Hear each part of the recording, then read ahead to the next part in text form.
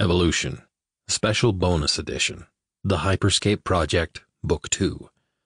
Written by Donald Swan. Presented by Mollified Media, LLC. Narrated by Merrill Matthews.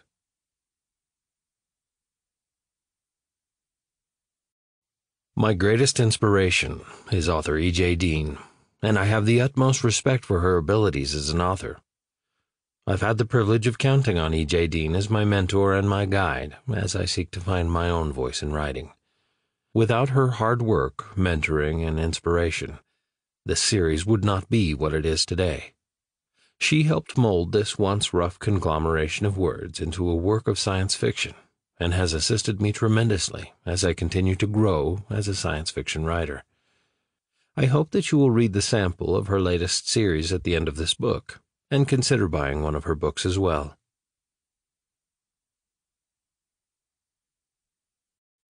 This is a special edition of Book 2, Evolution, that includes a special beginning to Chapter 2. This is the way Chapter 2 was originally written, before some of it was removed in editing. Other books by Donald Swan. The Hyperscape Project, Book 1, The Awakening.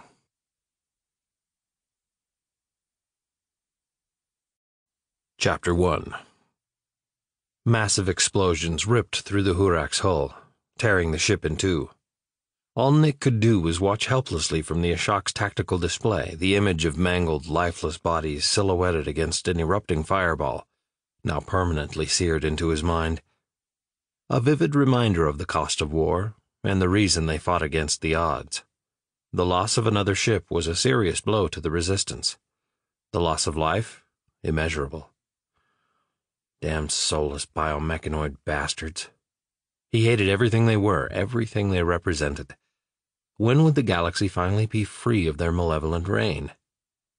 Admiral Nick Bannon raised his head from the tactical display and stared at the monstrous Mach 2 Starkiller that now filled the forward screen from edge to edge. It was the first time he'd ever set eyes on the mighty Brokta. The legendary vessel was big as hell and blacker than death itself. Its soot-black hull seemed to absorb every photon of starlight that fell onto its surface, making the ship nearly impossible to see in normal space. But here, against the brightly lit background of the nebula, it was an ominous sight indeed. At almost a mile in length, the rival Brokta was slow and cumbersome compared to the nimble Ashok, but the giant ship's firepower and defense systems more than made up for its sluggish maneuverability. The Mach 2 vessel was truly a formidable adversary, and just getting this close to the enemy's flagship was no easy task. Now here they sat, staring down the barrels of the enemy's most powerful plasma cannons. By some stroke of luck, and a hell of a lot of maneuvering on Nick's part, the enemy had allowed the Ashok to advance within weapons range, and that's all he needed to finish the job. Nick drew in a deep breath and prepared to bellow the final command. It would all be over soon. "Fire!" "Aye, Admiral, firing on target," young Lieutenant Errol calmly replied from his post. Nick Bannon spun his chair around to check the tactical display. 3 other resistance ships had also made it into weapons range and were closing in for the kill. Nick welcomed the sight of the other ships. His mission would have been suicide without the other resistance vessels drawing some of the Brokta's massive firepower.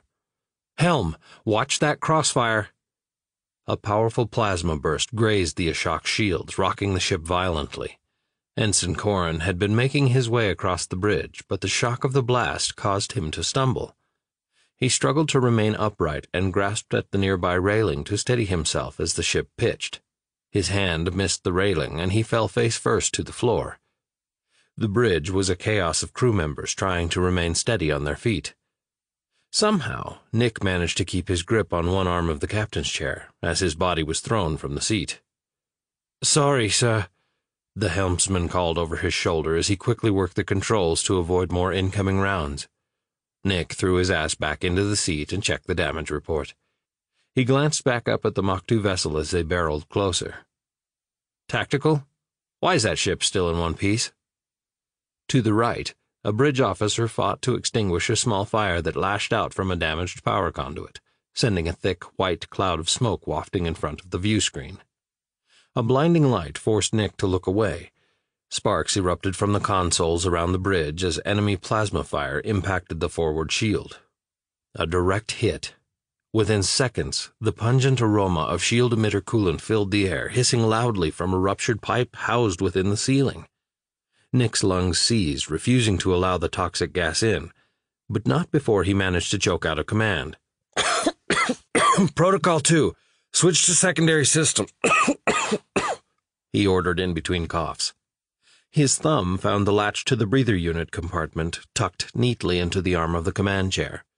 As his lungs squeezed closed, damaged from the dangerous coolant in the atmosphere, his hand finally located the small life-sustaining canister, and he quickly pushed the mask to his face. Clean air slowly replaced the chemical-laden air in his lungs as he forced a few breaths from the emergency breather.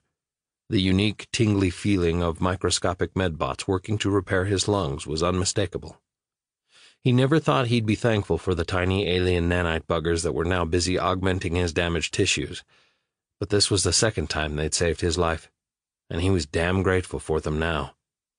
As the pain in his chest eased, he took in a deep breath and shouted over the noise. "Tactical! Report!" Nick glanced at the tactical officer, then looked back at the Starkiller. "Why haven't we fired?" "I'm trying, sir. The instruments show full power, but I'm unable to open a jump point." Nick jumped from his chair and stumbled across the shaky floor to the tactical officer's console.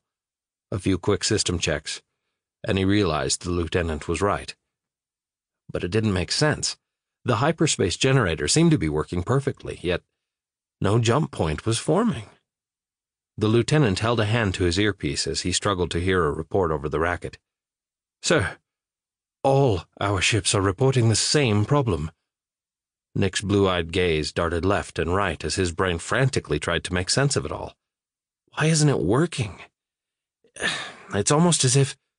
He suddenly realized what was happening and quickly hit a button on the console to send a ship-to-ship message to the rest of the fleet. "Abort! We're being jammed. Abort the mission and fall back to Red 6. Abort!" He clapped the lieutenant on the shoulder and spouted commands as he sprinted for his chair. "Helm, get us out of here. Full thrust." Nick turned in midair and came down hard in the captain's chair. He had barely settled into the seat before the Ashok came about and accelerated away from the Broktah. "Come on, baby, get us out of here," Nick muttered as he stared at the view screen ahead of him, willing the ship to go faster and carry them out of weapons range. The steady stream of enemy fire was too thick for the ship to escape this one unscathed. Every second they stayed, the hull took more of a beating. "Shields reaching critical, sir." "Just lost the starboard engine," the helm officer cried out. He could tell by the crew's shaky voices that they were scared out of their minds. Nick straightened in his chair, the chaos around him playing in his brain like a slow-mode movie. The surreal scene of plasma flashes and sparks seemed to go on for an eternity as the ship continued to take a pounding from the Broktah. He had an excellent crew. He trusted their abilities. Despite the fear in their voices, they would fight to the death. But death might be a fate that came too soon. Even if the Mach 2 only managed to cripple the Ashok, Nick would be forced to use the self-destruct. The Resistance could never allow the hyperspace technology to fall into the hands of those monsters. He and the crew were well aware of the risks and what was at stake. But ultimately, the decision rested on his shoulders. And it was not a decision he relished. He felt like he was consigning his crew to their death either way, and he wasn't ready to give up on them just yet. "Just lost another engine," Helm Control yelled over the rumble of enemy fire and small explosions. The bad report only steeled Nick's resolve. "It's never over until it's over. Steady, Helm. We've made it out of stickier situations before." Nick gave a confident nod as the helmsman glanced back nervously over his shoulder toward the captain's chair. The young man returned the nod, swallowed hard, and turned his attention back to piloting the ship. "Can we open a jump point yet?" "No, sir. We're still being jammed." Nick checked his sensor readings. "It must be a localized field of some sort. Keep trying. It's bound to have a range limit." He needed to remain cool and think clearly, but it wasn't easy. Shit. The Mach 2 had managed to block the only effective weapon they had. He didn't even know it was possible to neutralize the formation of a hyperspace window. The thought had never crossed his mind. How on earth were they doing it? "Sir, the Tolan is cutting across our rear. They're turning back toward the enemy." Nick punched a key. "Stirk, what are you doing? Get clear." A crackly voice came over the channel. "We've got your 6, Admiral." Explosions and chatter from the Tolan's crew filled the long pause. "We die free." "They've positioned themselves between us and the Starkiller, sir. They're taking the fire for us." "Captain, get clear. That's an order," Nick shouted. "Sorry, sir," came the reply. "We've lost maneuvering thrusters. Only one thing left to do. Ramming speed." The channel abruptly went dead. Nick watched helplessly as the Arisian ship sped toward the Mach 2 vessel, steady on its rendezvous with fate. Nick ran a hand down his face and felt his eyes beginning to burn as he watched. The enemy fire that had been pounding the Ashok's hull suddenly ceased, because of the crew of the Tolan, and because of their imminent sacrifice. The bridge grew silent as the Tolan drew closer and closer to the Brokta, blocking out the weapons fire that had been aimed at the Ashok only moments ago. It looked like Nick's ship, and his crew would make it out of this one after all. But the growing quiet only served to punctuate the sense of impending loss for the brave crew of the Tolan. Nick stared at the monitor, waiting for the inevitable. The Tolan suddenly erupted in a massive explosion as it crashed through the Mach 2 shields. Chunks of debris pierced the shield and slammed into the enemy vessel. But the mighty Starkiller remained. "Sir, jump point forming," his helmsman reported. "Good work, Helm. Get us out of here, best speed." "Aye, sir," the helmsman replied with a sigh of relief. As the Ashok sped across the space-time threshold, attempting to escape into the safety of hyperspace, Nick lowered his head in respect for the valiant crew of the Tolan.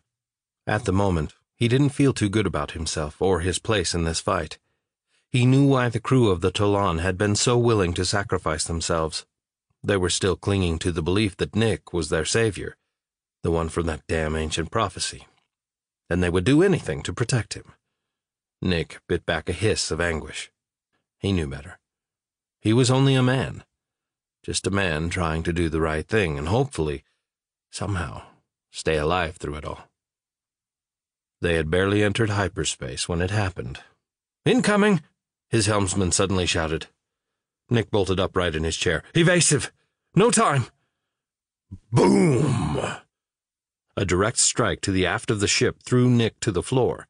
The hyperspace window instantly began to collapse, grazing the damaged starboard engine pod as the field shrank in on itself. The immense spatial forces of the collapsing jump point ripped the engine to pieces as the ship coasted forward into the red abyss. The last plasma impact dealt the Ashok a crippling blow. Half the ship's systems were now inoperative, and the last remaining engine, communications, and the hyperspace generator were fried. The only good thing was that they had managed to make it into hyperspace. Outside of that, they were like a sailboat without wind, dead in the water. "Helm to station keeping." "Aye, sir," the lieutenant responded as he picked himself up off the floor. "I am sorry, Admiral." "You did all you could," Nick said. "No room to maneuver when you're in a jump point. We would never have made it this far if you weren't a good pilot. At least we're in hyperspace, away from the Brokta." "Yes, sir. Thank you, sir," the helmsman answered, catching his breath as he seated himself and began working the navigation console. "Thrusters at station keeping." A deep, distorted voice came over Nick's comm badge. "Gazitar ist Kipturlach." Nick tapped his badge. "Karg? Is that you?" Static and gibberish were all that replied. "Damn, comms are fried." Nick spun his chair around, his gaze landing on the only available crew member. "Ensign Corin, find Karg and bring him to my ready room." The young Arisian ensign stood staring at the scrambling crew, completely unaware that Nick had spoken to him. Nick had seen that look too many times before. The ensign was scared, in a state of shock at having come through a blistering fight with a ship bigger and bolder than anything the ensign had ever seen before.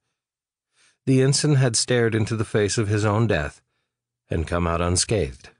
but his brain apparently hadn't caught up to that knowledge yet. He looked like a little lost boy. "Ensign Corrin," Nick repeated. The ensign suddenly realized the Admiral was addressing him and snapped to. His eyes widened at the sight of the Admiral staring at him. "Find Karg and bring him to my ready room?" "Aye. Right away, Admiral." He gave a nervous salute and headed for the lift. Nick watched the ensign leave the bridge. Poor kid looked relieved to have something to do. Nick wondered if he'd ever been that wet behind the ears. Had he ever been that scared? He couldn't remember. Maybe this part of space had hardened him, changed him. Somehow, Nick wasn't sure he liked the idea that he had changed. He wanted to be that same accident-prone scientist from Earth, still staring at the stars and wondering what was out there in the big old universe. Well, now he knew, and he didn't like it as much as he had thought he would. A short time later, Nick was studying the tactical data in his ready room when Karg stepped out of the transport tube and into the room. Nick didn't even need to look up to know it was Karg's 8-foot, 4-armed hulk of a body coming across the floor. The vibrations were instantly recognizable. Nick stood and turned to meet him at the conference table, still pondering the sensor data. A 3-dimensional holographic display showing their last encounter sprang to life from the emitter housed within the table. Nick spun the hovering image with his finger, hoping that if he viewed the display from another angle, it would shed some light on recent events. "What the frick happened?" Karg asked. "We got caught with our pants down, that's what happened." Karg's brow lowered. He cocked his head, squinted one eye, and looked down curiously at Nick's legs. "It's just an Earth expression," Nick replied, still staring at the display. Karg straightened his gigantic, 4-armed ogre of a frame and stood respectfully at attention in front of the Admiral. "Right, sir." "It means we were caught by surprise, that's all. And you can drop the sir in here." "Yes." Karg closed his mouth before the last word slipped out. Nick paced the floor for a moment before coming to a stop in front of Karg again. The damn Mach 2 must have used the data from our attacks to develop some sort of jamming device. By the time we opened up a jump point to escape, they tagged us in the ass, and now we're adrift in hyperspace without any engines. But, believe it or not, we have more immediate problems. We need communications back online. "You'll have it, Nick." "And see if you can clear up the internal comms while you're at it. Damn inconvenient. I can't keep sending crew members on missions to locate each other on my own ship. We have a lot to repair, and time is of the essence." "I've got a team working on it already." "Thanks, Karg. Better get to it, then." Karg nodded and turned to leave, but then paused. "If I may ask, how are we going to defend against the Mach 2 now?" Nick's gaze met the somewhat humbled expression on Karg's face. "I don't have a clue, and that scares the crap out of me." The look on Karg's face shifted to one of puzzlement. Nick shook his head. "Never mind. It's just another Earth saying." Karg's eyes blinked shut for a moment, and his head cocked to one side. "No, actually I get that one. It's not a pleasant image, but I get it. We're in deep scat." "Exactly." Later that day, aboard the Queen's command carrier. "Forgive me, Your Highness." A female Arisian had appeared just inside the entrance of the Queen's outer chamber and paused, waiting for an invitation to come closer. "I thought you would want to see this report." Arya glanced up from the ancient manuscript she had been studying and immediately noticed the obvious difference in her assistant's demeanor. Arya hesitated. She didn't want to hear any bad news today, and judging by the young female's pained expression, it was definitely bad news. She paused a moment longer and then finally decided that delaying the message did not mean it would go away. The truth was the truth. Might as well get it over with. "Yes, thank you. Bring it here, please." The young woman stepped closer, bowed her head, and held out a thin, white tablet. Arya held one corner of the rectangular device and tilted it up to read the screen. It was a report on the recent offensive against the Mach 2. As she read, her hand began to waver, and she almost dropped the tablet. With difficulty, she managed to regain her composure and looked at her lady-in-waiting. "Thank you, Nishka. That will be all." The girl's gaze remained fixed on the floor, and she took one step backward and then turned and quickly left the room. Only when her assistant was gone did Arya allow herself to succumb to the deep emotion she felt. Tears slipped from her eyes and streaked down her smooth, green-speckled cheeks. The Ashok and its crew were missing. She lifted the tablet again and scanned the reports from the 2 surviving captains. Location and status of the Ashok unknown. Hyperspace weapon ineffective against the Brokta, due to previously unseen jamming technology employed by the enemy. Admiral Bannon ordered us to retreat to Hyperspace Sector Red 6. We were on the opposite side of the Star Killer when we received the order, and were the first to jump out. The Ashok and Tolan never made it to the rendezvous point. All attempts to contact either vessel have failed, commencing search of their projected coordinates. Queen Arya turned and stared out through the large circular window of her chamber and into the depths of space. What of Nick and Karg? A sob shook loose from her throat as more tears streamed unchecked down her face. She had known this day might come, but she had never really been prepared for this moment. She had always hoped that it would never happen. She couldn't bear the thought of Nick not being alive, couldn't bear the thought of never seeing him again, never gazing into his shimmering blue eyes. "They'll be okay," she murmured. She took a deep breath to quell the tears and tried to stiffen her quivering upper lip. Nick and Karg had a habit of beating the odds. They could still be out there, somewhere.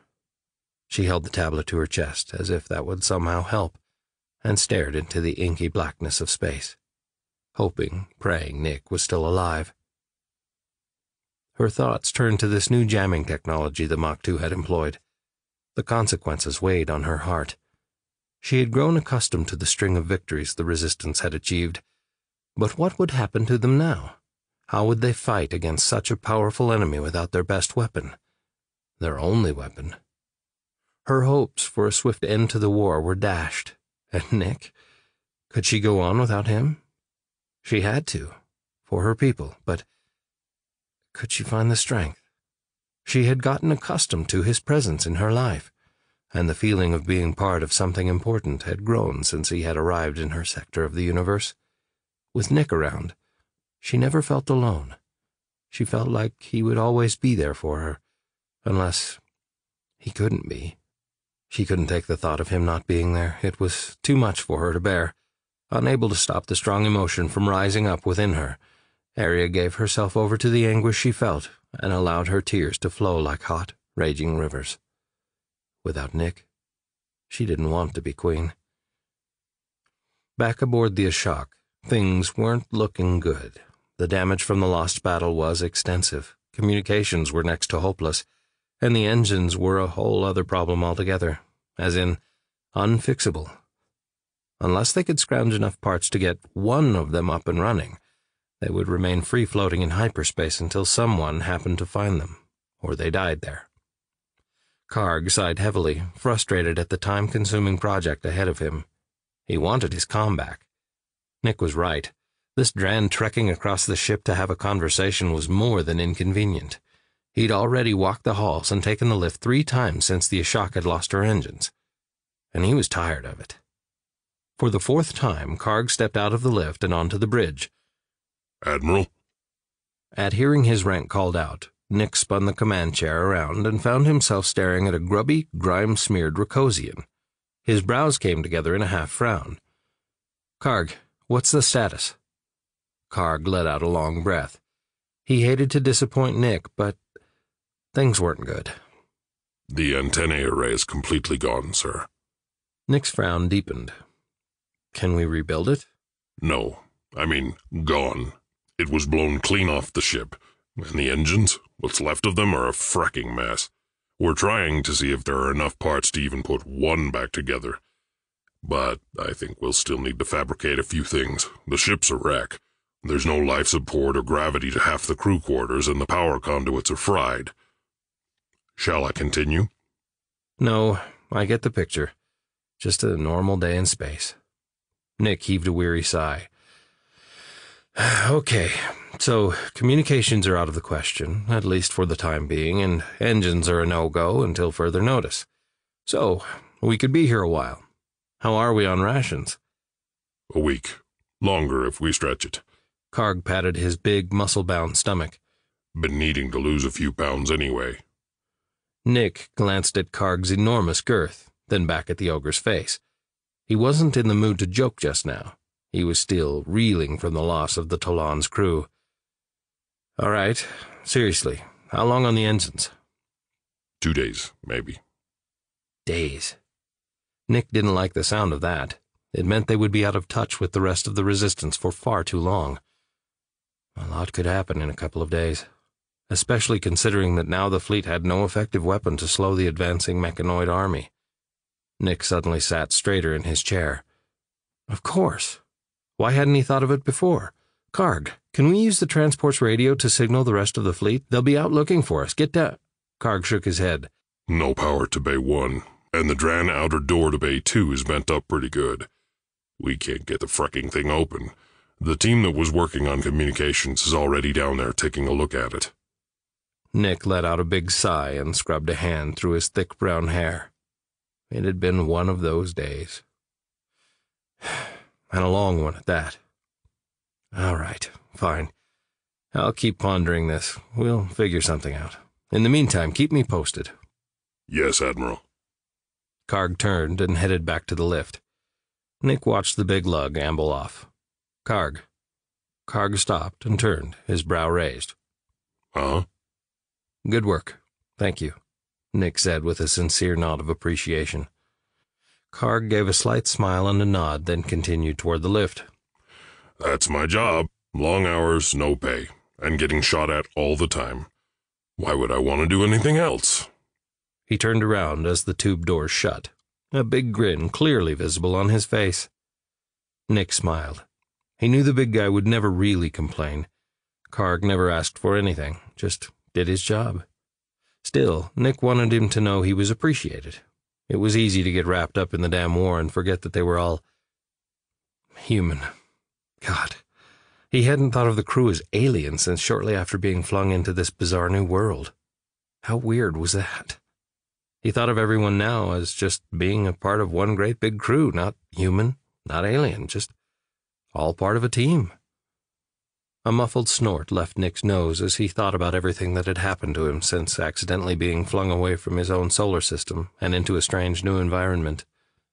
It had been one hell of a year for him, from scientist on Earth to hyperspace to him being considered an alien life form in a new world, and then Admiral of the Resistance. The smile faded as his thoughts drifted to Arya. Shit, Arya. She must have heard the news by now, and knowing her, she was worried sick. Nick squeezed the bridge of his nose between his fingers to relieve the headache that had been building for the last few hours. He couldn't get caught up in thinking about Arya. He had to stay focused. Focus, Nick, focus. He had to figure out what to do about the Mach 2. The Resistance had dealt the Mach 2 a huge blow in the last few months, but their massive ships just kept coming. The mechanoid army seemed endless. Recently, the number of Starkiller vessels they were encountering was on the decline. Unfortunately, it was hard to tell if the lack of larger vessels was simply part of the enemy's strategy. The speed of the smaller Mach 2 vessels was considerable, making them a harder target for the Resistance. One thing was clear. Nick had underestimated the Mach 2. If they had already developed a defense against hyperspace weapons, then it would only be a matter of time before they mastered hyperspace itself. Nick winced. The pain in his temple was growing worse.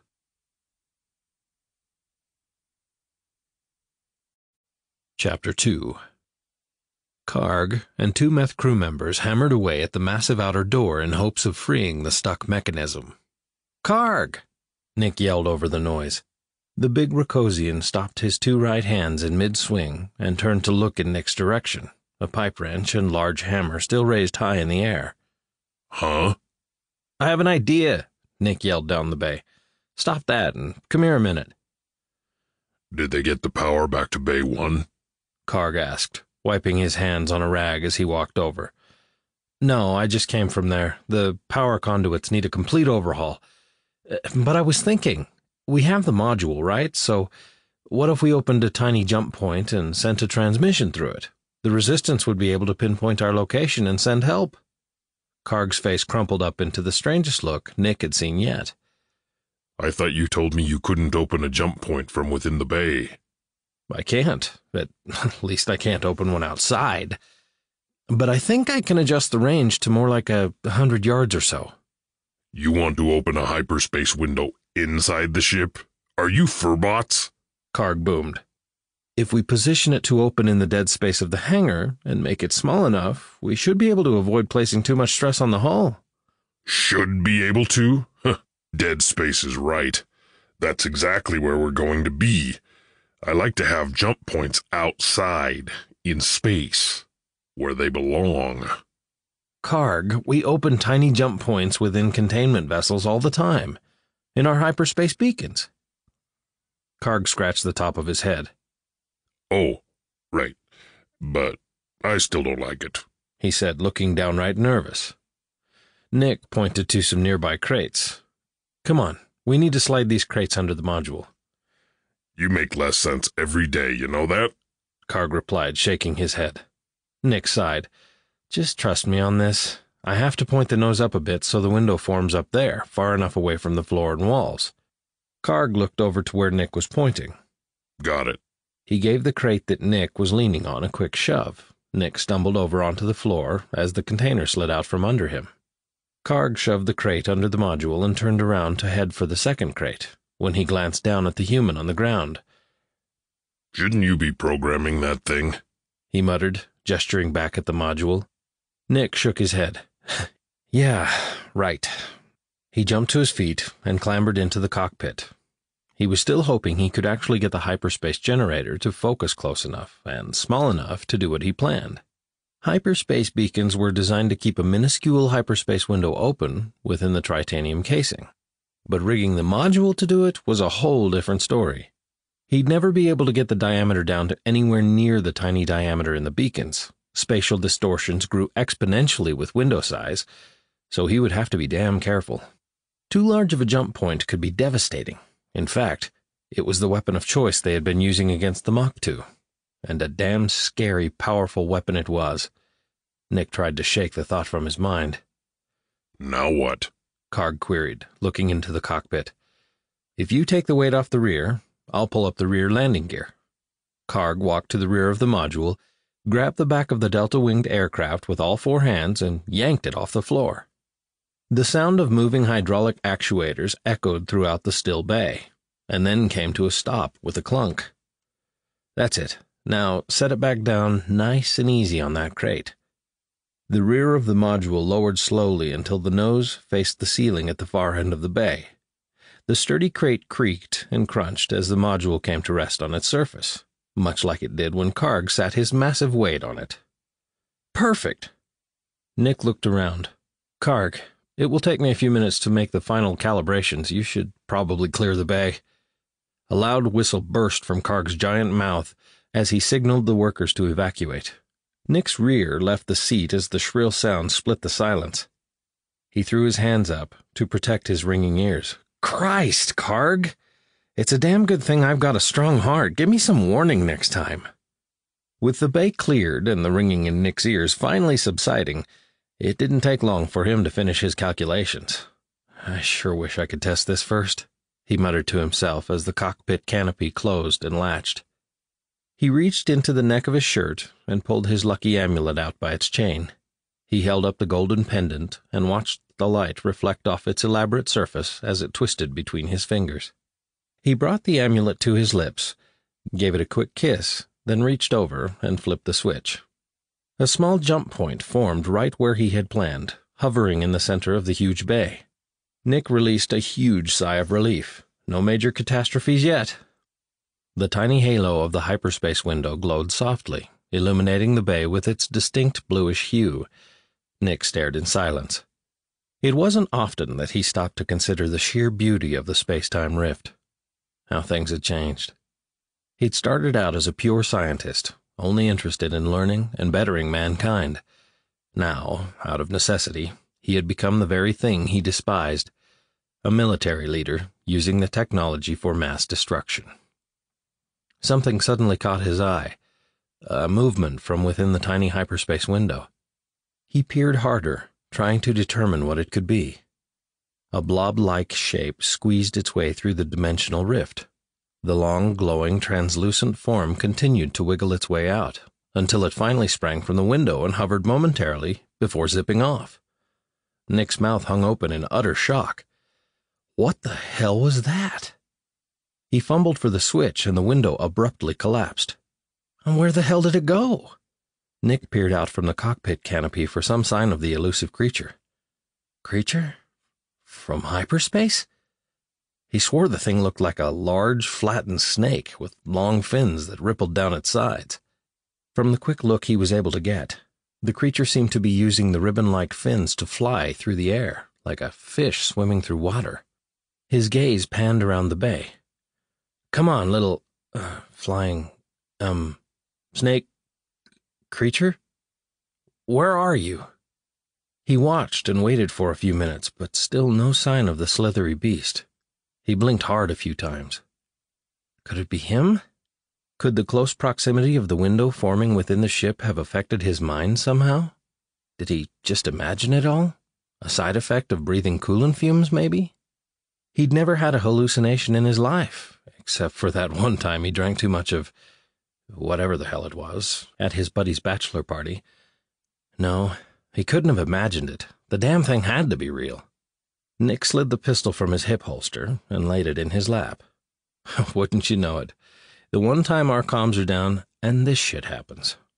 Peering watchfully over the edge of the cockpit, he carefully pulled the latch. The canopy swung upward with a harsh-sounding click. Feeling supercharged and anxious, Nick sat motionless, watching and listening. The open cockpit made him feel even more vulnerable. He began to second-guess his decision to open the canopy. Maybe he should just stay put. Who knew how dangerous that beast could be? Minutes ticked by. Still nothing. Crap, he was going to have to get out and take a look around. Cautiously, Nick climbed from the craft and down to the deck. With all the weird things he'd seen lately, he wasn't about to take any chances. His hand grasped the pistol tighter as he peered around the bay. A strange sound from somewhere behind him drew his attention. He spun toward it. The creature floated in the air about 20 feet away. Its movements reminded him of a Chinese dragon at festival time. The thing undulated one way, then the other, and then it turned towards him, releasing an unsettling growl. Nick whipped up his gun and fired 3 rounds. The creature sped away across the bay. Crap, missed it. Thump, thump, thump. Nick? Karg roared as he ran up. I heard gunfire. He spun to look around the quiet bay and then turned back to face Nick. Didn't I hear gunfire? Karg, there was this creature thing. It came through the hyperspace window. It looked like a big snake, a big flying snake. It growled at me, Nick replied, all flustered. Karg's brow lowered. Right. A snake creature. His gaze panned around the open hangar bay. Flying around. Karg glanced back down at Nick. Nick caught Karg's odd expression. I'm not crazy. I saw it.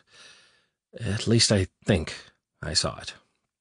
Karg, could the translator nanites cause hallucinations? I mean, if they can show visual translations in my eyes, well, then maybe they can do this. Karg cocked his head. I don't know.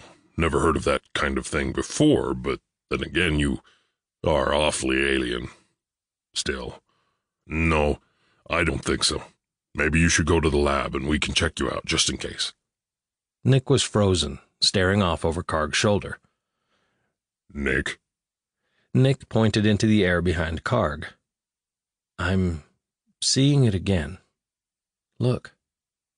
Karg turned, surprised to actually see something hovering some distance away. He pulled the pistol from his holster and raised it to take aim. The creature slithered toward him slowly. Karg paused, gun at the ready, while he studied the beast. Why can I see through it? He said quietly out of the side of his mouth. I have no idea, Nick said, shaking his head. Holy crap! I must have punched through to some alternate dimension. That's the only thing that could explain that thing. But we're in hyperspace. Isn't this already an alternate dimension? Karg replied as he watched the creature approach. It is, but this life form must be from an alternate dimension. Oh. Karg rolled his eyes. Of course. Without any warning, the slithering beast bolted in Karg's direction. Karg flinched and fired a burst of rounds as the thing gained on him with lightning speed. The plasma bursts did nothing to slow it down. The glowing, transparent entity hit Karg square in the chest and then disappeared. Karg shuddered, then suddenly convulsed in some sort of weird seizure. His body shook violently as his forearms flailed about uncontrollably. Nick took a few quick steps backward. Karg, you okay, buddy? Karg's head twitched and jerked and finally slowed to a stop. A grin formed on only one side of his mouth as his gaze turned to Nick. He had that same murderous spy nanite stare that Arya had on her face that day in the hangar. Dark, cold. Not like Karg at all. Karg, buddy, talk to me. Nick, the massive Rokosian answered, in a strangely different voice. His mouth quivered as he spoke, looking like some bizarre, out-of-sync puppet. Nick took a few more steps back. His mind was now working on which way he should run. He would never be able to make it past the big lug to reach the exit and escape. Karg raised his pistol toward Nick. Shit! Nick bolted for cover as a stream of plasma blasts sprayed the hangar right behind him. He dove over a nearby crate and landed on his nose, one arm awkwardly pinned under his body. Nick rolled over onto his back, painfully aware of his broken nose. Thump, thump, thump. Karg was coming for him. He popped his head up and then quickly ducked down again as plasma blew chunks from the crate. He was pinned down. What the hell was he going to do? He couldn't shoot back. Karg was his best friend. Karg! It's me, damn it! More debris rained down on his head as Karg blasted away at the crate with another burst of rounds. The behemoth was getting closer. There was no more time. Nick had to do something, now. Nick took a flying leap toward another crate, landing on his left side with his weapon aimed squarely at Karg's chest. He only had seconds to react as he slid across the slick floor, watching the stream of rounds from Karg's pistol quickly gaining on his position. That's when he came to a horrible conclusion. It was either Karg or him. If he didn't stop Karg, he'd be dead. Nick instinctively made the split-second decision to save himself. He fired 4 rounds into Karg's chest as he slid to a stop. Karg faltered backward, his pistol still firing into the air. The huge Rokosian stumbled back, dropping the gun from his hand as he fell to the floor, smoke pouring from his wounds. Nick was frozen, staring down the barrel of his pistol at the spot where Karg had once stood. A wisp of smoke rolled from the barrel of the gun and drifted upward. Oh, God! I just killed Karg! He quickly holstered his weapon and hopped to his feet. He paused at the sight of Karg lying on the floor, smoke rising from the 4 holes in his chest. What have I done? Nick forced himself forward, scooping up Karg's pistol as he approached the big Rokosian's body. There lay his best friend, his 4 massive arms sprawled out on the deck. The sickening stench of burnt flesh filled the air, made worse by the fact that it was his buddy on the deck. The horrid sight was more than he could bear. A gut-wrenching dry heave turned him around. Feeling sick, he slogged toward the exit to get help. A creepy, almost otherworldly voice came from behind him. That was not nice, Nick. Nick turned, half glad to know Karg was alive and half in horror over the realization that the creature infesting his body had survived. Karg pushed himself to his feet and looked down at his wounds. From under his bony, lowered brow, his eyes widened. He looked back up at Nick, showing his large teeth through a growing, angry sneer. Nick didn't waste any time. He raced around the nearby transport vessel and crouched behind a column, trying desperately to quiet his breathing. Shit, now what am I going to do? He thought. Normally 4 shots to the chest would have killed even a Rokosian. What is that thing? A soft snort from behind, and Nick's blood froze. He had forgotten how stealthy the big lug could be. He turned slowly to face the alien entity inhabiting Karg's huge body. You attacked us. Karg reached down and poked Nick stiffly in the shoulder. We kill you, Nick. Nick was startled half awake by something jabbing him in the left shoulder. He automatically lurched sideways and slapped at the thing that was poking him. He was prepared to fight off his attacker, even though he was still battling grogginess and his eyes were barely open. He could hear Karg's voice like some faraway sound echoing through his head as the last dregs of a very bad dream began to fade. Was it the dream? Or was it really Karg? Garg, he muttered in his sleep. Nick, Karg repeated. Nick, wake up. Nick peeled his eyelids open and felt another hard jab to his left shoulder. Nick. He looked up to find a massive head leering down at him. Nick jerked back and away, accidentally knocking over the cup of juice that had been sitting next to him on the desk. Oh, no, Karg, don't kill me! His head still not registering reality, he tried to get away and ended up falling out of the chair and into the puddle of spilled juice. Slipping on the wet deck beneath him, he made a clumsy attempt to put some distance between himself and Karg. Karg looked puzzled as he stared at Nick. Why would you think I'm going to hurt you? I was just trying to wake you up. You were having a fracking dream. Still confused over what was real and what was the dream, Nick stared hard at Karg for a long moment and then rubbed his tired eyes. Karg? Yeah, Karg. Now, if you're done napping, we need you on the bridge. Karg stretched out his arm to offer Nick a hand up off the floor. Nick hesitated to take it. He was still jumpy, and he wasn't sure why. Must have been some dream. He surveyed the room. The image on the display above him jogged his memory. He was in his ready room, and had been studying the data from their last encounter with the Mach 2. He must have dozed off. He suddenly realized that his nose hurt. He reached up and rubbed it with his fingers. Damn, he must have been sleeping face down with his nose smashed against the desk. It was all just a dream? Quite a dream, by the sound of it. Why did you think I was going to kill you? Karg still waited, hand outstretched, face still scrunched in concern. Nick took Karg's hand and pulled himself to his feet. I dreamed that we were in Bay 2, and I had this harebrained idea to open a hyperspace window inside the bay, and this long, snaky creature came out of hyperspace, and, well, it went into you, and you tried to kill me, and I tried to kill you, and... Nick broke off when he noticed the odd expression on Karg's face. Never mind. Long story. I'll have to tell you about it sometime. What did you need me for? The Vaderon has arrived to assist us. We managed to get the hangar open and patch communications through the transport's radio to call for help. The Vaderon, one of their own, captained by a powerful Arisian named Talar. Just the mere presence of another resistance vessel helped Nick relax a bit. Good work. Nick stepped out the ready room door and onto the bridge. He looked at the forward view screen and saw Captain Talar patiently waiting. As soon as Talar saw him, he stood a little straighter. Ah, Admiral. Glad to see you in one piece. We were relieved when we finally received your distress call through the hyperspace buoy network. How can we be of assistance? He hesitated over the last words as his green-eyed gaze slid down to the wet stain on the Admiral's uniform.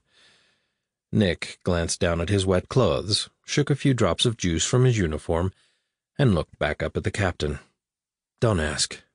Wouldn't dream of it, sir. As soon as you're able to get underway, there is something I would like to bring to your attention. We came across something odd that I believe you will want to see. Something odd? Sounds cryptic. You've certainly got my attention, Captain. I assure you, Admiral, you won't want to miss this. Permission to come aboard? Permission granted? A short time later, Captain Talar stepped from the transport and saluted a somewhat cleaner admiral. Nick had taken the time to change his shirt so as to appear more presentable. "Welcome aboard, Captain." Nick looked past the captain to the line of Vaderon crew members standing at attention behind him. "Carry on, gentlemen." The crew grabbed their gear and headed off to help with repairs. Talar lowered his arm. "I read your report on the Tolan. I knew the captain well. Good man. They will be remembered for their sacrifice." Nick was uncomfortable about the whole incident. He couldn't stand the thought of those brave men and women giving their lives for him. They will be awarded the highest honors for their bravery. Damn Mach 2. I'm tired of watching good people die at their hands. It's not your fault.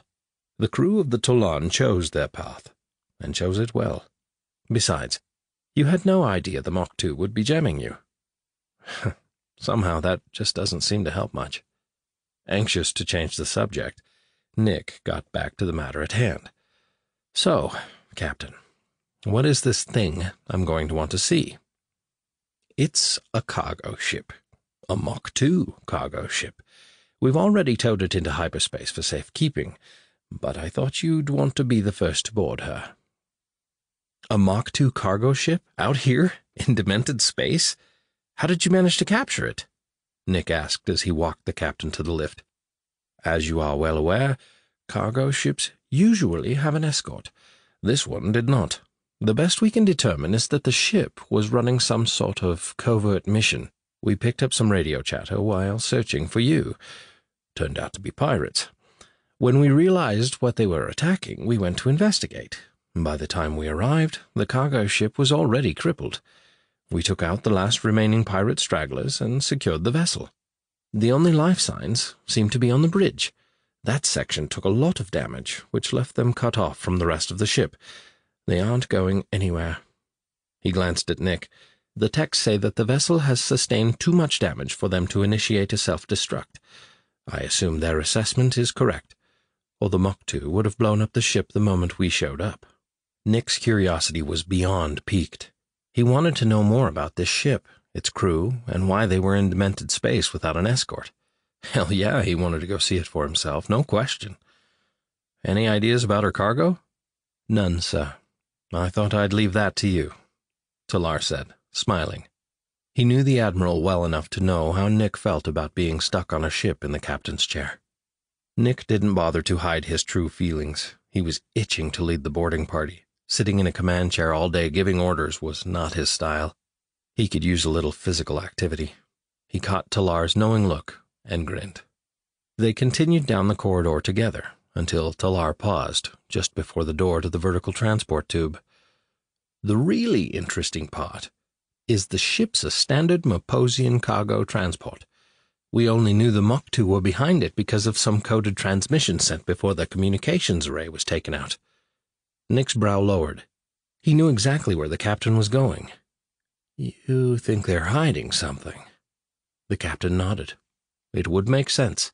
We've been hitting them hard, and until now they were almost defenseless. Their big ships are an easy target. An unmarked transport would draw a lot less attention. But I still can't figure out what it's doing way out here. They could have been resupplying a larger ship, but there aren't any that we know of in that direction. Not even close. As a matter of fact, it was headed straight for the sector that has the worst spatial anomalies, the center of demented space." Nick cocked his head, squinting one eye in suspicion. Out here all by themselves, no escort, heading for the Black Zone. Mach 2 supply ships are usually well defended. Something definitely doesn't feel right about this. We need to take a look at that ship's cargo. "I agree." The captain pulled a data chip from his shirt pocket and held it out. "These are the scans we took. There's something in the cargo hold, but we can't make heads or tails of the readings." Talar sighed wearily as he shook his head. "I hope that whatever you find in that ship will help us fight these baskets. We're starting to get reports that the Mach 2 are on the offensive again. They just regained a foothold on Ariana 6. Nick plucked the data chip from the captain's hand. his thoughts churning around this new discovery as he stared at the small tritanium-encased storage device. The whole thing was intriguing, to say the least. Captain Talar straightened and gave the Admiral a respectful salute. "Well, I will leave you to study that, sir. I should go oversee the repairs to your ship. I'm sure you will want to get underway as soon as possible." "Thank you, Talar," Nick answered, but his gaze was still on the data chip. "Carry on." After 12 hours of diligent work, Karg finally took a break and went to the mess hall for a bite to eat. He was starved. Since their rescue beacon had been detected and Talar had come with aid, there was no need to ration food, and for that, Karg was ever grateful. His big tummy had been rumbling for hours.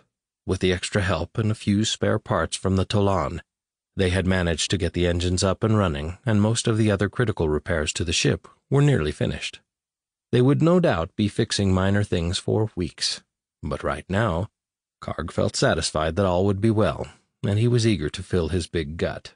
He loaded a tray high with several servings of various foods, found his special chair, and plopped down, prepared to eat his fill. He was blissfully chewing on a big hunk of Karish meat when he felt a tap on his shoulder. The sensation was so light that he figured it was just one of those Dran-Burskid moths again. Those freckin' bugs were everywhere. Hadn't they gotten rid of those pesky things yet? Half his underwear had holes in them already. That would be the last time they picked up supplies from Krenia 7. Ignoring the irritating bug, he shoved more food into his mouth and chewed to his heart's content.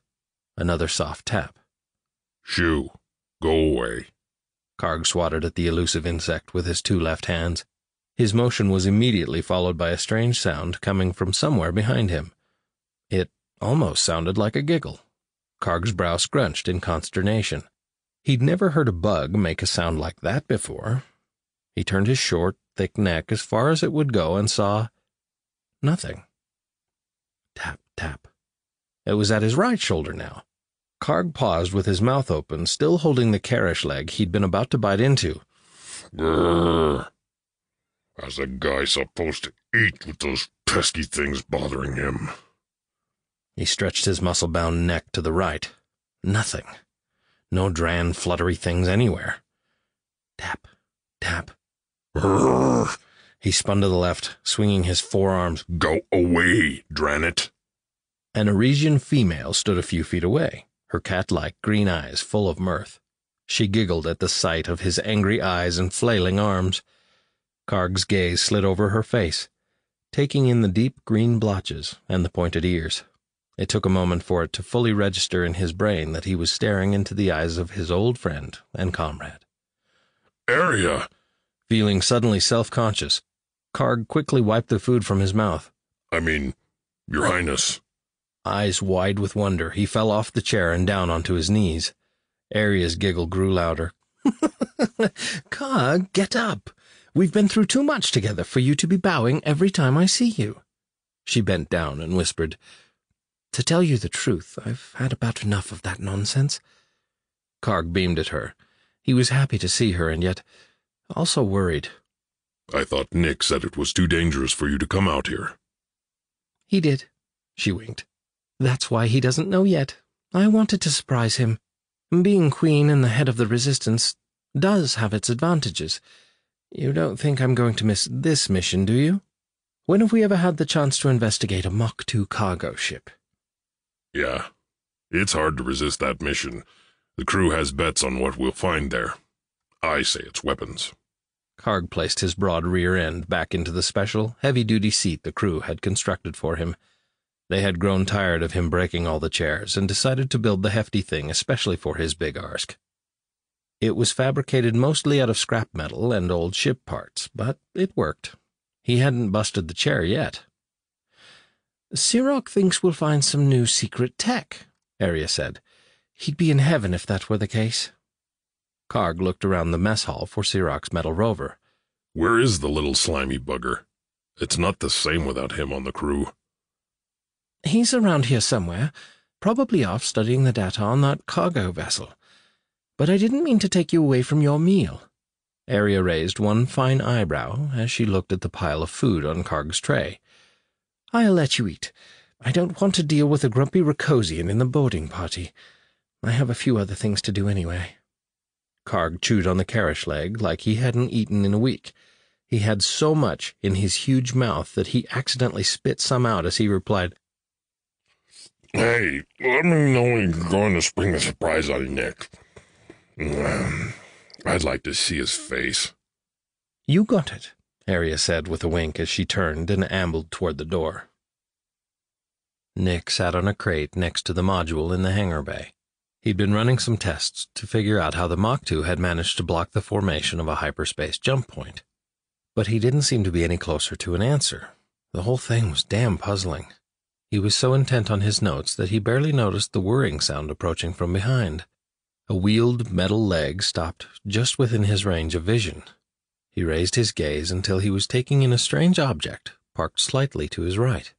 His mind was still on the jump point problem, so it took a moment before it dawned on him that he was staring into a very familiar, four-eyed mug.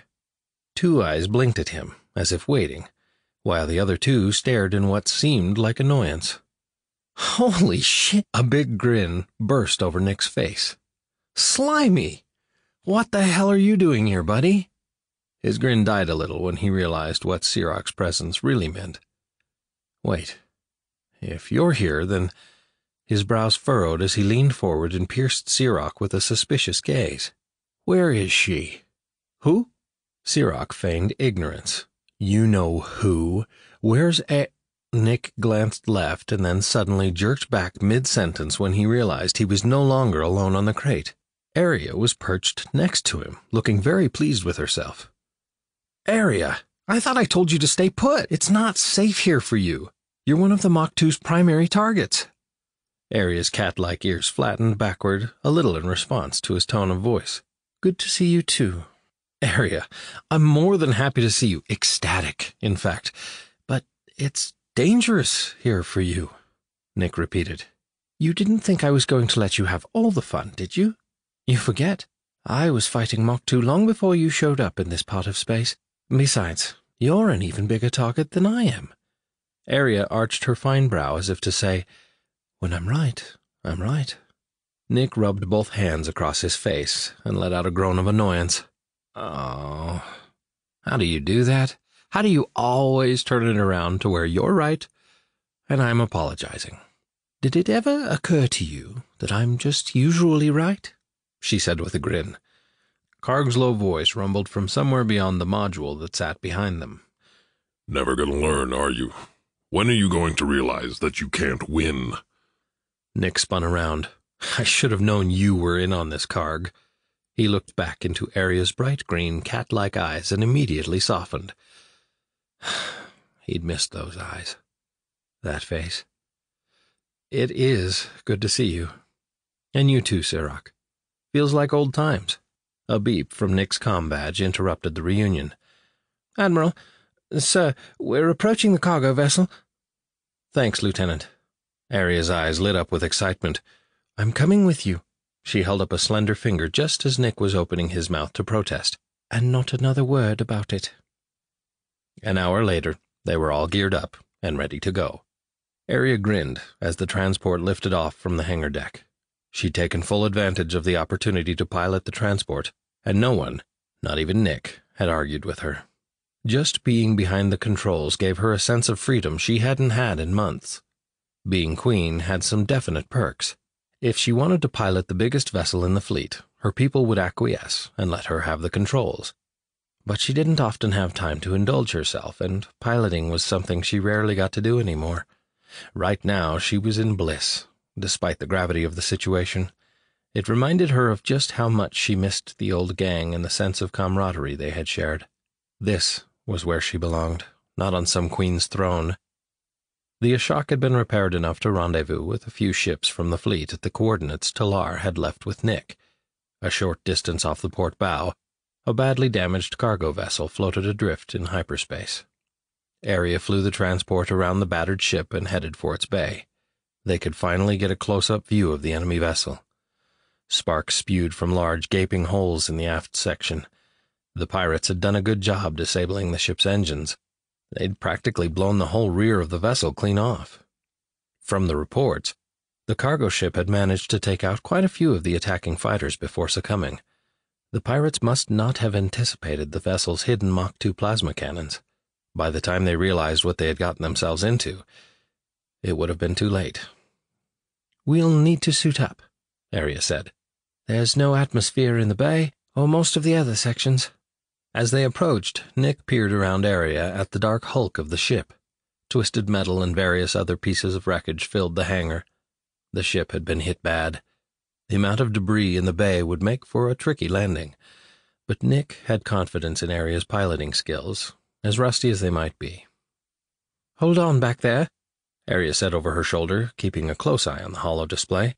"This is going to be—" The transport listed to the right to avoid several fallen support beams and then suddenly spun around to the left, grazing one of the ship's engine pods on a pile of debris from the collapsed ceiling structure.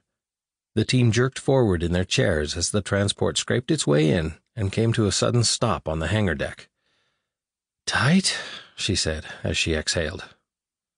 Arya powered down the transport and stood to find Karg and Nick already half into their spacesuits. She grinned at their obvious enthusiasm and quickly suited up. Nick adjusted the collar of his suit. "Now, this is what I'm talking about. The old team together, spooky alien ship, and no telling what awaits. This is fun," he remarked happily. "Just remember who's in charge, Admiral." "I am but your humble servant, Your Highness," he replied with a bow. The transport door swung down, exposing the battered, dark entrails of the bay. Nick checked his handheld scanner. "At least I don't see any signs of Mach 2 on the scans, but keep your eyes peeled anyway," Nick said as he turned around to check the dark bay behind them. His light landed on Karg's space helmet. Karg gave him a puzzled look. Eyes peeled? Is that another one of those silly human sayings? "It means keep a watchful eye," Arya answered, while she panned ahead with her scanner. Why do most human sayings make no sense whatsoever? Karg grumbled. "They do make sense," Nick replied defensively. Oh? What is that other one you say? Someone is pulling your leg. How does that make sense again? Nick placed a hand on his helmet, squinting one eye as he pondered the question. "Okay, so maybe some of them don't make sense. Guys, can we focus, please?" Arya said with a sigh.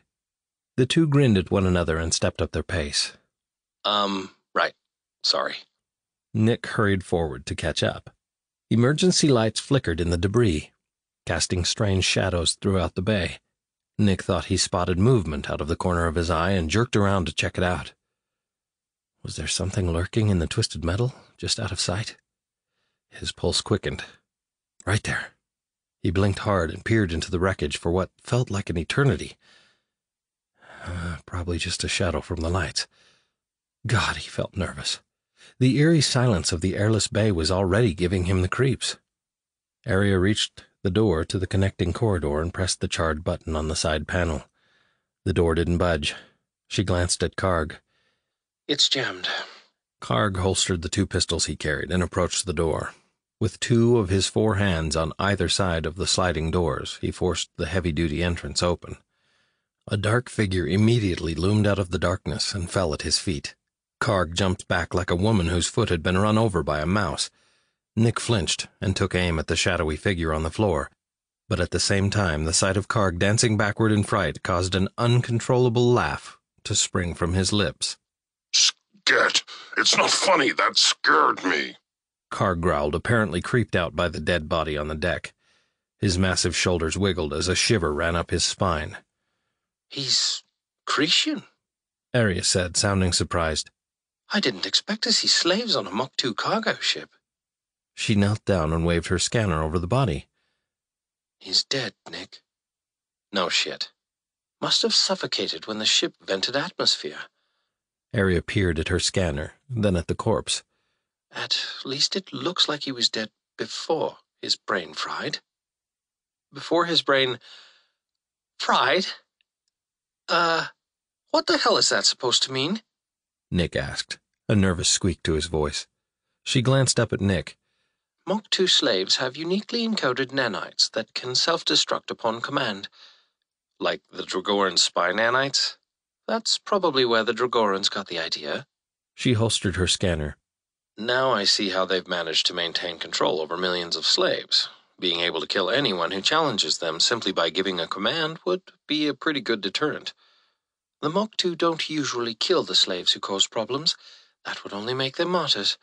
Not to mention the individual who would only be risking their own life, which is not an effective method of control. The Mach 2 kill other members of the perpetrator's family instead. Nick dropped his head. Just when I thought there was no way I could dislike them anymore. That's just one more reason we need to win this war. Arya stood up and glanced around. But at least now we know how to remove the nanites without killing the slaves. Thanks to you two. Her eyes were already on the corridor ahead. We better get moving. Cog, take point. Karg pulled a pistol from each hip and flipped on their built-in lights. They stepped over the poor unfortunate soul on the floor and pressed forward, pushing past the occasional debris scattered throughout the reinforced passageways. Cog, I'm picking up one life sign ahead. Probably another slave, but be careful. Arya warned. The eerie silence of the vacuum inside the dead ship had Nick on edge. It was too damned quiet. He had forgotten how nerve-wracking these missions could be. He steadied himself with one hand against the wall as he stepped over a fallen beam. The ship had taken a serious beating. It was a wonder the gravity generators were still working. Nick's pulse jumped when he caught a play of shadow on the arm of his suit. For a moment, it looked like something had raced up the arm of his spacesuit. He immediately tried to dismiss the thought from his mind. It was probably just an anomaly from the lights on their weapons. He slowed his pace and glanced at his arm just to be sure. He saw nothing. Damn shadows again, he mumbled. He glanced up and realized his paranoia had caused him to fall behind. A familiar chill ran up his spine. He didn't like being left alone in the dark, on an alien ship, with creepy crap everywhere. Hey, wait up, he called out. It'd be nice if I could see in the dark as well as half the other species in this sector of space. He grumbled as he quickened his pace. He almost immediately smacked into a fallen beam which only supported his comment. Crap! He frowned and stepped around the beam. It seemed like just about every alien he encountered was stronger and had better eyesight. Humans weren't so darn special after all. Perhaps even the contrary. Not that he would ever admit that to the others. Splat! A large creature with 8 furry legs suddenly appeared on the outside of Nick's transparent face mask, only inches from his nose. Nick got a close-up view as the 10-inch black, hairy spider-like thing wiggled its fangs like it was preparing for breakfast. Nick screamed and went berserk. He flung his arms frantically and, by some stroke of luck, managed to knock the creature from his helmet. The creepy bug raced across the floor as Nick pulled his pistol and fired wildly at it. A couple of the plasma bursts ricocheted around the corner and then came to a stop in the scattered debris. What the heck is wrong with you? You're going to kill someone! Arya hollered as she and Karg came running to his aid. They slid to a stop nearby to assess the situation and seemed perplexed when they found nothing attacking him. A spider! This big!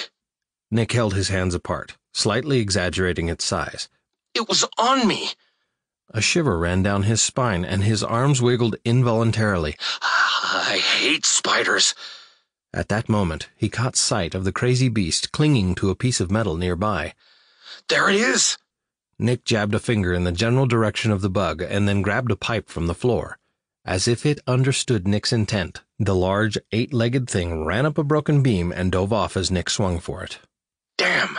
Missed it. See? I told you it was a spider. A big, honkin' big...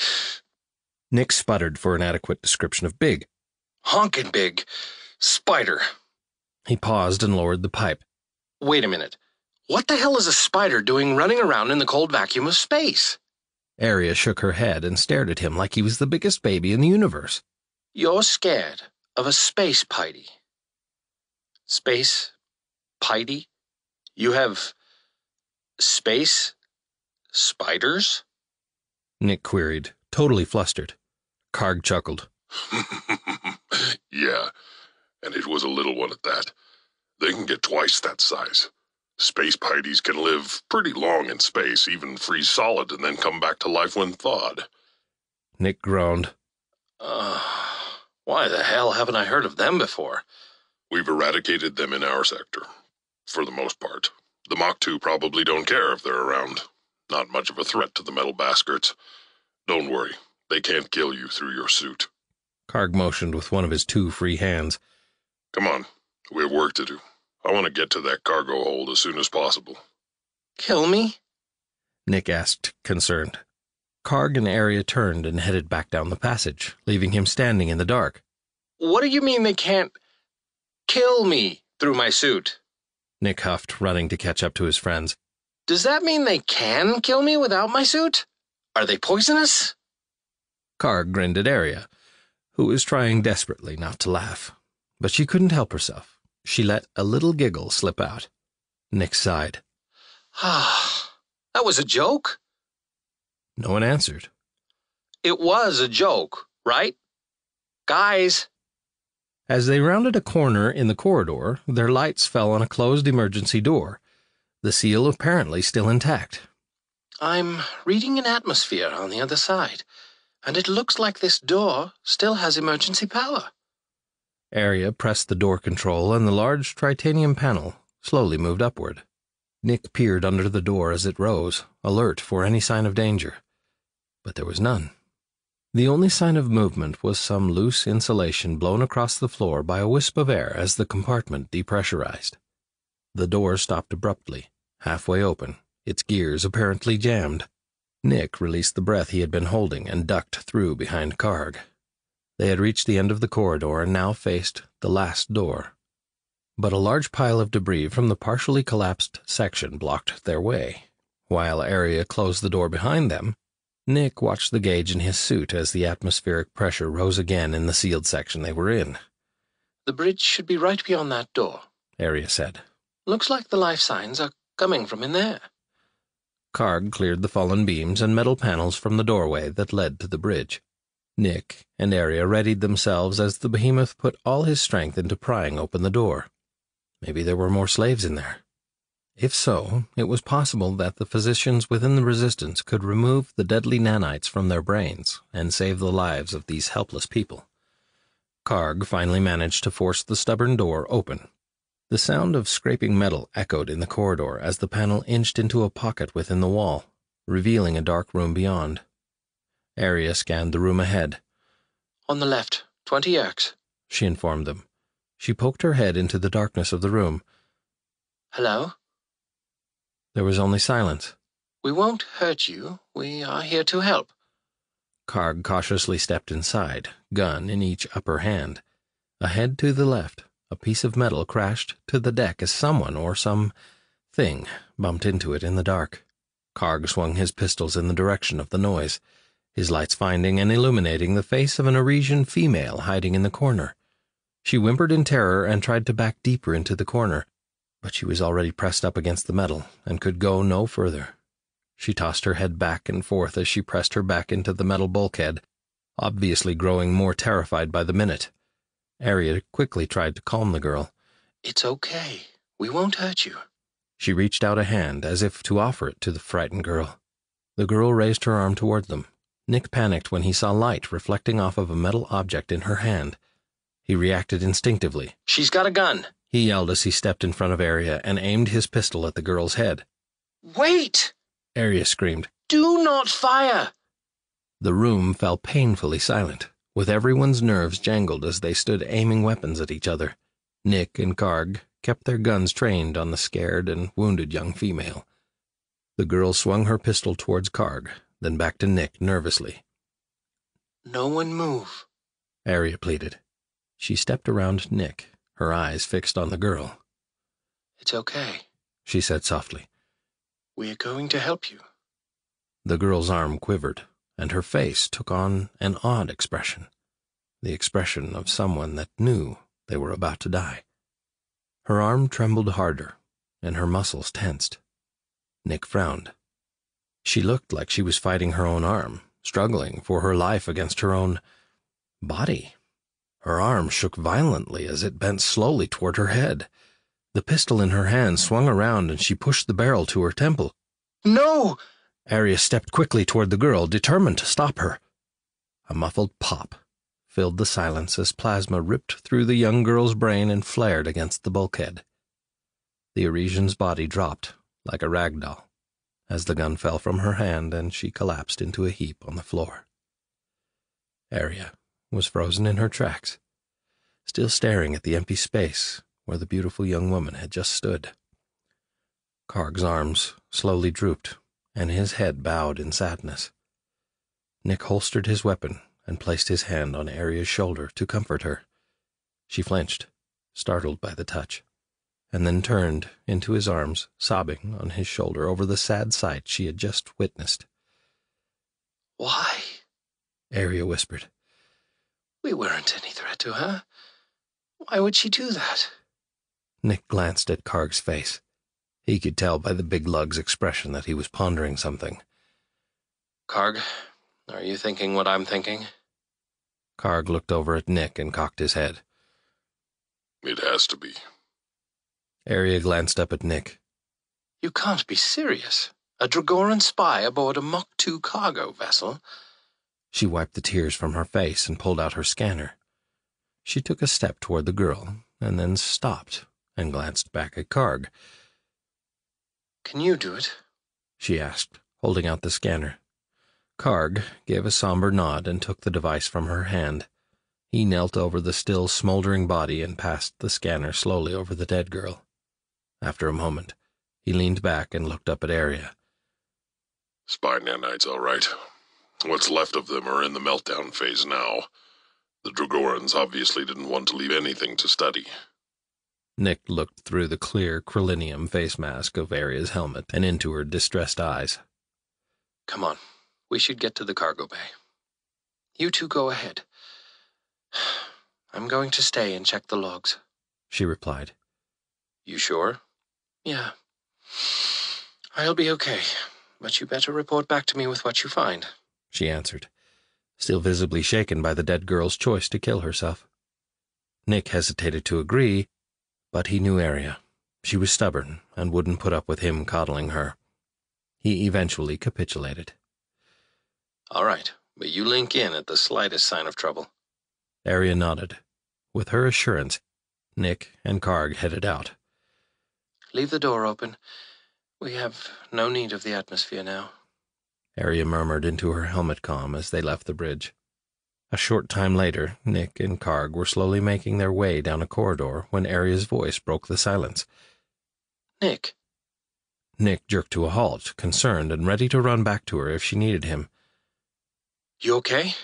Relax. I'm fine. Looks like Karg was right. The ship's manifest has the cargo listed as weapons components. Hot dog! He crowed. Maybe it will shed some light on their hyperspace shielding technology. Karg glanced back at him, his big ogre face scrunched into a look of consternation. Hot dog. There you go again with that silly human gibberish. He kept walking, but not for long. Nick turned the corner behind Karg and almost ran smack into a big Racosian brick wall when Karg stopped suddenly in front of him. Karg stood frozen, staring ahead. Debris floated weightlessly in the corner in front of them. A piece of twisted metal glanced lightly off another and glided gently toward them. Nick reached out to pluck it from its graceful trajectory when it suddenly plummeted to the floor. Startled, he hopped back, then knelt down and picked the piece up from the deck. He looked back at the floating debris, confused. Looks like the gravity's out in that section, Karg remarked. I can see that. Nick flung the piece of metal back into the gravity-free section of the hull. It whizzed along, banging into a few objects in its path until it reached the next section of the corridor, where it fell to the ground again. Karg stepped into the gravity-free zone and walked along, feet firmly on the floor, completely unaffected by the lack of gravity. Nick followed behind, lost his footing, and floated upward. He yelled for Karg as his body inverted itself. Karg turned, shook his head, then grabbed Nick's leg and flipped him over in the weightlessness. Didn't you turn on your gravity boots? We have gravity boots? What else don't I know about? First it's space pites and now gravity boots. Why doesn't anyone tell me these things? Don't have to use the boots very often. Ships have triple redundant gravity generators with power reserved in superconducting rings. Takes a lot before they quit working. Karg pointed to his wrist. It's the red triangle button. Nick reached over and pushed the button on his suit controls. A red triangle lit up. Oh, I see. Nick's feet pulled toward the deck, drawing him down until his boots clanked against the metal floor. Cool. The two proceeded down the corridor, knocking floating debris aside as they went. When they finally reached the section with normal gravity, Nick glanced down at his wrist. Hey, the triangle went off. Karg sighed. So, this is what it's like to have kids. Huh? Gravity boots turn off automatically when they sense normal gravity. Otherwise, you'd have trouble lifting your feet in double gravity. Smart. Nick peered ahead of them. Isn't that the cargo bay ahead? Looks like. Karg walked up to the door. I'm not sure what we'll find in here. Best be ready. Karg stepped to the side, his finger poised over the door controls. Ready? Nick made a quick sidestep and pushed himself into the corner between the door jamb and the corridor wall. Ready. Zip! The doors slid open, revealing a large, dark, and not very clean cargo hold. The lights are out. We'll have to do this the hard way. Karg pulled a scanner from its pouch on his hip. It whirred and beeped softly as he held it up and slowly passed it from left to right. I'm not getting any life signs, but peel your eyes. It's keep your... Nick started to correct him, but stopped when he saw the grin on Karg's big, wide mouth. Oh, was that another human joke? Karg chuckled. Come on, let's see what interesting things we have here. On the bridge of the battered cargo vessel, Aria was busy going through the computer database when her comm badge suddenly startled her with a beep. Area? She sat back and tapped her badge. Yeah, I'm here. Did you make it to the cargo bay yet? We're in the cargo hold, but all we found are crates of brains. Aria sat straighter, her little nose scrunched, one eye squinted slightly. Did you say brains? That's what I said. The hold is filled with them. There are thousands of specialized containers, each one housing a single brain in some sort of liquid. Nick reported. Aria was bewildered by the news. Why would the manifest show the cargo as weapon components? And what are Mach 2 brains doing out here? On a cargo ship? Karg doesn't think they're Mach 2 brains. There appears to be several distinct types. What? Aria frowned, then shook her head. That makes even less sense. You can come see for yourself. They're different sizes and shapes, even slightly different colors. And Karg's scans indicate that one of the brains is a region. Aria tapped her long, slender fingers against her left cheek as she pondered the information. They must be using the brains of people they've captured or killed for some sort of experiment. But why so many? No idea, Nick responded. We're going to search around some more. So far, I don't see anything here that we could use to our advantage. Looks like this mission might be a bust. Later, back on the Ashok. Aria had a troubled expression on her face when she strolled into the mess hall. Nick nudged Karg, who was shoveling down his favorite but rarely available dessert. Here she comes. She made her way to the table and, with hardly a glance at the two, pulled out a chair and sat down. She was definitely disturbed by whatever was on her mind. Nick cocked his head, waiting for her to look up. What's going on? We were getting ready to come looking for you. He looked over at Karg. The big lug's attention was still on his food.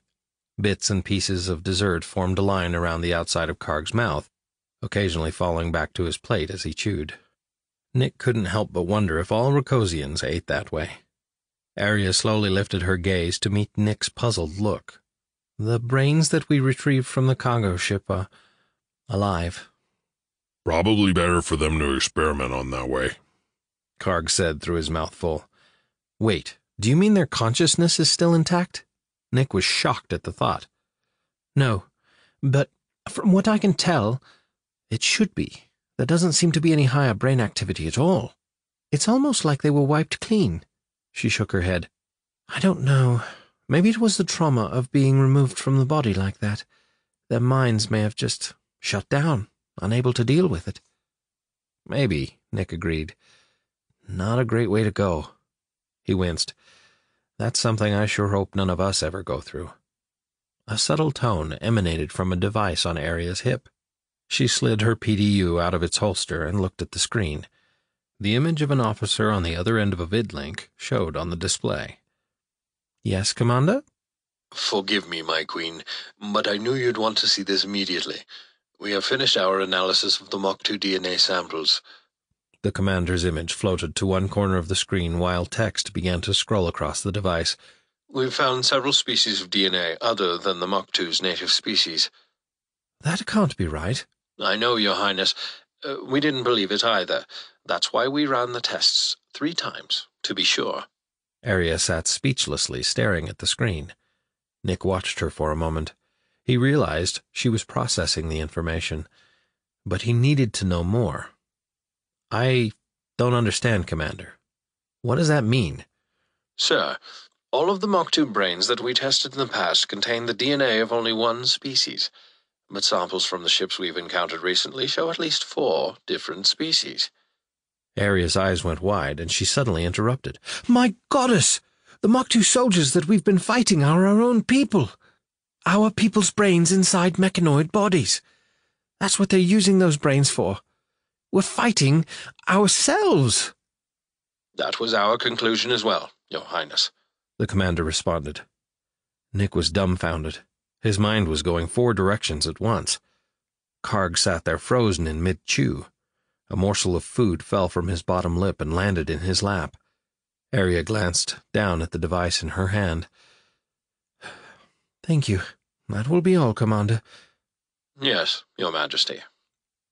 Still dazed by the findings, Aria set the PDU on the table. We've been fighting and killing our own people. She looked at Nick, fear and sorrow building on her face. We have to stop. Aria, if this is true, then those people are already dead. Their consciousness, their memories, everything they were, is gone. Wiped clean. They're nothing more than a blank computer now, a processor for Mach 2 soldiers.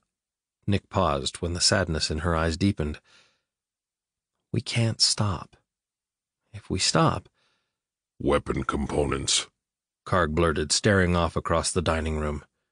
Aria's shoulders slumped, and her gaze skimmed the table without seeing it. Of course. The brains are nothing more than weapon components to the Mach 2. They've lost thousands of soldiers in our attacks. They wouldn't be able to sustain their armies without new supplies. Instead of waiting for more Mach 2 to be mature enough to implant into mechanoid bodies, they found a shortcut. They're using our people as a supply source. That's brilliant, Nick crowed to the dismay of his shipmates.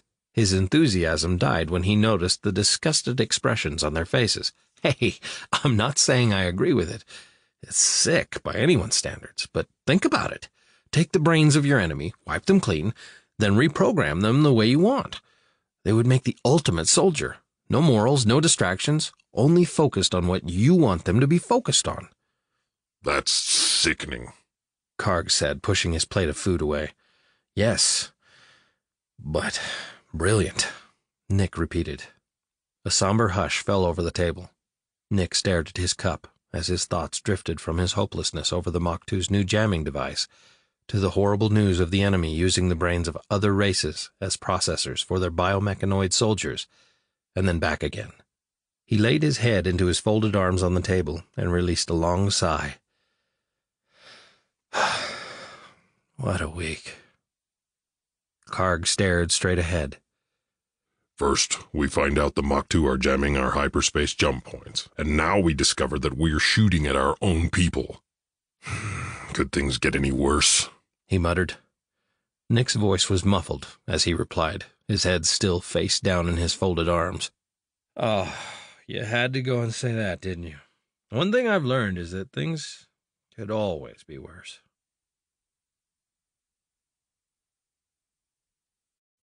Chapter 3. The next day.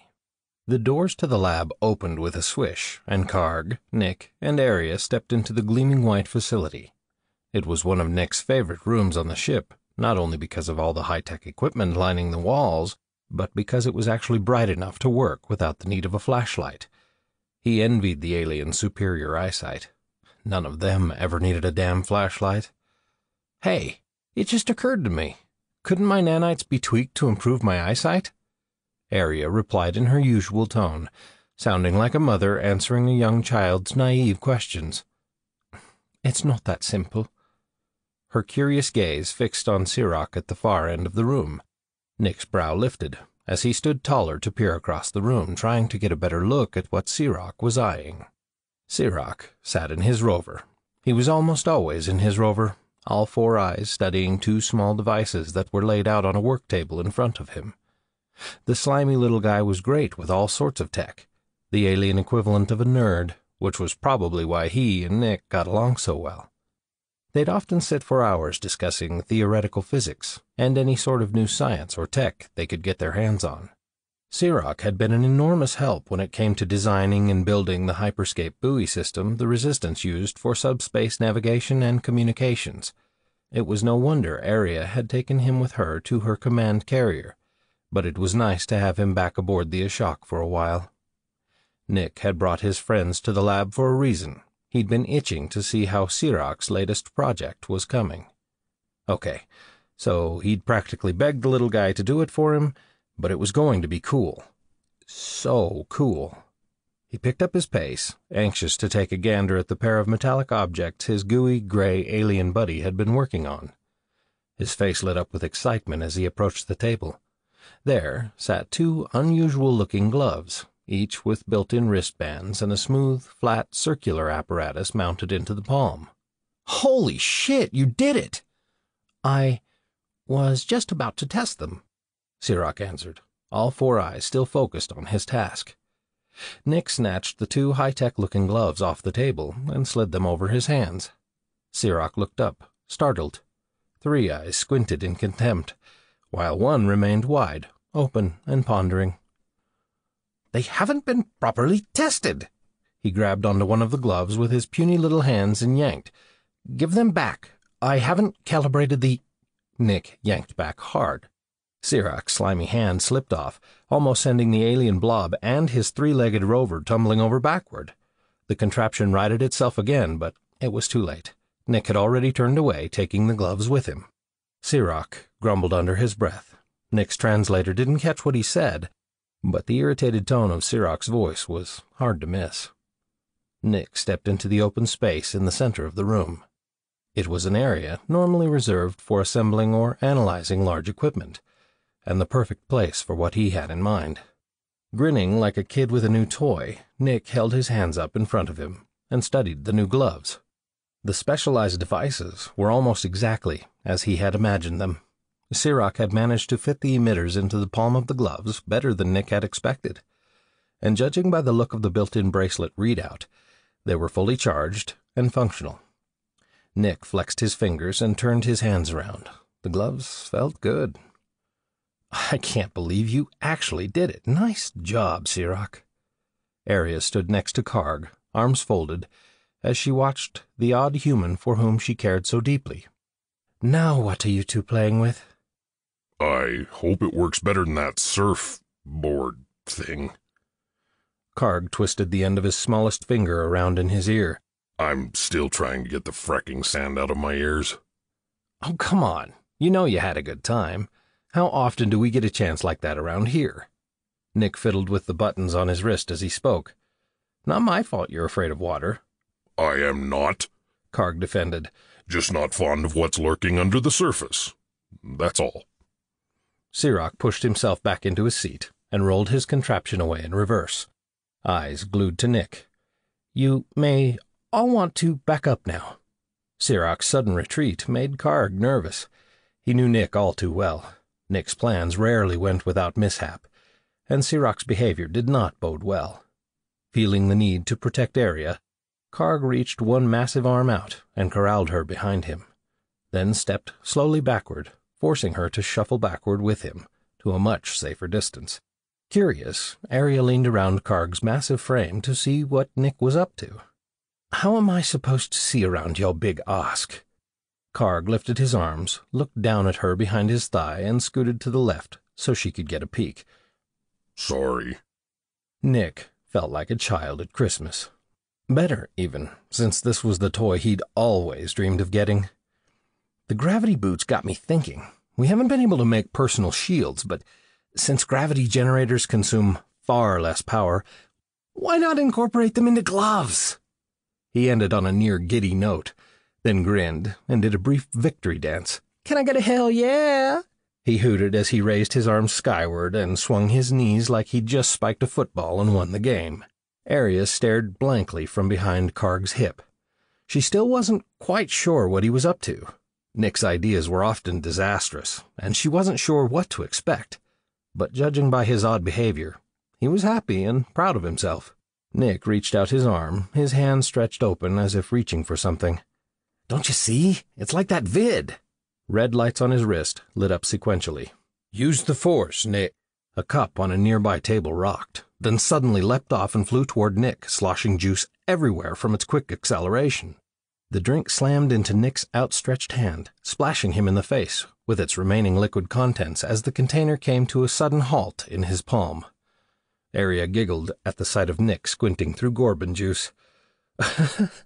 "Oh, very impressive. I can see how that would be useful." Karg chuckled, watching the juice run down Nick's face. Must be a funny vid. One of those... what did you call them? Comedies? He rolled his eyes. I should get me a pair of those gloves so I won't have to get up when I want another glass of juice. Nick wiped his face with a rag from the nearby table. "It's not a comedy," he said defensively through the rag. Not more of that tie-dye skit again? Karg boomed. Nick glanced over at Karg, one eye squinted in confusion over his comment. Tie-dye? When he realized what Karg meant, he chuckled. Trying to teach Karg any Earth colloquialisms was a losing battle. "It's sci-fi," he said, "not tie-dye." Karg sighed and grumbled something unintelligible, then shook his mighty head. No offense, but that's just fiction. None of that stuff actually exists, right? "Well, not on my planet," Nick replied. "But you'd be surprised how much of our tech was inspired by science fiction writers, and vice versa. Humans have a knack for dreaming up new things, and then bringing seemingly disparate technologies together to achieve it."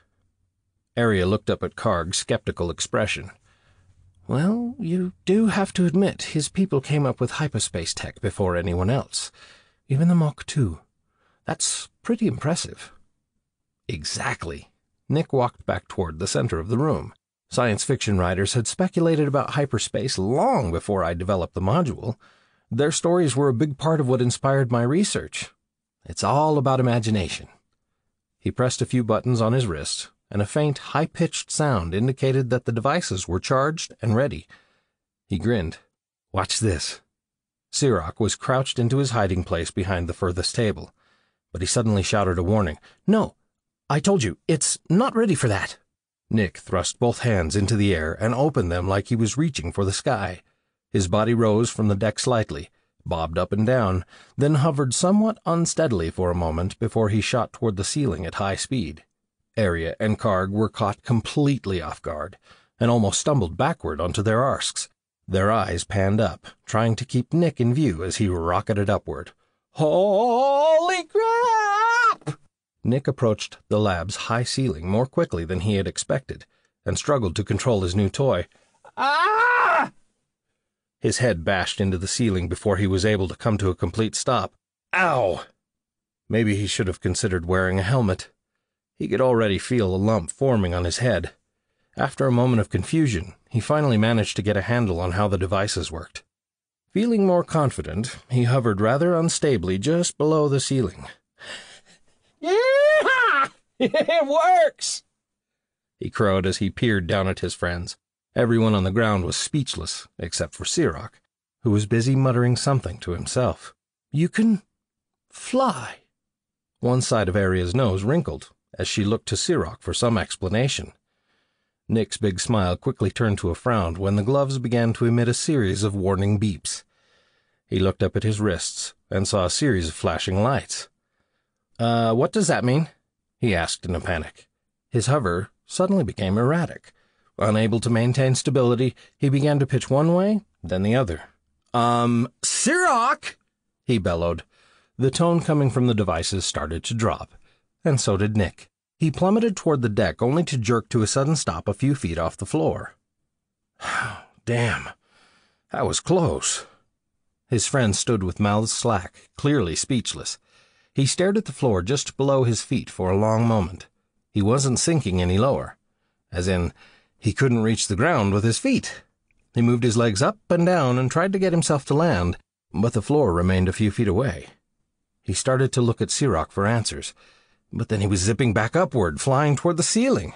Before he cracked his head again, he suddenly reversed direction and came rapidly back down.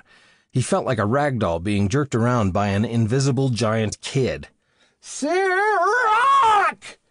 he screamed as he raced toward the floor, already struggling to re-engage the wrist devices. As the deck approached rapidly, one of the devices let out a high-pitched whine. His descent slowed slightly, but not enough. He hit the floor hard, landing with a painful thud, then rolled onto his back. Nick lay with his arms spread wide as he winced in pain. Oh, damn it! What the hell happened? Sirach was already rushing to Nick's aid. He stopped his three-legged contraption next to Nick and maneuvered a control lever so that the legs bent at the joints, lowering him down to where Nick lay. He peered over the front of his rover. "Idiot, I told you they weren't ready. I haven't calibrated the generators yet." Sirach snatched one of the devices from Nick's wrist and zipped back toward his workbench, grumbling over his shoulder as he went. "You overloaded the emitters. They'll reset again as soon as they cool down." A high-pitched whine came from the glove Sirach carried. The one on Nick's arm answered with a whine of its own. "See? What did I tell you?" Nick lifted his head slightly from the floor. "Check the neural interface while you're at it. I think it's a bit glitchy." He ended with a groan. His body hadn't handled the hard landing very well. Arya leaned around Karg and stared at Nick lying on the ground. He looked over at her and could tell by the way her cat-like eyes scrunched that she was trying not to laugh. When she saw his serious expression, she pressed her lips together and tried to look more serious. "You okay?"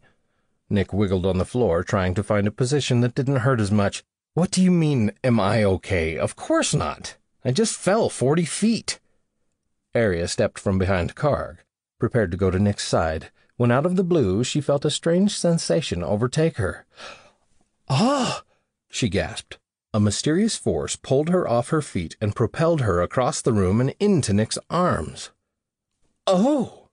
Her nose was pressed into Nick's as he gazed into her eyes with a mischievous expression. She seemed to be stuck to him like glue. She grinned back, flustered and breathing heavy. Karg chuckled. "That's one way to sweep a woman off her feet." Nick started to laugh, but ended on a grunt. "Ow! Ow! Seriously, that hurts." He spit out between more laughs. Nick's glove emitted another series of beeps. Arya rolled off him and sat up, but her eyes were on the one glove Nick still wore. He could tell she was pondering the science behind his invention. "That's an interesting concept. You cancelled out the ship's gravity by applying a gravity wave in the opposite direction, making you appear to fly." "Appear nothing. I was flying." Arya turned to face him, her back straight, palms on the floor, legs folded beneath her, and her hair draped forward over her shoulder. He loved it when she looked interested in his stuff. "How strong are they?" Sirach replied for Nick, his eyes focused on the delicate task of calibrating the glove. 10 gravities for a short burst, 7 for any sustained use. Karg gazed up at the high ceiling, pondering the implications of the technology. "It's like the gravity beam we use for docking, only put into gloves." That may come in handy. Not sure how yet, but... Yeah, I thought you'd like it. Nick winced and relaxed against the floor. I think I'll just lay here for a bit. He groaned again. His back was killing him. You could have caught me, you know, he grumbled, giving Karg a disapproving glance. Karg's face scrunched into his usual grimace as he shrugged his huge shoulders. Oops. The big lug took a step closer, leaned in, and scooped Nick up with his 4 massive hands. Come on, better take you to medical. Ow! Go easy! That hurts. Ow! It hurts there, too. Karg ignored Nick's complaints and walked out of the room with him. We'll get you patched up in no time. Later that day, Nick sat in his ready room, running hyperspace computer simulations. He was still sore from his zero-G flying lesson, but he wasn't about to let that stop him from working over this new wrinkle. The painkiller and medbots were doing their job, which gave him the opportunity to get back to his. He felt compelled to figure out how the Mach 2 were blocking their jump points. It was a major problem, and one that needed to be rectified as soon as possible. He sat back in his chair, lost in thought, while the computer processed the latest data model. All the alien technology that he'd encountered since arriving in this sector was simply astonishing. The nanobots in his brain, for example. With those little buggers running around in there, he could practically formulate and run a test just by thinking about it. It made the normally tedious task of creating simulations feel almost effortless. If only he could bring this technology back to Earth. The thought of all the advancements he could make, neural interfaces, nanite translators, and medbots alone would change the face of his world forever. And weapons. Mankind could sure use some help there. If the Dragorans or Mach 2 ever found their way to Earth, humanity would be defenseless. And who knew what other races were out there, ready to take advantage of the little blue backward planet he had once called home. Home. People back there were clueless, and it was probably best if they stayed that way. All those people busy going about their lives, oblivious to the world around them, let alone what's out here. The here that Nick was right smack in the middle of, fighting for his life. Nope, best for his fellow Earthlings to remain ignorant of it all. As he studied the latest test results, the vidcom signaled an incoming call. Nick looked up at the wall-mounted display screen. A small icon across the lower right of his vision prompted him to take action. God, he loved the neural interface. It made everything so much easier. It had taken some getting used to at first, but now he couldn't imagine life without it. He gave the command to answer the incoming call just by thinking about it, and the display immediately came to life and presented an image of Captain Talar. "Captain, what can I do for you?" Admiral, there's a transport en route to you. They carry a passenger who is insisting that he speak with you immediately. My men found him a few days ago in a small ship deep in demented space. He was badly injured and adrift in the middle of nowhere. From the moment he regained consciousness, he's been adamant about talking to you. Only you. Face to face. He says it's urgent. Nick was instantly suspicious. He wants to see me face to face? Why? I'm not sure exactly. Couldn't get much out of him. He's a Racosian named Troll. Do you know him? Racosian? No, I'm sure I would remember that. Well, judging by the little bit I was able to get out of him, it sounds like he may have information that could help shed some light on our Mach 2 cargo vessel mystery. He keeps muttering something about a lost planet, the Mach 2, and demented space. Captain Talar was very astute when it came to reading people and their body language. No doubt Nick's expression of concern was abundantly clear. I know what you're thinking, Admiral, the captain continued. I put the poor man through every test we've got, twice, before I even considered sending him to you. No sign of spy nanites or other anomalies. Nick smiled and gave the captain a nod. Good man. Can't be too careful these days. When can I expect this mystery man? The ship should intersect your course in about 36 minutes. Very well, Captain. Tell him he can meet me in the mess. I haven't eaten all day. A short time later in the mess hall, Karg inhaled a plate of food, while Nick and Arya discussed the latest revelations. It was hard not to stare at the behemoth filling his face in front of them. Food covered every inch of Karg's big mouth, and he hadn't even gotten to dessert yet. And I used to think Big Johnny Harper could eat anyone under the table. Come to think of it, there is a disturbing resemblance, Nick commented with a grin. Arya smiled and nodded like she actually understood what he was talking about. He found that quirk of hers to be very endearing, for some reason. "So, no luck with the simulations yet, huh?" she asked. Nick shook his head. "No, it just doesn't make any sense. I've tried everything I can think of, and I still haven't been able to figure out how they're jamming us, let alone how to counter it. We definitely need a breakthrough soon. The damn Mach 2 are advancing by the day." Ever the optimist, Arya tried to point out the bright side. "At least we haven't had to deal with the Dragorans in a while." Nick agreed. "Yeah, maybe they've crawled back into the hole from whence they came." Karg burped. They haven't been faring well from what I hear." He stared cross-eyed at the morsel of food stuck to the end of his nose and slurped it off with his huge tongue before continuing. "They've been hit hard by the resistance on one side, and the Mach 2 on the other. It's no wonder they've been so scarce lately." Nick nodded. "That's one good thing, I guess." Karg turned his focus back to his meal, but he paused when somewhere behind him, in the clatter of mess hall activity, a deep voice boomed. "Karganti Nogini Gyoko Kogogan. Well, I'll be a Glycarian slime worm. I thought that was your squeaky little voice I heard. Where have you been all this time?" The voice had come from another large, four-armed Rukosian, standing some distance across the room. His scarred face looked like it had seen as much action as his tattered old uniform. This was the first time Nick had laid eyes on a Rukosian other than Karg. There just weren't that many of them around these days. The species had been particularly hard hit by the war. They didn't take well to being slaves, and millions fought to their death instead of surrendering to the hands of the Dragorans. To have two on the same ship was rare. This was no doubt the troll fellow that Talar had mentioned. Nick turned to Arya. "Karganto, what did he call him?" Arya answered out of the side of her mouth as she watched for Karg's reaction. "Now you know why we just called him Cog. Rukosian names are a mouthful." "I'll say." Nick stared at the other Rukosian for a moment. It might be nice for Karg to have the chance to interact with another of his kind. Sounds like they already know each other, too. At the sound of the Rukosian's voice, Karg lifted one bony eyebrow, but his stare remained fixed, straight ahead. The surprised expression on his face slowly gave way to a scowl.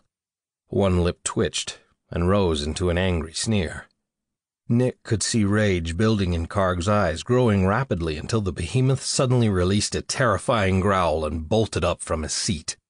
Karg acted so quickly that Nick and Arya had no time to get out of the way. They were thrown backward onto the floor, their table uprooted by Karg's massive body as he sprang into action. Karg turned and lunged before anyone realized what he was doing. His two giant right fists landed the first blow to the side of the other Rukosian's head. Troll reacted by grabbing Karg's forearms and rolling backward. He used Karg's momentum against him, flipping him over onto several tables. The mess hall furniture was no match for the Rukosian's massive weight. What had once been an eating surface for countless crew meals was now reduced to a crushed, mangled mess of twisted metal. Karg wasted no time finding his footing again. He stood up, shook off the scrap metal, and lunged at Troll again. Nick scrambled to his feet as crew members piled out of the room. "Karg! What the hell is wrong with you? Stand down!" With one swift move, Troll flipped Karg again. Karg flew across the mess hall, landed on his back, and slid to a stop next to Nick. The thud of Karg's enormous weight hitting the deck launched the drinks on a nearby table high into the air. They came crashing down on top of Karg with a splash. The cold Gorban juice running down his face only seemed to infuriate him even further. The big lug shook the liquid from his bony brow and leapt to his feet again. He ran back at his waiting four-armed opponent, tackled him, and drove him into the far wall.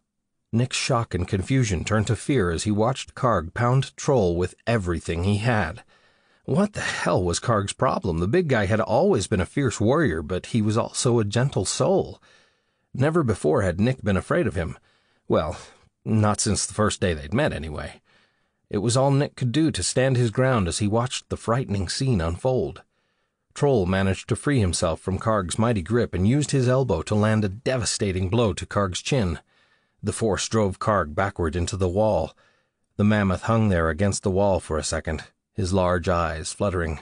Consciousness left his body, and his legs slowly collapsed out from under him. He slid down the wall and landed on his ass with a thud. The jolt Karg received from hitting the floor was enough to rouse him. He shook his mighty head to dispel the groggy feeling, managed to open his eyes halfway, and pushed himself back to his feet. Blood dripped from his nose and mouth, spattering the metal deck in a mosaic of red as he snorted and stumbled forward again. The crew lined the exit of the battered room, trying to get a glimpse of the spectacle playing out in what was left of the ship's mess hall. Nick couldn't blame them, really. Entertainment was hard to come by these days. Practically none existed since they'd entered demented space. In between growls and the sounds of breaking furniture, Nick overheard some of the crew's chatter. "My money's on Karg," somebody wagered. "That other Racosian is an animal," a voice shouted from somewhere in the pack of onlookers. Nick had to get control over the situation. He was an admiral, damn it. What would people say if he couldn't even handle a couple of brawling Racosians? He turned and grabbed two of the crew by their shirts. "You two, get in there and break up that fight." The two stared back at him, wide-eyed, gulped hard, gave a nod, and hesitantly stepped forward. Nick scanned the room with his gaze, suddenly aware that something wasn't right. Where the hell did Arya go? Damn, I hope she's all right. Seconds later, the two crew members he'd sent in to stop the fight came flying back out, sailing through the air and landing uncomfortably at the Admiral's feet. Nick sucked in a deep breath. Enough was enough. "Damn it, Karg, stand down. That's an order!" he roared. As soon as the words left his mouth, he had to duck to avoid what was left of a table whizzing by his head. "Coming through!" Arya yelled as she entered the doorway, running. She sprinted through a small opening between the onlookers and flung a small, round device directly at the fighting behemoths. Karg was in midair, fists aimed at Troll's head, when the lightning grenade discharged. Bolts of energy shot out from the device, striking him squarely in the chest. His gigantic frame froze completely stiff as his body continued its airborne trajectory toward Troll's location. Troll froze too, standing motionless, like some overgrown action figure holding a battle pose.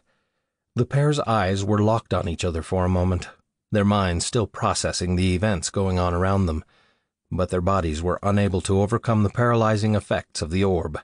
Karg slammed headfirst into Troll as the device shut down.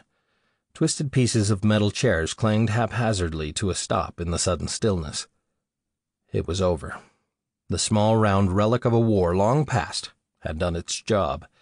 The two massive Racosians lay in a heap on the floor, unconscious. A few moans erupted from the crew as they shuffled away, disappointed over the sudden end to their fun.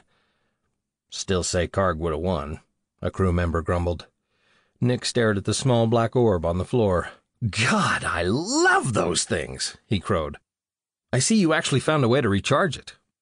Arya peered down at the pile of Racosians before her. With 4 arms each, they made for an ungainly heap on the floor, arms sprawled out everywhere. "Yeah, it took some doing. I just had to match frequencies. Wasn't sure it would work, though. This was the first chance I had to test it." "I'd say it worked perfectly," Nick replied, glancing around at the devastation the brawl had caused. Not a single chair or table in the entire room was in one piece. He reached down and picked the grapefruit-sized orb off the floor, then examined the ball's size and weight by gently tossing it into the air and catching it. "I sure wish they were a bit smaller." Nick brought the device close to his abdomen, gesturing as if he were putting it into an imaginary vest pocket. "Be nice if they'd fit in your pocket." He shrugged and handed the orb back to Arya. She studied the orb. "Research and Development is working on backward engineering a smaller version for future troop deployment, but so far every orb has burnt out before rendering anyone unconscious. That's a shame. We really could use more of them. Wait a minute." He held up his index finger, scrunched his eyes closed, and shook his head briefly. No, on second thought, never mind. I don't want to know how you test the prototypes. Arya answered anyway. Volunteers. Nick glanced sharply at her. Now see, who would volunteer for something like that? That would never fly on Earth. Arya ignored him as she stared down at the unconscious heap on the floor. Wonder what got into Karg. Rukosians rarely fight amongst themselves. Nick scrubbed a hand down his jaw as he surveyed the mess. I don't know, but I don't think we can afford any more excitement for today. The maintenance bots will have to move them both to the brig for safekeeping. They're the only thing strong enough to lift them. He scratched the back of his neck. What are we going to use for tables now? Arya shrugged. Well, now I finally understand why you call it the mess hall. She turned and headed for the door. I'll leave you to your ship's duties, Admiral. Carry on. With that, she rounded the corner and disappeared into the corridor. Nick ran a hand over his stubbly chin. Oh yeah, run in, throw a lightning grenade, and leave me to deal with the mess. It had been a long day. He'd have to let Karg sleep it off in the brig, and give them both a stern talking to in the morning.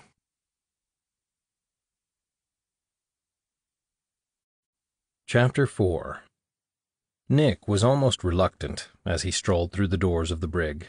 He was still struggling over what to do about Karg's behavior in the mess the day before. An Arisian security guard, dressed in a traditional Arisian uniform, snapped to attention at the sight of the Admiral walking in unannounced. Nick eyed the guard's hat. Silly-looking things. Every time he saw one, he had to keep from chuckling. He wasn't fond of hats to begin with, but these looked like a cross between a Russian general's hat and a coonskin cap. He had asked Arya about updating the uniforms to something more stylish, but she wasn't about to change tradition. At ease, Archon, Nick commanded. The young guard relaxed his tense muscles and took a breath. Admiral, he replied with a respectful nod. Nick was already focused on the two Rukosians in front of him. The clear tritanium containment barriers of the brig seemed insufficient for the beast's massive strength. He feared they could barrel right through it at will, but in reality, he knew that the alloy could survive a lot more than an angry Rukosian, and after seeing the two behemoths in action yesterday, it was a comforting thought. Nick decided to ignore Karg for the moment and focus his energy on finding out why the hell this other Rukosian troll had insisted on coming all this way to see him. The question had kept him up half the night, and he was damn grumpy about it. Several scenarios were still rolling around in his head, each one as unlikely as the next. It was time for answers. Nick walked over and kicked the clear barrier to get the Rukosian's attention. Troll was lying on the only bench in the cell, but he jerked his head up at the harsh sound of Nick's boot hitting the barrier.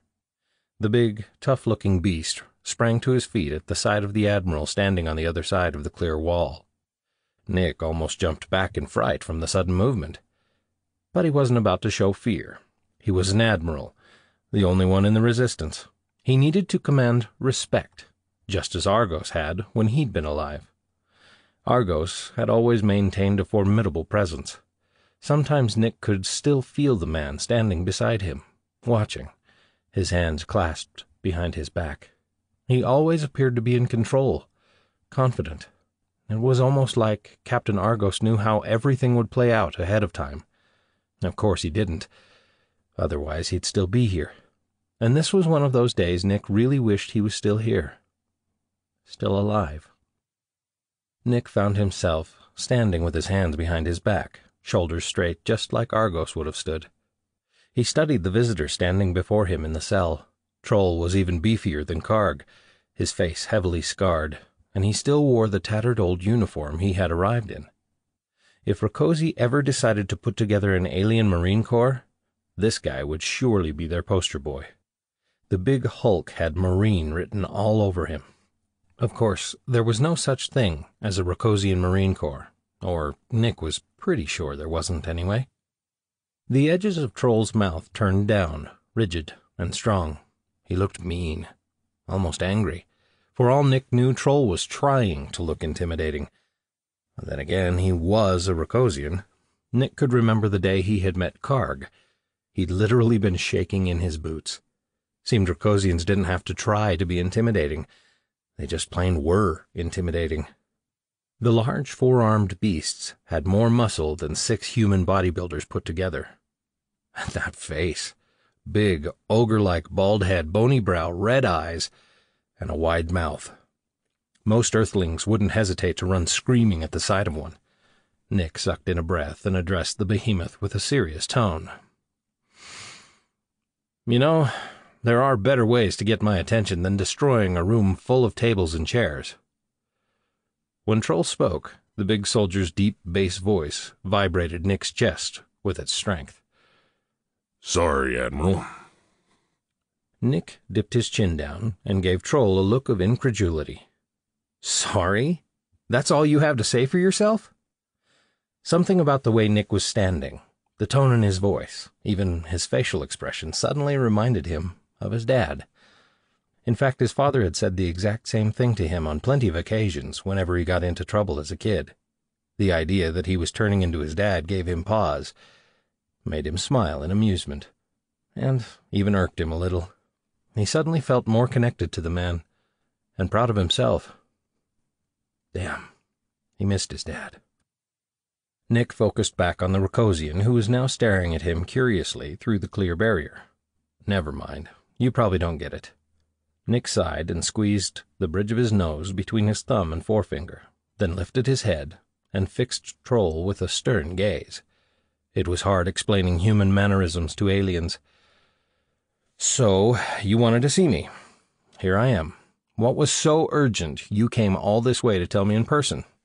A deep voice from the next cell interrupted. "Don't listen to anything he says. You can't trust him." Nick peered around the end of the wall that sectioned off the 2 cells. Karg sat on a bench in the other cell, an expression of disgust and contempt on his face. It was the first time Nick had seen that look on his big friend's mug. There was definitely something going on with Karg, and Nick was determined to get to the bottom of it. "So, you're awake. Good. I'll deal with you in a minute," Nick responded sternly. He sighed at the tone in his own voice. Yep. He was definitely turning into his dad. The presence of his dad was so strong that Nick couldn't help glancing around the brig, wondering if maybe good old Dad was watching from the other side. If so, the man would be grinning for sure. Nick had always sworn he wouldn't be like his father, but now he understood what the burden of responsibility felt like firsthand. The door to the brig slid open, and Arya stepped in. The guard jumped to attention, as did Nick and the 2 prisoners. "At ease, gentlemen." She grinned, and then addressed the Admiral directly. "I had some free time, so I thought I'd come sit in. Did I miss much?" "I was just getting started." Arya made herself comfortable on the bench positioned along the outer wall of the brig. When she caught sight of Karg staring at her from his cell, she gave him a curious look. She would have given him her usual wink, but he looked so angry she doubted she could lift his mood any. In all the time they'd spent together on the Ashok, she had never seen him act this way. Nick turned back to Troll. "All right, let's have it, big guy. What's the important news?" Troll stretched his mouth into what might have been a grin. Nick wasn't sure, and leaned down so that he was almost eye to eye with Nick. "I believe there may be a hidden Mach 2 base in the middle of what you call the Black Zone." Nick's eyebrows shot up. "A hidden Mach 2 base? And what makes you think there's a Mach 2 base, of all things, in the center of demented space?" Troll got a strange look in his eye, stranger than the one he already had. In an instant, he seemed to go from big scary marine to storyteller.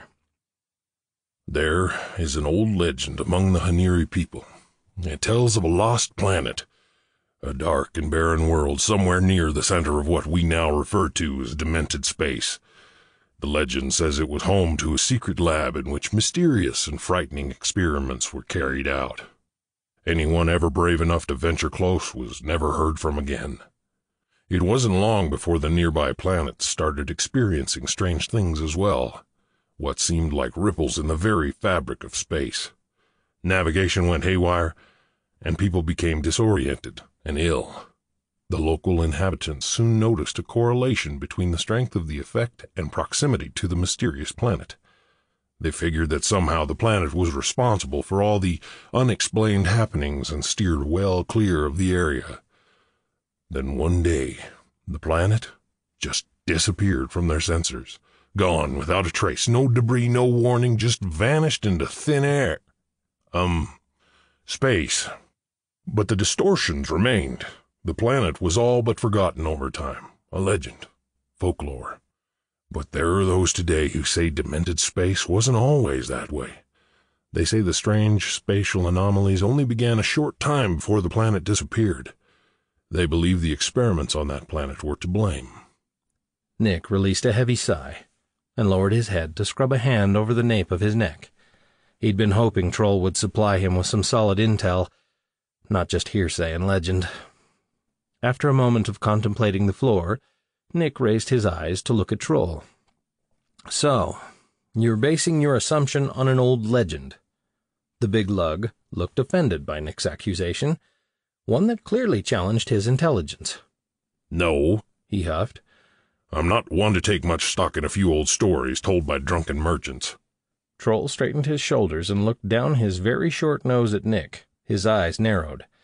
He clearly wasn't happy that Nick questioned the story. "I didn't pay any attention to the legends, at least, not at first. But the longer I was there, the more stories I heard from Haniri claiming they had witnessed strange things in the area, ships disappearing, only to reappear out of nowhere again. Mysterious transport ships and Mach 2 vessels had been heading for the center of the Black Zone, only to suddenly vanish without a trace." His brows furrowed, and he raised one fist as if for emphasis. "These were first-hand accounts by competent people, not drunks repeating old legends. That's when I decided to investigate further. I was certain something was going on. Figured maybe it was just a band of smugglers trying to scare everyone away. But it wasn't until I heard about a man living on the outskirts of town that I truly started to wonder if something mysterious really was happening out there. Word had it this Haniri gentleman had proof of the lost planet's existence, and he claimed that it wasn't really gone at all, just hidden." Nick rolled his eyes. The word of some loner wasn't exactly compelling. "I hope you're going somewhere with this. The word of one man isn't a lot to go on." Troll drew closer to the clear wall separating them, and his gaze grew fiercer. Nick squashed the urge to step back a few paces, just in case the barrier didn't hold. "This is where it gets interesting, Admiral. I wouldn't have bothered you with it if I didn't have something tangible." Troll rubbed his scarred chin. "The man's name was Hercourt Spat, and he had quite a story to tell." "Yeah, I bet," Nick grumbled under his breath, feeling a bit skeptical of the whole story. Troll continued enthusiastically. "He claimed to be the only one who had ever landed on this mysterious planet and lived to tell about it. He said that one day long ago he was headed home from the neighboring system in his small ship, like he had done countless times before, when a planet suddenly appeared out of nowhere, directly in his path, right where no planet should be. He knew that system well, and no such planet existed, not even on his charts. He thought his eyes were just playing tricks on him, but his instruments told him otherwise. Well, being the merchant that he was, his curiosity got the best of him, and he decided to check it out. As he approached, the world seemed long dead, nothing but a cold and barren wasteland. He was about to leave the area when his instruments detected an array of structures on the surface. He figured there could be something of value left behind by whoever used to live there." "Exactly when do you get to the tangible part?" Nick interjected. "I'm just getting to that, Admiral." Karg's voice suddenly interrupted again. "While you're at it, why don't you tell him about the time you left me for dead? At least you'd be telling the truth, you frickin' Damn it, Karg! Nick roared. "What's wrong with you?" Annoyed by the interruption, he reached over and switched off communications to Karg's cell. The clear observation wall turned opaque, blocking the view of the sulking behemoth. He glanced back at Arya, who had a rather bewildered expression on her face, and threw his hands up in the air. "What am I going to do with him?" Arya shrugged. her cat-green eyes wide as she stared back at him, seemingly speechless. Nick turned back to Troll. "If you haven't noticed, I have a war to get back to, and I know you don't want to waste the Queen's time. Can you please be as succinct as possible?" Right. Long story short, her court lands his vessel, disembarks, and walks up to the doors of what seems to be an ancient underground complex, where he sees a skeleton slumped over against the building. It had obviously been there a long time, frozen, desiccated by the extreme cold, and still wearing some type of uniform. That's when he saw it. A shiny gold-colored object pinned to the jacket of the corpse. Something of value for his troubles, he thought. Just as he reached down to pull it off, he heard a noise. He spun to see a mechanoid man of sorts, standing there. At the time, he thought it was just a leftover robot sentry. The thing immediately raised its weapon toward him and fired.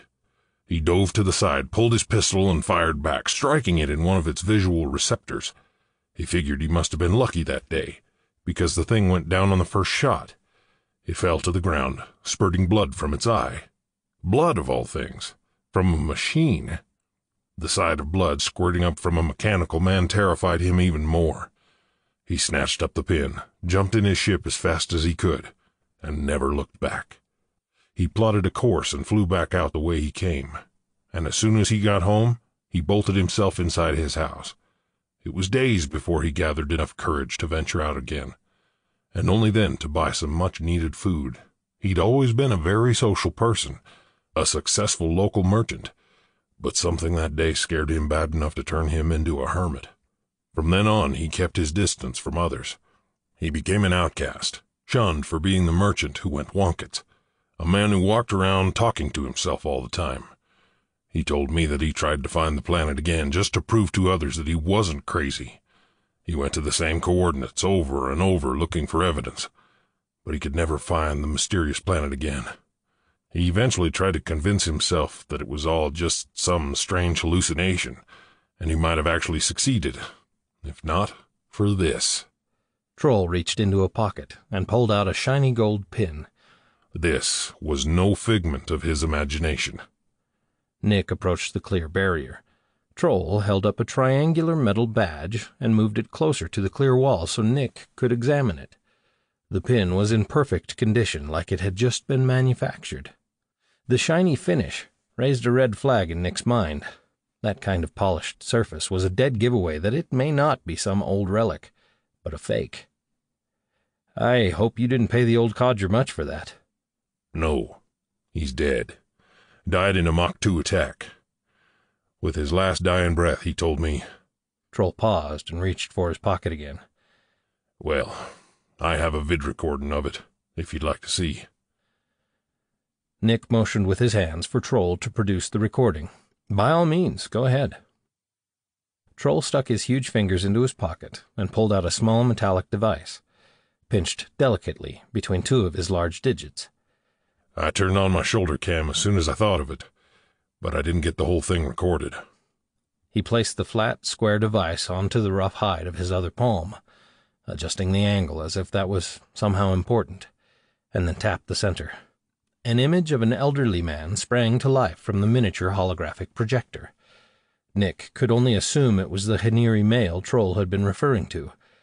The species was unfamiliar to him, humanoid in appearance, but something about the structure of the mouth and texture of the skin made him appear more fish-like.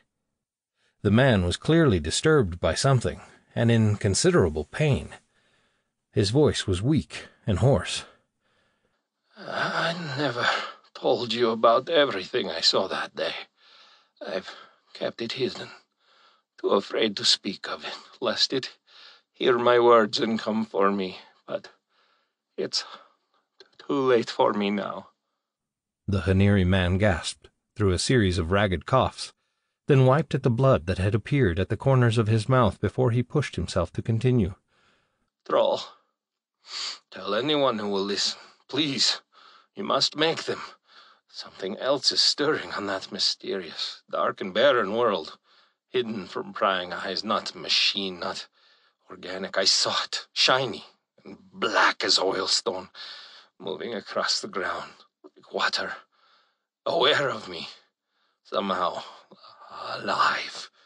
It rose up, shaping itself into a man-like beast before my very eyes. A dark, sinister figure, if ever I saw one.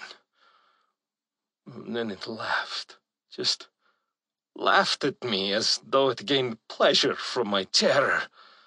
A horrible, evil laugh it was. The man trembled as he continued, pain and horror in the depths of his eyes. That's when the door opened and more of those machines appeared. I ran away as fast as I could, but that thing saw me. It knows that I know. And now the machines have finally come for me. Something evil is stirring on Ra-Hazur. You must stop it before it comes for you all.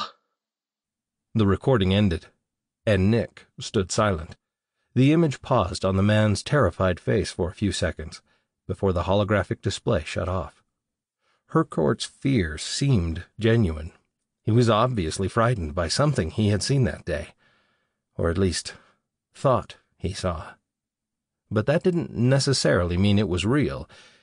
He could simply be a delusional old man. Let me see that pin. Nick touched a button on the wall, a small access door, used to transfer food and other things into the highly secure cell, popped open. Troll dropped the pin into the square receptacle and watched Nick retrieve it from the other side of the barrier. Nick could see the writing much clearer now. It appeared to be ancient Arisian. One word on each of the pin's 3 sides. Ra-Hazur Research Facility. A splotch of reddish material on the back of the pin drew Nick's attention. He turned it in the light, examining it closer. This stuff on the back, it looks like... Blood, Troll replied. Harcourt swore it was the blood from that machine thing he shot. Said it squirted all over him. Have you... Tested it? First thing I did. Nick's eyes widened. And? It's Haniri blood. I double-checked. Nick sighed, disappointed. The old fool probably got his own blood on it. If anything, the fact that it was Haniri blood just helped disprove his claims, not support them. This is useless. So far, all we have to go on is some old man's story, pure fantasy as far as we know, and an old pin, one that he could have picked up anywhere, an antique at best, but most likely a hoax. I'm sorry, Troll, but if this is all you have... Nick shook his head. Troll leaned against the side wall of his cell and grinned confidently at Nick. Oh, that's not all. I decided to run a comparison just in case. The Haniri are isolated. They never venture far from the local systems they trade with. You see, they haven't developed long-range spacecraft yet. They've been effectively cut off from the rest of the sector. Their planet is deep within demented space, just inside what you call the Black Zone. We never even knew their species existed until recently. Obviously growing weary of the long-winded story, Arya suddenly chimed in. Without the history lesson, please. Oh, but you're going to like this one. It was a while before I had access to our records, but I was eventually able to do a genetic search and came up with a match in the databanks. Not for Haniri. The blood is an exact match for another species we've encountered. Troll paused, a smug expression on his face. And? Nick literally grunted the word out, irritated by the timing of Troll's pause. Clearly, the Racosian was enjoying center stage and didn't mind dragging his tail out as long as he could. Troll studied one of his huge fingernails for a moment, as if checking it for dirt. It was Mach-2. Mach-2? You just said it was Haniri. Arya peered around Nick, stunned by Troll's implication. Are you saying the Mach-2 and Haniri are one and the same? Troll shrugged his massive shoulders and cocked his head off to one side. All I know is that somehow Haniri brains are in those metal bastards. Maybe that's where they originated. Nick shook his head, not convinced. Or they've just been using them. We've seen it before. Troll seemed puzzled. What do you mean, using them? You've seen what before? Sounding disappointed by Troll's story, Arya replied, Recently we've found Mach-2 bodies with the brains of Arisian, Racosian, And other species in their metal skulls. They're just using all of us as processors. Troll looked stunned, and understandably disturbed. He looked Nick dead in the eye. Well, whatever's going on, the answer is on Ra-Hazur. I'm telling you. Arya stared off in thought for a moment, her feline-like ears twitching. But they froze in place when she suddenly sat forward. I think I've seen that name somewhere before. Ra-Hazur. Her ears flattened backward in an outward expression of what she was feeling. Yes, I'm certain of it. I remember running across a reference to it in the Royal Archives. I didn't pay much attention to it at the time. She stood up, her words trailing off as she continued to ponder the new information. I'm going to go see what else I can find out about it. She glanced at Nick. I'll see you later. With that, she turned and hurried out the door. Nick turned back to the cell. Thanks for bringing this to our attention. We'll have to verify it, of course. You don't happen to have the coordinates for Ra-Hazur, do you? Actually, yes I do. I'm not sure what good it will do you, though. Harcourt tried to find the planet for years and failed. Troll pulled a data crystal from his top vest pocket and dropped it into the box. Everything's on there. Troll straightened and saluted the Admiral like a pro. If you do manage to find it, Admiral, I'd like to be on the team you send in to check it out. Nick took a moment to answer. The thought of having another Rokosian on the crew was enticing. They were sure handy as hell in a battle, but he hadn't gotten Karg's story yet, and he didn't know if he should completely trust Troll. I'll consider it, as long as you stay out of trouble until then. Nick placed his finger on the touch-sensitive switch that activated Karg's cell communications, deliberately leaving the comms to Troll's cell on. The opaque tritanium alloy on the front of Karg's secure chamber instantly turned clear, revealing a rather bored-looking Rokosian leaned back against the wall, picking at his fingernails. Nick was still at a loss for words when it came to Karg's attitude over the last couple of days. Situations like this hadn't even crossed his mind when he decided to accept the responsibility of Admiral. He didn't relish this part of his job. It made him feel like a babysitter. Nick eyed the big moping lug up and down.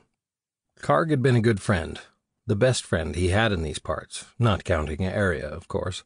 Karg just sat there, picking at his nails like he hadn't noticed Nick staring at him through the clear barrier. But Nick knew otherwise. Karg was well aware of his presence. You going to tell me what's going on, or do you need a few more days in there? Knowing how Karg hated confinement, Nick figured the threat would get his friend talking. But Karg just sighed and refused to look at him. Come on, Karg, it's me. What is it with you two? There's obviously some history between you. What's this talk of being left for dead? Karg continued to fiddle with his fingers. Finally, he took a big breath in and exhaled loudly. You wouldn't understand. Try me. Nick's stomach fluttered. He had damn butterflies. God knew what he was getting himself into. Did he really want to know what secrets Karg might be hiding? Karg dropped his hands and stared at the floor. It was a long time ago, back before we even knew the Mach 2 existed, back when the fricking Dragorans first invaded our space. I was part of an elite group, special forces, that our government had sent in to hold one of Rokosi's outer colonies on Iridian 9. We were unprepared, green. We knew nothing of war. Rokosi had seen 1,000 years of peace. We never had the need of a military before. Our government had to scramble to assemble an army to fight off the reptilian bastards. Karg's heavy browbone lowered as he spoke. I was part of the first wave. Our transport hit the planet's atmosphere along with a fighter escort, if you could call it that. It was mostly a variety of retrofitted merchant ships, really. The Dragorans took out our engines before we even reached the beach. The transport went down a few hundred erks offshore, and we were forced to swim the rest of the way. Droll was in charge of the platoon. He was in the lead. Latig was behind me to my left. The three of us were the best of friends. We had all grown up together in a small town on Rokosi. We knew each other well, trusted each other with our lives. When the government said they needed troops to protect against those fracking lizards, we all decided to volunteer. Karg's eyes glazed over as he got caught up in the memory. He sat in silence for a long moment, like he was watching a replay of the events in his head. Nick didn't push him to continue. He knew Karg would eventually get back on track and finish the story. Anyway, there we all were, swimming for our lives. Enemy plasma fire lit up the sky in every direction, reflecting off the sea at night like brilliant reddish-orange flames. Then I heard a sound, sort of a thud, followed by a splash. I glanced back toward Latig to see if he was all right. That's when I saw the beast, a fracking Cherok fish, leaping out of the water. I'd heard about them, devilfish, the locals called them, and I soon found out why. Karg took a deep breath. Its huge tail had just cleared the surface of the water, big as a transport it was. I could almost reach out and touch the thing as it flew over my shoulder. Skin like wet, gray sand. Karg squirmed. Gives me the shivers just thinking about it. He gestured with his hands, depicting a circle about the size of a dinner plate. One of its big red monster eyes was staring right at me. A devilish stare, too. That's when I noticed the mouthful of sharp teeth, clamped tightly around. A teardrop ran down Karg's big bony cheek as he choked out the rest. Latig's head and 2 right arms were hanging from the damn thing's mouth. It had almost swallowed him whole. I'll never forget the shock and fear in his eyes. His arm dangling down, rifle still in hand. There was nothing I could do but watch in horror. I tried to get a shot at it, but the beast hit the water in front of me and was gone. I never saw Latig again. Karg took a moment to regain his composure. That was my first glimpse into real fear. I was the one who talked him into joining the army with us. Karg fiddled with his fingernails again, obviously disturbed. At that point, I just wanted to go home. But of course, I couldn't. We were down in the middle of enemy territory. I sucked it up and pushed for the beach, waiting for that thing to come for me next. I could feel it lurking in the dark depths, swirling the water with its tail as it passed. But it never got me. I made it to shore. Troll had given the command to hold the nearby colony until everyone could be evacuated. But those Dran Dragorans had the high ground. I used up my 3rd mag before we even hit the dunes. I was reaching for another when a Dragoran soldier rounded a sand hill in front of me, his rifle aimed right for my chest. I knew at that very instant that my life was over. I'd be joining Latig in the arms of the goddess. Karg shook his head. To this day, I don't know who fired the shot, but plasma streaked past me, struck the soldier's rifle, and blew it from his hand. The weapon landed in the sand, smoldering and heavily damaged. Startled, the lizard went for his pistol. Our eyes were locked in a mortal stare. One of us was going to die. But I decided it sure as heck wasn't going to be me. I charged the big armored Dragoran, plowing him into a dune. Let me tell you, that big red lizard was strong, but I still managed to get him into a headlock. He fought hard against all 4 of my arms, trying to break free, all the while staring up at me with those creepy reptilian eyes. I watched the killer look fade from his eyes. He was scared. He had finally realized that it was his day to die. I had never killed anything before in my life, and staring down at the fear in his eyes, I hesitated. But I closed my eyes and envisioned all the Rokosians that died that day, and all that would die if we didn't succeed in our mission. I heard the bones in his powerful neck snap as I wrenched his head around, and he fell limp to the ground in front of me. I looked down at his lifeless body as the war raged on around me. I hated him, hated the Dragorans for the loss of so many innocent lives, hated those Baskerts for forcing me to do what I had to do. Anger filled my veins, and I went into a rage. I took out my vengeance on any Dragoran I could find. I don't know how many I killed. Their troops kept coming. They seemed endless. Karg took a few deep breaths, clearly overwhelmed by the thoughts of the past. After a moment, he appeared to pull himself back together enough to continue. Suffice to say, we succeeded in holding the village until the transport was away. That's when things went horribly wrong. For me, anyway.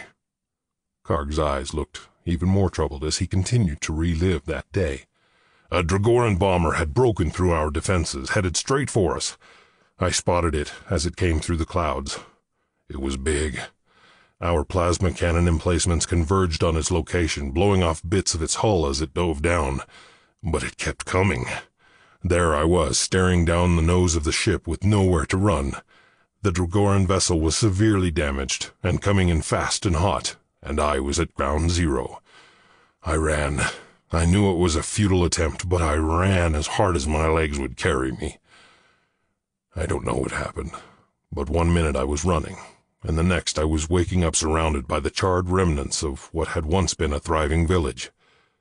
I thought it was some kind of miracle. The goddess must have a purpose for me, I thought to myself. There must be a reason I survived. Somehow I had ended up being protected under a pile of debris and Dragoran corpses.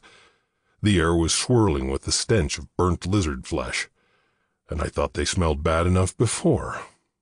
Karg snorted, as though he could still smell the horrors of that day. I had just managed to crawl out when, through the smoke, I spotted a military transport lifting off from the other side of the village. That section of town had remained relatively untouched by the blast. Apparently, the rest of my team had lucked out. They were in the right place at the right time to be rescued. I watched as the transport disappeared through the clouds. Without me. I tried to radio, but my comms had been hit, so I searched the ruins for a working radio. I finally found one of our own soldiers buried under the rubble. He was dead, but his radio was still intact. Karg's voice crackled. I called, over and over again, but it was no use. They were gone. For 2 days I waited, lying there nursing my wounds, certain they would eventually come back for me. Finally, on the 3rd day, I heard a vessel approaching. I was relieved and happy, telling myself that I'd known they wouldn't leave me behind. They were coming back for me. But I was wrong. It wasn't my own kind coming back to rescue me. It was those lizards. In my weakened state, Dragoran troops were on me before I could move. Karg turned his gaze to the clear barrier separating the cells and sneered at Troll.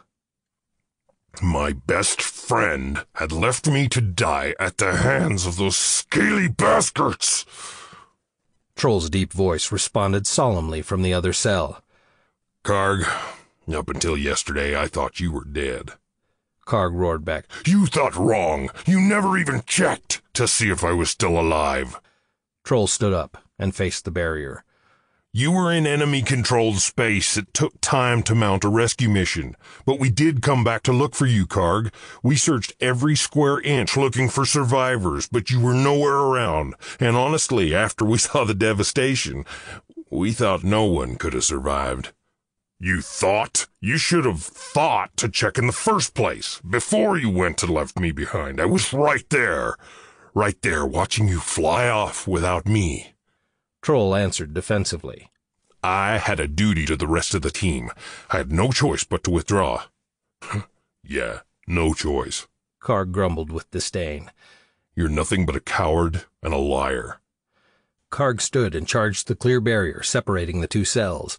His massive body slammed into the wall, causing it to vibrate like a big drum.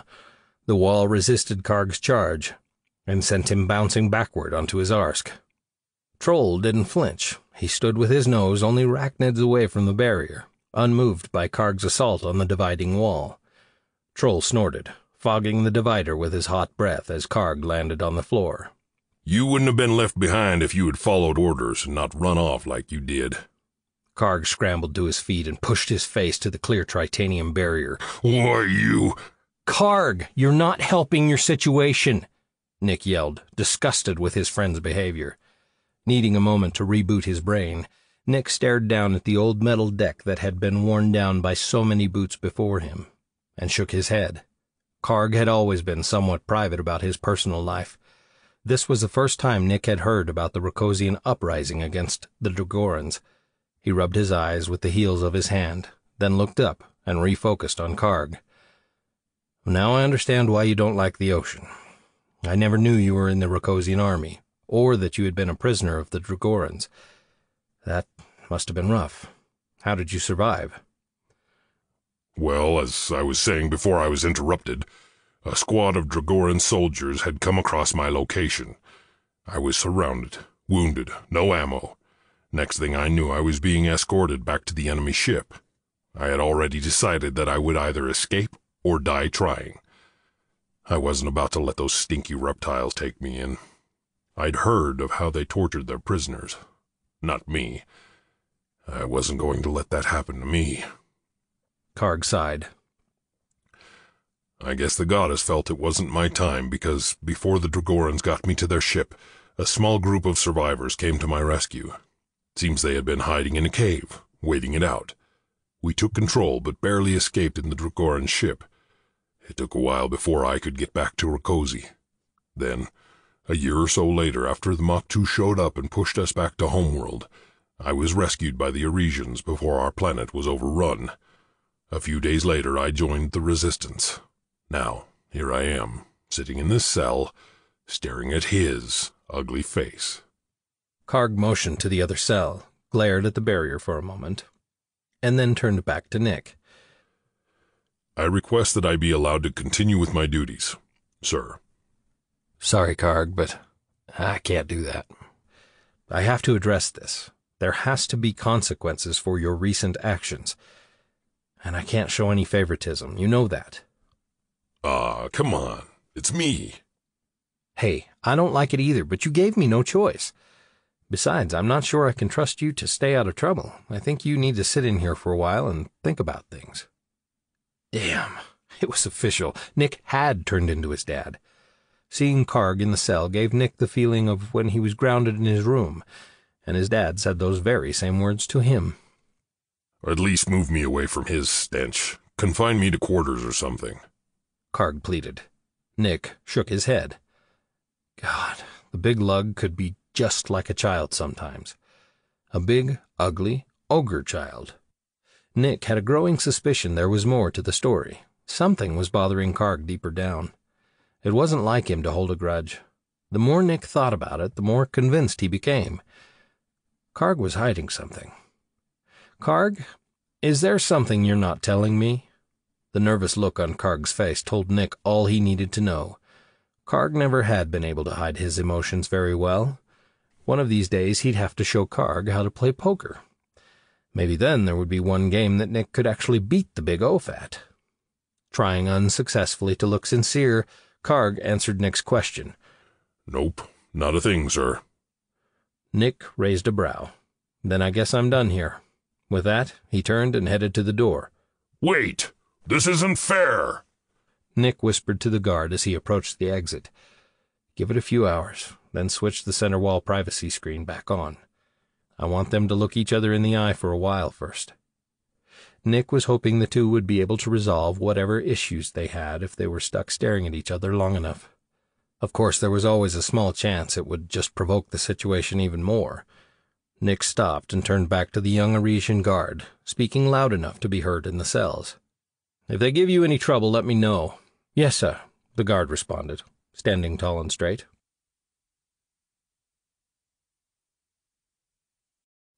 Chapter 5. Nick left the brig and went to find Aria. He didn't get far before he spotted her coming up the corridor toward him. Hey, hope you had better luck than I did.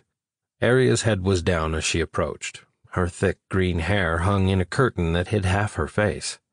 She never looked up or acknowledged him, which was odd considering she was usually very aware of her surroundings and always made eye contact.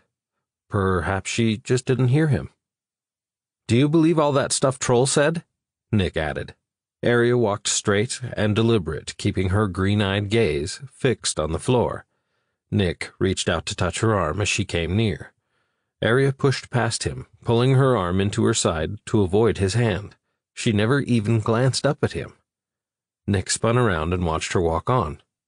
Aria, hey, what's wrong? I need to be alone, was her only response. She hastened her pace and disappeared around the corner. Nick stared after her, totally perplexed. What the hell had gotten into everybody? And Aria? This was unusual behavior for her. Though alien, she was still a woman, and women often behaved in complicated ways, but Arya? She was usually more direct. Nick was totally lost. Should he go after her or give her space? Crap! He didn't like these decisions. He never knew what to do. But this was Arya. If he'd learned anything, he knew when she needed to be left alone. Maybe he should let it go. For now, he'd chalk it up to one of those mysteries of the opposite sex that he'd probably never solve. He'd give her some space and check on her later. As Nick stared down the empty hall, he was suddenly aware of the odd sensation of air blowing out of a nearby vent and swirling around the inside of his open mouth. He snapped his mouth closed, turned, and headed down the corridor. Nick plodded along deep in thought. First Karg, then stories of old legends, and now Arya. It was turning into a weird week, but he needed to shrug it off. He had more important things to worry about at the moment. He still had a few things to discuss with Sirach before he left on his covert surveillance mission to study the Mach 2 troop movements. If there was anyone on this ship that he could count on to maintain a level head, it was Slimy. And he had a good idea where he'd find him. Nick continued down the corridor, still puzzled over his friend's sudden odd behavior, when the door ahead of him zipped open. Out rolled Sirach in his shiny metal rover thing. "Sirach, buddy, I was just coming to see you. Do you have any idea what's wrong with—" "You bastard!" the slimy blob of an alien grunted, glaring at Nick with his 4 beady little eyes. "It's all your fault." Sirach raced by Nick, knocking him into the wall with his 3-legged contraption. Nick righted himself and turned just in time to see the metal rover zip around the corner and out of sight. "You 4-eyed slime-covered, you did that on purpose! Has everyone on this ship lost their mind?" He ended on a yell that reverberated around the empty corridor. Brows knit together in consternation, Nick tugged his uniform straight and stared down the hallway, first one way and then the other, as he replayed what had just happened. He'd never seen Sirach mad about anything, other than the damn Dragorans and the Mach 2, of course. Why the hell would the little guy be mad at him? "What did I do?" he muttered to himself. Shit. If one more person started acting weird, he'd be forced to have everyone on the ship scanned. Perhaps there was some wacky alien virus or space sickness that could explain their behavior. Demented space had been pretty hard on the crew. The spatial anomalies they'd encountered had people throwing up at the drop of a hat, except for Karg, who had an iron stomach, and everyone was on edge. Maybe demented space was the cause of all the odd behavior. Nick started to head for the bridge, but then stopped himself short. "No, damn it. I'm going to get to the bottom of this." His voice echoed back at him in the empty corridor. Crap, I'm talking to myself. Nick spun around and headed off to find Arya. He had no clue why she would be mad at him, but maybe he could fix whatever it was he had done to upset her. Maybe. He hoped. Besides trying to figure out what the hell was going on with his crew, he also needed to discuss the whole lost planet thing with Arya. It could turn out to be a key factor in their war with the Mach 2. Nick grinned as he entered the hall that would take him to the special suite they had recently built for the Queen. This part of the corridor had always struck him as odd. It seemed strange to have such a lavishly decorated living space on board a military vessel, even if this was the flagship for the Resistance. But the Queen required a place to stay while visiting, and she needed to maintain the persona of the position. The decorations were decidedly different from the rest of the ship. The colors of the corridor had changed as soon as he turned the bend. Fine pastel draperies lined the ceiling and walls. Even the smell changed, the usual stale air replaced by the aroma of fine Arisian incense. Royal incense, to be exact, or so he had been told. The scent was somewhat reminiscent of Nag Champa. It was a pleasant change. The entire section had its own atmospheric system, its sole purpose to prevent the royal nose from being offended. Wouldn't want those delicate nostrils of hers affronted by the sort of smells that usually accompanied a ship like the Ashok. Not that Arya really cared. She just went along with the silly tradition, as she called it. Nick paused in front of the elaborately decorated gold door that marked the entrance to the Queen's chamber. A small-framed young Arisian woman, wearing a finely crafted white dress, stood blocking the entryway. Nick recognized her immediately. The young female was the Queen's trusted servant, her lady-in-waiting. "I am sorry, Admiral, but the Queen does not wish to be disturbed at this time," she told him, her head slightly bowed in respect to him. "I wouldn't disturb the Queen unless it was important, Nishka. Please stand aside." "I cannot disobey my Queen," she replied as if it were an undeniable fact of the universe. Nick cocked his head and spoke more sternly. "Nishka." "I cannot disobey." "Please?" She looked up at him, as if to add emphasis to her words. "You may not pass." Nick was not in the mood to deal with Nishka. In fact, he was getting damn tired of the insanity, being blocked at every turn, wondering what the hell was going on. "I'm sorry," he began. Nishka started to relax, and her expression held a gleam of gratitude. But she misunderstood his words because Nick had no intention of leaving. His lips pressed together in determination. He took her firmly by the shoulders, physically moved her to the left of the door and pinned her there for a moment. Nishka immediately became tense, but Nick's hold on her arms let her know that he was serious, so she didn't struggle. Nick's face was only inches from hers. He knew he was intimidating the hell out of her, but she had given him little choice. He was not going to let a frail little creature like Nishka keep him from his business with Arya. Her gaze on the floor, she managed to squeak out a response. "You cannot pass," she insisted in a shaky voice. Nick leaned in closer and whispered in her ear. "I'm not about to sit by and watch while the galaxy crumbles around me. I need to see the Queen now. I'm sorry, Nishka, but I have to do this." Nick punched the door controls on the wall and the door swished open, catching Nishka off balance. She stumbled backward into the open doorway and was quickly yanked upright by the firm grasp of Nick's hand around her arm. As soon as her footing was stable again, he let go and swung past her. He hated to do that to the poor girl. Hopefully she'd forgive him, eventually. But if he didn't need to do everything in his power to stop the Maktu, he'd never forgive himself. He needed to find out what the hell was going on with Arya and if she had learned more about that planet. Nick rounded a finely decorated column in the Queen's quarters and was stunned to find Arya sitting with her back to him, sobbing. "Arya, what's wrong?" Startled to realize that she wasn't alone, Arya spun around. "What are you doing in here? Get out!" she yelled, her face drenched with tears. Arya cut him off as she turned away. "Please leave!" "But I just came to—" She glared at him over her shoulder, more adamant than ever. "I said get out! Now!" She snatched a pillow from the couch and flung it at him. "Go!" Nick ducked to avoid the embroidered pillow rocketing toward his head. He didn't know what to think. He just stood there, slack-jawed, dumbfounded by Arya's behavior. His hesitation just seemed to enrage her even more. "This may be your ship, Admiral, but I am the Queen of Eris. Then act like it. There are people out there who need you." Nick regretted the words as soon as they left his mouth. Arya was stunned, her eyes wide like a scolded child. She sniffled a few times as she tried to catch her breath. A quiver started in her lips and increased in intensity until she suddenly turned away and began sobbing into her hands again. Nick gulped down the lump in his throat. "I'm sorry, that was out of line." He turned away, already regretting his decision to push the issue. The last thing he wanted to do was make her cry even more. "I didn't mean to upset you. I'll leave." "No, don't go," came Arya's weak voice. "You're right. They need a strong queen to lead them through this. It's just—" Nick turned back and waited for Arya to raise her sad eyes. "Just what?"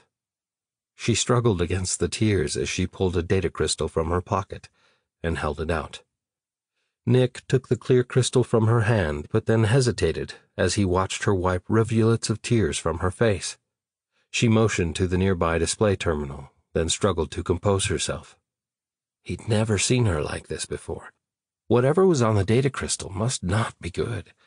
He twisted the beautiful crystal in his fingers, unsure if he wanted to know what it held. He finally stepped over to the terminal and dropped the pointed end of the device into the data port. A list of its contents popped up on the screen. All the items on the list were references to data from the Royal Archives. The writing was in Arisian, no surprise there. His nanites quickly supplied his optic nerve with the translated text.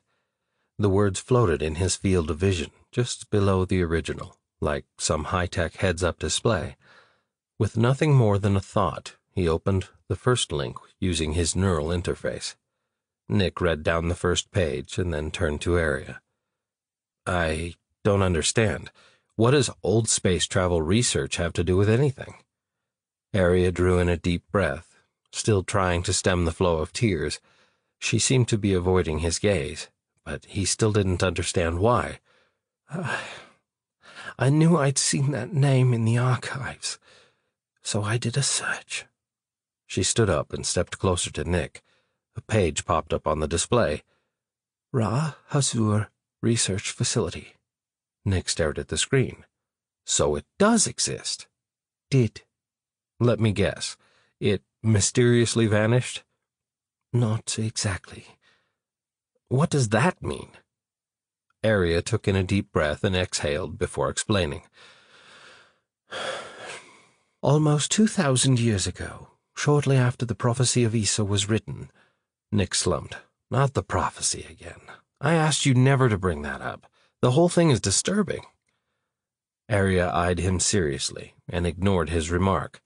Back before our nanite translators had ever been invented, my people began doing research into a method of faster space travel. This research was conducted on a small remote planet in the middle of demented space. For safety, the underground facility was located on Ra Hazur, far away from any inhabited worlds. Or so they thought. The planetoid was originally a large, lifeless moon, dislodged from its orbit eons ago. It had settled into a planetary orbit around its dwarf star, hence being confused with being an actual planet. She paused for a moment, then gave a quick shake of her head, as if to get herself back on track, and then continued. Anyway, it was the perfect place to carry out the experiments. Eventually, the research hit a dead end when the scientists realized it was useless for any sort of space travel. Instead of manipulating space to propel a vehicle at high velocity, the technology could only create a static pocket of space-time, a bubble, completely cut off from our known universe. You're talking about creating a miniature, parallel universe? Essentially, yes. Once the space-time bubble is allowed to completely form, it becomes cut off from our own space-time. Anything caught inside would vanish from this universe, seemingly into thin air, gone, never to be seen again. And there is no way to reverse the process. Nick nodded. It's sort of like blowing a soap bubble as a kid. Once the bubble forms, it becomes self-sufficient. The look on Aria's face made him pause. What? Arisian children don't blow soap bubbles? They do. I'm just surprised that yours do too. It's not all that common, actually. I thought it was just an Arisian thing. Nick stared at the research on the screen. The space-time bubble would explain the legend of a disappearing planet, but how do you explain this? Nick pulled the triangular pin from his pocket and held it to the screen. It was an exact match to the facility's logo. Ra Hazur Research Facility, written in raised letters around the sides of the triangle, and a spiral galaxy depicted in the center. I have a theory about that. Aria quickly pulled up some of the experiment's research papers. Someone came up with the bright idea to use the research as a failsafe. Nick frowned. They wanted to use the bubble for containment, in case they had an accident? Yes. She glanced at him. Think about it. A space-time bubble would be the ultimate containment vessel. Anything within its radius would be completely isolated from our universe. The problem is, you could only use it after an accident had already occurred, and then only once. And you better be dran well sure you really want to use it, because there's no turning back. Nick was familiar with the concept. It was similar to the bio-research carried out on the dark side of Earth's moon in the past. Only in that case, they had their finger on a nuke. You think they actually did use it as a failsafe for some experiment gone terribly wrong? Arya nodded. Nick was speechless for a long moment, and then a familiar nagging feeling hit him, like he'd forgotten something. Wait a minute. That may explain the disappearance of the planet. Moon. Whatever. Nick's eyes narrowed. But it wouldn't explain the disappearing and reappearing ships or how Harcourt got his hands on this thousands of years later. Nick held up the pin and then tossed it onto the table. I'm getting to that. Oh, right. Continue, please. His head was reeling, but there were still a few missing pieces he needed in order to complete the puzzle floating around in his head. Hopefully, Arya was about to supply them before his brain blew a fuse. Arya grinned at Nick's dumbfounded expression. As usual, the childlike wonder in his blue eyes almost made her forget her pain. Almost. She wasn't sure if she had it in her to tell him the truth. It had been easier when she had trusted the prophecy without question. But the fracking prophecy said nothing about any of this. If he knew the truth, it would change everything. Forever. If the truth only affected her, she could probably come to terms with it. Maybe. Eventually. But how would Nick view the Eurasian people? How would he view her, the universe, even himself, after he found out? Nick raised one eyebrow. Well, spit it out. Arya swallowed the lump in her throat and looked back at the screen. The energy required to create a bubble of that size is enormous. A star killer couldn't even generate half that. Nick watched her scan the database in search of something. Okay, so it takes lots of power. I still don't see where this is headed. Here, look. Arya pointed to the screen. The facility is housed in a huge underground fluoricium reactor that was used to power the experiment. Okay, I still don't... Wait. I recognize that. Nick pointed to an image on the screen. High school chemistry. 90 protons. That's thorium. We call it fluoricium. Arya peered at Nick with an odd sort of half-grin of amazement. For your species' primitive level of technology, you always seem to surprise me with your understanding of the universe. Thanks. Nick scrunched his nose and glanced sideways at her, pretty sure she meant it as a compliment. On Earth, we call it thorium, after an ancient god who carries a hammer and is associated with lightning. Nick paused, realizing how odd he must sound. Arya's curious gaze supported his thought. He tried to ignore the quirk to her mouth and continued. Actually, the technology is fairly common knowledge. We started using thorium reactors on Earth long ago as a safer, more efficient energy source, back before my dad's time. Back then, most of our cars were even powered by thorium. I've actually seen one of those old classics still roaming the streets. Even today, our military vessels rely on the stuff, but it's archaic compared to your technology. Nick noticed Arya staring at the screen, her mind obviously occupied elsewhere. Sorry, you were saying? Arya turned to him. I don't think the bubble has ever completely formed. I think something stopped it just before it became self-sufficient.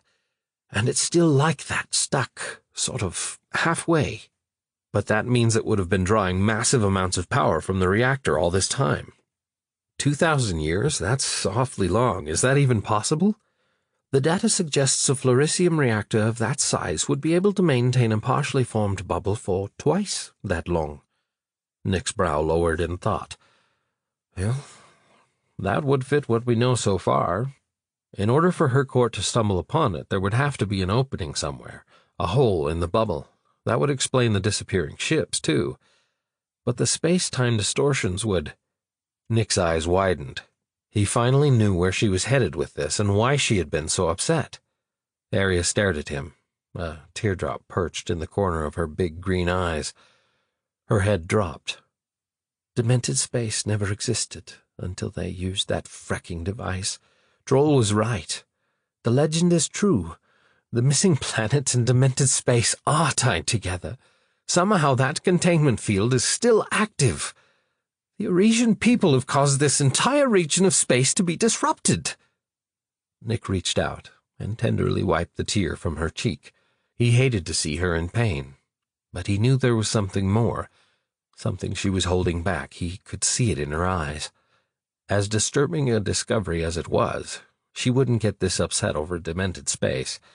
No, there was more to this that she had yet to reveal. Nick's heart dropped a notch.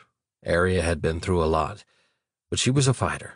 She didn't usually let things get to her, not this much. He clasped his hands round her small, firm shoulders and gazed into her eyes. What is it? There's something else bothering you. I can see it. I can't. Aria put her hands over her eyes and wept. You don't understand, she sobbed. No, I don't, but I will if you explain it. Whatever it is, it will be okay. I promise. Nick could feel Aria trembling, her legs weakening as she cried. Look at me. He gave her a gentle shake. Aria, look at me. Aria pulled her fingers slightly apart, revealing her tear-soaked, beautiful green eyes. Nick peeked through the spaces in her fingers. It will be okay, I promise you. Now please, what's bothering you? Aria swallowed hard and spit out a response before bursting into tears again. My people are responsible for the terrible scourge that has washed over this part of the galaxy. What are you talking about? What scourge? Aria was too engrossed in crying to answer. Nick searched his brain. The facility, the story of machines spurting blood. God, he hoped he was wrong. Wait, what other sort of research did they conduct on that planet? What happened there that caused them to use the failsafe? Without moving her hands from her face, Aria pulled up 2 files on the monitor. Each had an image displayed at the top, followed by various facts. Nanites. Crap! I knew it had to be nanites. I've definitely got a bad feeling about this now. Our heads are filled with those machines, those same damn machines. Don't tell me we're all going to die from those creepy little buggers. Nick had never trusted the safety of nanites. Something deep down had always told him they were bad news. Memories hit him hard, and panic began to set in. They were all going to die a horrible death, just like those unfortunate souls on Earth when nanites had breached containment and killed everyone in the town. They'd all been half-eaten alive. Ah, the image that invoked. Nick shuddered. Not a pleasant way to go. Aria sighed and dried her tears. No, we're not going to die. Look, see these 2 files? They're almost identical. One eye squinted as he answered. Right, and this is bad. How? The first file is from the Ra Hazur facility. They were conducting early experiments into nanite technology there. The tech was brand new, and a huge leap in our scientific understanding. That research eventually spawned the wide-scale use of nanite translators, which in turn was the catalyst that finally brought the races of this sector together. It was the dawn of the Arisian people's true place in the universe. Our finest hour, as you would say. The promise of a better future for all. Nick caught his lower lip between his teeth. Here it came. He knew those things were trouble. The other shoe was about to fall. And the other file? Aria lowered her chin and dropped her gaze to the floor. The other sample was extracted from the brains of Moktu. You're saying that the nanites from the research facility and the nanites used by the Moktu are exactly the same, except for a few disabled functions on the Moktu nanites. They're identical. The designs are too close to be a coincidence. So, the Moktu are using old nanites. Big deal. They've used other species' brains. Why not some old nanites? It's hardly your people's fault. That's the thing. Our current nanites are far more advanced than these, and the Moktu nanites are extremely basic. Nick was still drawing a blank. Okay. Aria sighed in frustration. Moktu always take any technological advantage they can get. Why would they use such limited technology when they can have newer, better nanites? Nick shrugged. Who the hell knows? Maybe that's all they need.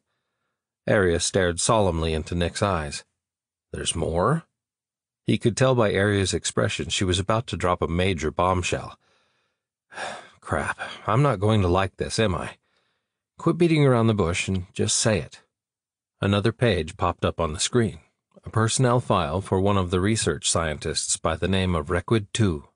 A fairly typical Arisian male by the looks of him, sporting a white lab coat with the facility's name embossed on the chest. A seemingly brilliant scientist and, according to the file, one of the eminent minds in charge of, nanite research.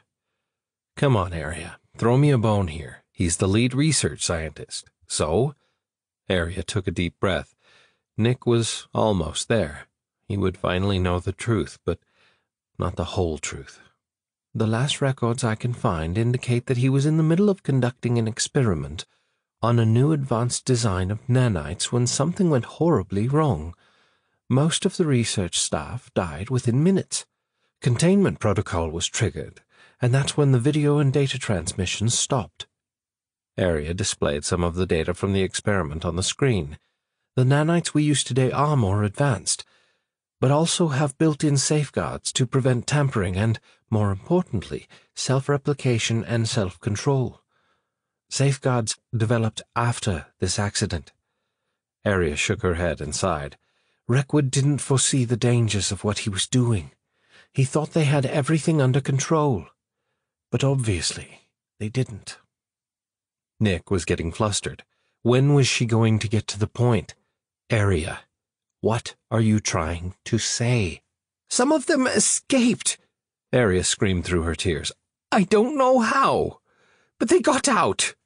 Aria was hysterical, coming apart at the seams before his very eyes.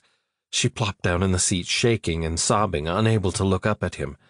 Nick grabbed her shoulders and peered through her dark green hair, which had fallen forward over her face. Aria, you can't possibly know that. There's no reason to think that experiment has anything to do with the Mach 2. Aria didn't respond to him. She had worked herself into a crying fit and was barely able to breathe. Aria, he shook her gently, please, just look at me. Is that it? You think your people are responsible because of some similarities in Mach 2 nanites? That's what has you so upset?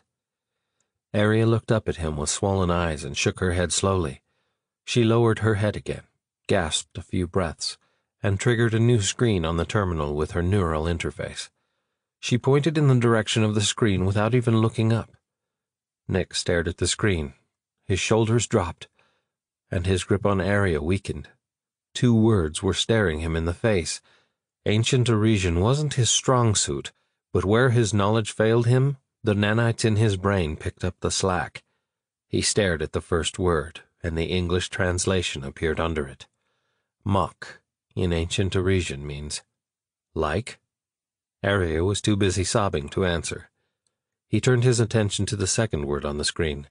Instead of the translation, the nanites in his brain simply responded with, word not recognized. Nick pulled back slightly, squinting one eye in suspicion.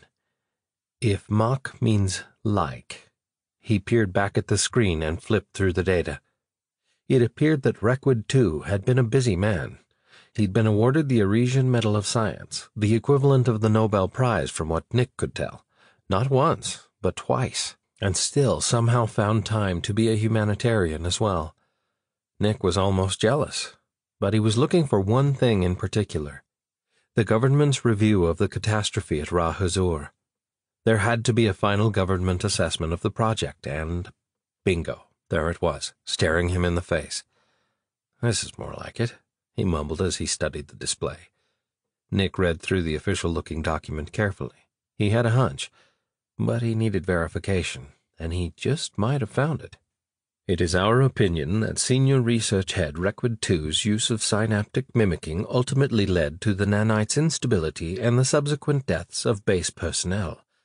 After thorough scrutiny of the data, we find indications that the nanites displayed self-preservation behavior when they moved into and then killed the research team in an attempt to prevent the enactment of the Alpha-1 containment protocol. In one dramatic case, the nanites used one of the scientists to bludgeon another to death as he attempted to reach for the containment switch.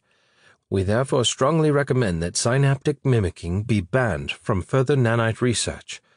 No matter how compelling the argument for its use may be, it is, in our opinion, simply too dangerous. Nick frantically searched the data for more information, but to no avail. He was out of patience. Aria! He knelt down in front of her chair to get her attention. Whose synapses did Tu use? Did he mimic his own? Arya sat there, her eyes hidden beneath her thick, dark green hair. Arya, did he use his own brain pattern? Nick urged. Arya nodded. Nick's rear dropped to the floor. There it was. The final piece.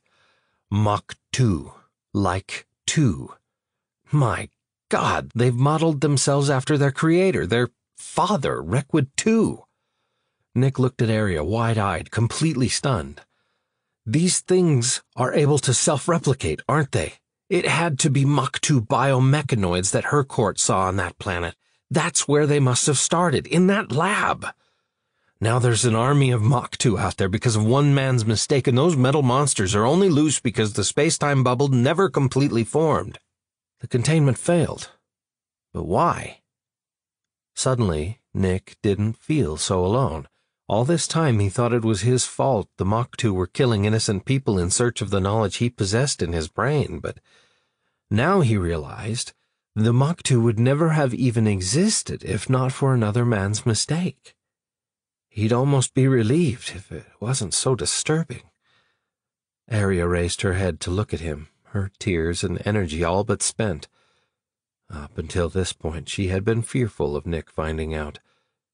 But now it was as if a giant weight had been lifted from her chest. It was a relief that someone else knew, that someone else could now help carry the burden placed on her shoulders. Her voice was tired and slow when she finally spoke. Oratians have been a shining beacon of light for the people of this region for thousands of years. If they find out that this was all our fault— She shook her head as she envisioned angry mobs demanding justice from whoever was in charge. And she was that person. They would want answers from her. She was terrified by the mere thought. I am their queen. What am I going to do? Nick rubbed his tired eyes. It had been one hell of a day, a hell of a month for that matter, and Arya, poor Arya. He could feel the weight of responsibility oozing off her, could feel her pain. Not only had her people created the spatial distortions that made demented space in no man's land, they were responsible for the rise of the Mach 2. She was understandably devastated by the news. Nick got up, walked behind her, placed his hands on her shoulders and massaged her tense muscles. She sighed. Her shoulders slowly relaxed and she melted into the chair.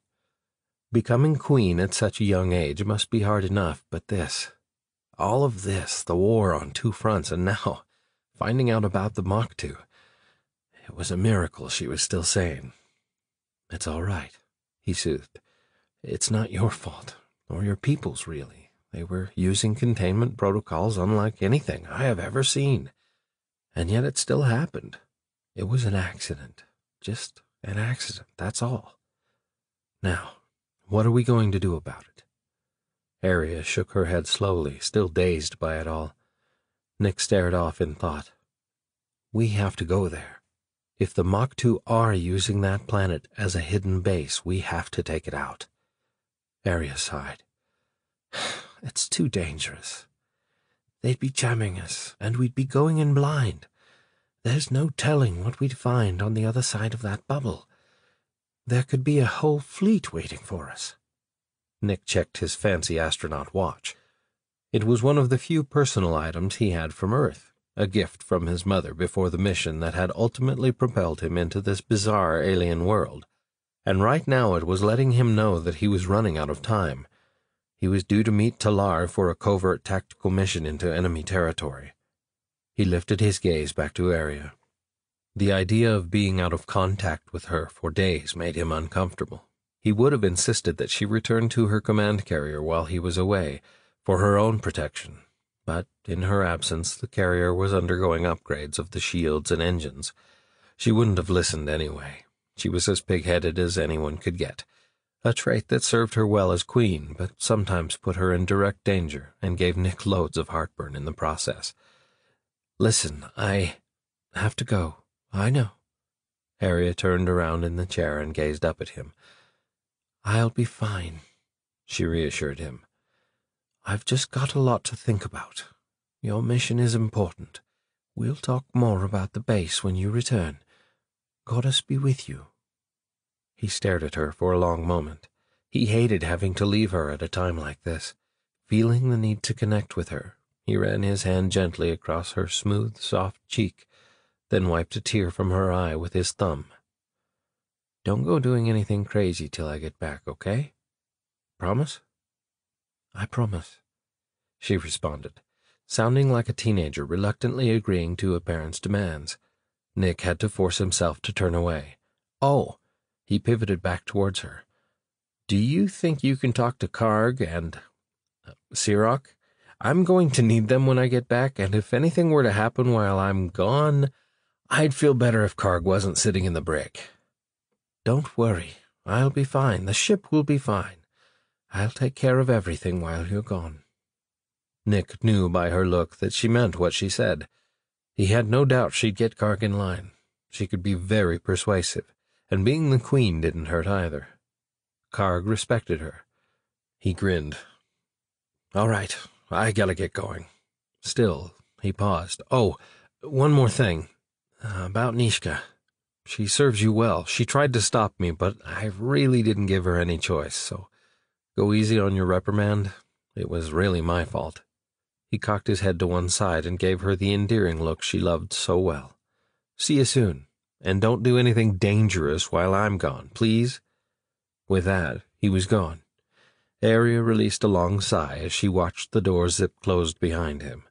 She was concerned about this covert mission he had devised. It was so dangerous that he wouldn't order anyone else to do it. Nick believed in leading by example, and despite the high number of willing volunteers, he wasn't about to send anyone anywhere he wouldn't go. He had decided to command the small team himself over her objections. She had attempted to convince him not to go by using the same argument he'd tried on her in the past, telling him that he was simply too valuable to go on such a dangerous mission. It hadn't worked on her, and it didn't work on him either. The corner of her mouth lifted in a knowing smile. Seemed he was just as headstrong as she could be. Aria tapped her badge. "Sirach, meet me in my quarters, please." A moment later, Sirach's diminutive voice responded, "Yes, Highness." It didn't take Sirach long to arrive. Aria barely had time to make herself presentable before Nishka led him into the lavish outer chamber. His small saucer-shaped rover rolled in over the polished Hazrite stone floor, its 3 wheels coming to a stop in the center of the court, and his 4 beady eyes fixing Aria with an inquisitive gaze. Sirach respected Aria as queen, but he was, and probably always would be, the same old Sirach. "Lieutenant Sirach is here, as you requested, Your Majesty." Nishka bowed and backed out of the room, closing the door behind her. Aria addressed him as soon as the door closed. "We need to talk." Sirach stared at her, all 4 eyes narrowed in curiosity. He let out a grunt from his little mouth, not waiting for her to continue. "All this time, and then we find out it was him. The prophecy said nothing of that, did it?" "Prophecy or not, he's our greatest hope." "Hope? It's all his fault." "It's our fault as much as it is his. We all signed off on the plan, even you. We are also to blame for this," Aria said sternly. Sirach paused, mouth open to respond, but he remained silent as his head drooped forward, and he stared at the floor. "Sirach." "Yes. Okay. You're right. We all agreed to do it, but nothing. If it weren't for us, none of this would be happening. We knew the risks. Did we have any clue that this sort of thing would happen? I seem to have missed that part of our meeting." Sirach replied, squinting harder. "Like it or not, what's done is done, and we are partially to blame. The only question is, are we going to let everything we worked for, everything we hold dear, just crumble into dust? I think not," she ended sternly, glaring into Sirach's 4 eyes. Sirach stared at Aria's steely gaze, his practically non-existent shoulders pushed back and stiffened. "No, "We are going to fight till our last breath, my queen," he agreed. One corner of Aria's mouth rose slightly. "That's more like it. But Nick doesn't need to know about this, not yet. He has enough to deal with at the moment. You must keep this between you and me. For now." She leaned in closer. "Swear to it, Sirach." He blinked all four eyes. "I swear." Later, the outer door to the brig zipped open. Karg was so busy pouting that he barely noticed the guard snapping to attention. His eyes wandered up from worn titanium deck and landed on the most attractive Arisian woman he'd ever seen. Her green skin glistened like a million glowflies on a warm, rosy evening. Wrapped in an elegant, flowing red gown with gold-embroidered letters down the front and the high collar, she was simply exquisite. His gaze was drawn up to her elaborate hairstyle, adorned with a stunning jeweled crown. A sparkling azure stone necklace hung delicately around her fine neck. It had to be the most beautiful sight ever to grace Karg's sorry eyes. Karg tilted his head to the side and peered closer at the woman's features. There was something familiar about the face beneath all that makeup and all the accoutrements. He suddenly pulled his head back, eyes wide with surprise. The stately woman standing before him was none other than Aria, in full queen regalia. It was the first time he'd ever seen Aria in all her royal garb. "Aria?" he sputtered. "Is that how you address your queen? Get your big, grubby arse off that bench!" Karg shot up straight, eyes big as gorse fruit. "Forgive me, my queen." Aria gracefully walked closer, eyeing him with the commanding gaze of a queen. "Garganti Nogini Gyoko Kogogan. The people need you. I need you." "Yes, my queen." Karg gulped. Aria nodded to the guard, who was still standing at attention, his eyes almost as wide as Karg's. The guard turned and quickly punched a sequence into a nearby keypad.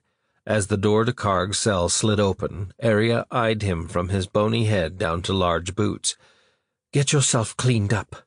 I need you to help me look after things while the Admiral is gone. Can you do that?"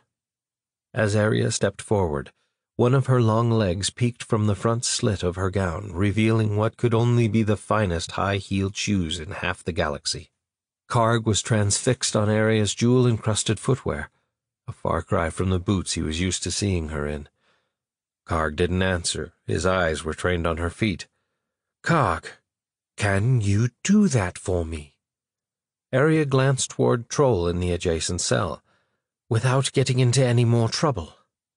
Karg raised his gaze, suddenly embarrassed to be staring at the Queen's feet. He fumbled for a response. Yes, my queen. Whatever you ask. You can count on me." Aria grinned. Karg's awkwardness with the situation was abundantly clear. He was obviously struggling over where he should be looking when addressing the Queen, and just ended up staring at her elaborate hairstyle. She hadn't worn her hair like this since the days of her childhood, when her mother would dress her up like a princess. Back then, it drove her crazy, all the time and preparation just for the small number of people that would ever see her in the royal court. She could remember how hard it was to quell her fidgeting long enough for them to finish. Not much had changed since then, and yet everything had changed. She almost wished she could go back to being a child again. Things had been so much simpler then. And speaking of simpler, Karg's face had her struggling not to burst out laughing. "It's traditional, the hair," Aria commented. At the sound of Aria's voice, Karg nervously lowered his eyes to meet Aria's gaze. The grin on her face quickly let him know that, beneath all the pomp, it was still his old friend standing there. He released a nervous sigh. No doubt her show was largely designed to get his attention. And she had. His big mouth widened into something between a grimace and a smile. Aria's smile widened, and she winked at him. "I have a feeling that very soon I may require your help. Please stay out of trouble."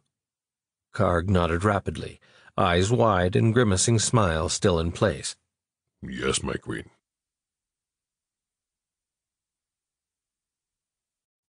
Chapter 6.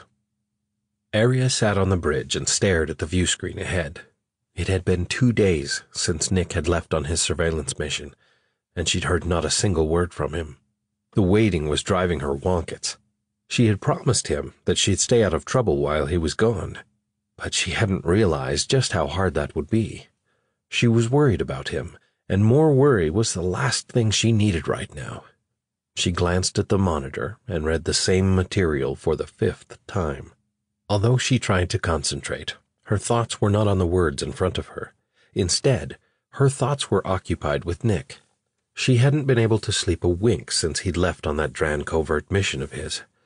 Hopefully he'd be back by tomorrow, but all the waiting, wondering, and silence was excruciating. She still had no idea if he was alive or dead, and she wouldn't know for at least another day. "Highness, I'm reading a jump point forming. Dead ahead, 25,000 Urks." Arya's gaze shot over to the helmsman station. "What? We're not expecting anyone. Why didn't we get any advanced warning?" Ensign Rakai studied his console thoroughly. "Not sure. The hyperspace buoys are showing no activity at all in the area." "That's odd. They must be faulty." Arya used her neural interface to activate the forward display. The main view screen sprang to life with a magnified image of the area of space in question. A bright, round disk expanded rapidly in the star-speckled blackness. The normally blue hue of the jump point's event horizon rippled with purple and red waves that radiated outward from its center. Arya leaned forward in the chair, head cocked as she peered at the screen, one fine brow lowered as she pondered the unusual sight before her. "That's a jump point, all right, but why does it look like that? Unknown. The readings are all over the place. I've never seen anything like it." The lieutenant worked his console as he examined the sensor readings. "Spatial distortions within the rift are much higher than normal." Suddenly, a large vessel burst through the dimensional portal at an alarming rate of speed, its trajectory oddly angled. "Ship coming in fast. It's out of control." A proximity alarm wailed from the helmsman's console. "And on a collision course!" Arya's gaze was pinned to the forward screen, her eyes wide with surprise. The sudden appearance and blinding speed of the vessel had startled her. Why hadn't the ship's sensors detected the vessel's approach, or the buoys? "Evasive, now!" she commanded. She gripped the arms of the captain's chair tightly as the Ashok broke to starboard. It was going to be close. "Brace for impact!" The crew leaned into the turn as the ship pushed slightly past the limits of its inertial dampeners. A hard impact on the port side wrenched the Ashok around, and the vessel slid sideways through space, listing badly. A blurred glimpse of the passing vessel was all Arya saw before being thrown out of her chair and across the bridge. She came to a quick and painful stop as she slammed into the auxiliary communication station on the far wall. The crew struggled to their feet and stumbled back to their stations. Arya peered at the bridge through one open eye as she lay on the floor. A thick liquid filled her other eye, preventing her from opening it. A familiar salty taste in her mouth drew her attention. Blood. Again. It wasn't anything that the medbots circulating around in her body wouldn't be able to handle, but the medical nanites had done nothing for her pain. The gash on her forehead still hurt like a tech. Arya wiped the blood from her eye with the back of her hand and attempted to push herself up from the floor. As soon as she tried to bear weight on her right arm, it buckled out from under her. She let out a yelp of pain and fell back to the deck. Her arm was fractured and useless. Panting against the pain, she cradled her injured arm and tried to assess the situation. An unknown craft had managed to take them by surprise, and now the Ashok lay damaged and listing. That's all she needed to know. Dran if she was just going to lay there while the ship was in trouble. She had to get up. She managed to grab the console with her left hand and pulled herself upright, grunting out a command through her pain. "Damage report!" Arya stumbled for the command chair as Ensign Rakai shouted his findings. "We've been hit in the port engine pod. Minor damage to several aft sections of the hull. Main systems and 2 engines are still operational." The ensign held a hand to his earpiece. "I'm also picking up a transmission. Narrow beam. It's the other vessel." He reached over and hit a button on the console. A weak but familiar voice broke the silence. My ship has sustained heavy damage. Life support and propulsion are gone. Request assist. Then silence. The ensign hurriedly worked the communication controls. "We've lost the transmission." Aria jolted up straight in her chair. "That sounded like Nick." "Voice print confirmed as Admiral Nick Bannon," Rukai responded. "But he's not due back till tomorrow. And where the frack did he get that ship?" Aria's gaze shot back to the ensign. "Get him back, quickly." "Yes, Highness." The young Arisian man focused intently on his console, working the various controls in vain. "No response to our hails. No transmissions of any kind, Your Majesty." "Keep trying." Sirach buzzed past Aria on his way toward the tactical station in his three-legged contraption. "What the frack is going on out there? Are we under attack?" Aria shook her head in confusion. "No, I don't think so." The ensign manning the tactical station relinquished his console to Sirach, who swiftly brought up the station's data on his transportation gizmo's holographic display. "The other vessel is headed for the planet's atmosphere," Sirach announced. "It's going in sideways. At that speed, she'll be vaporized by the dense atmosphere," the ensign blurted out. Sirach checked his readout.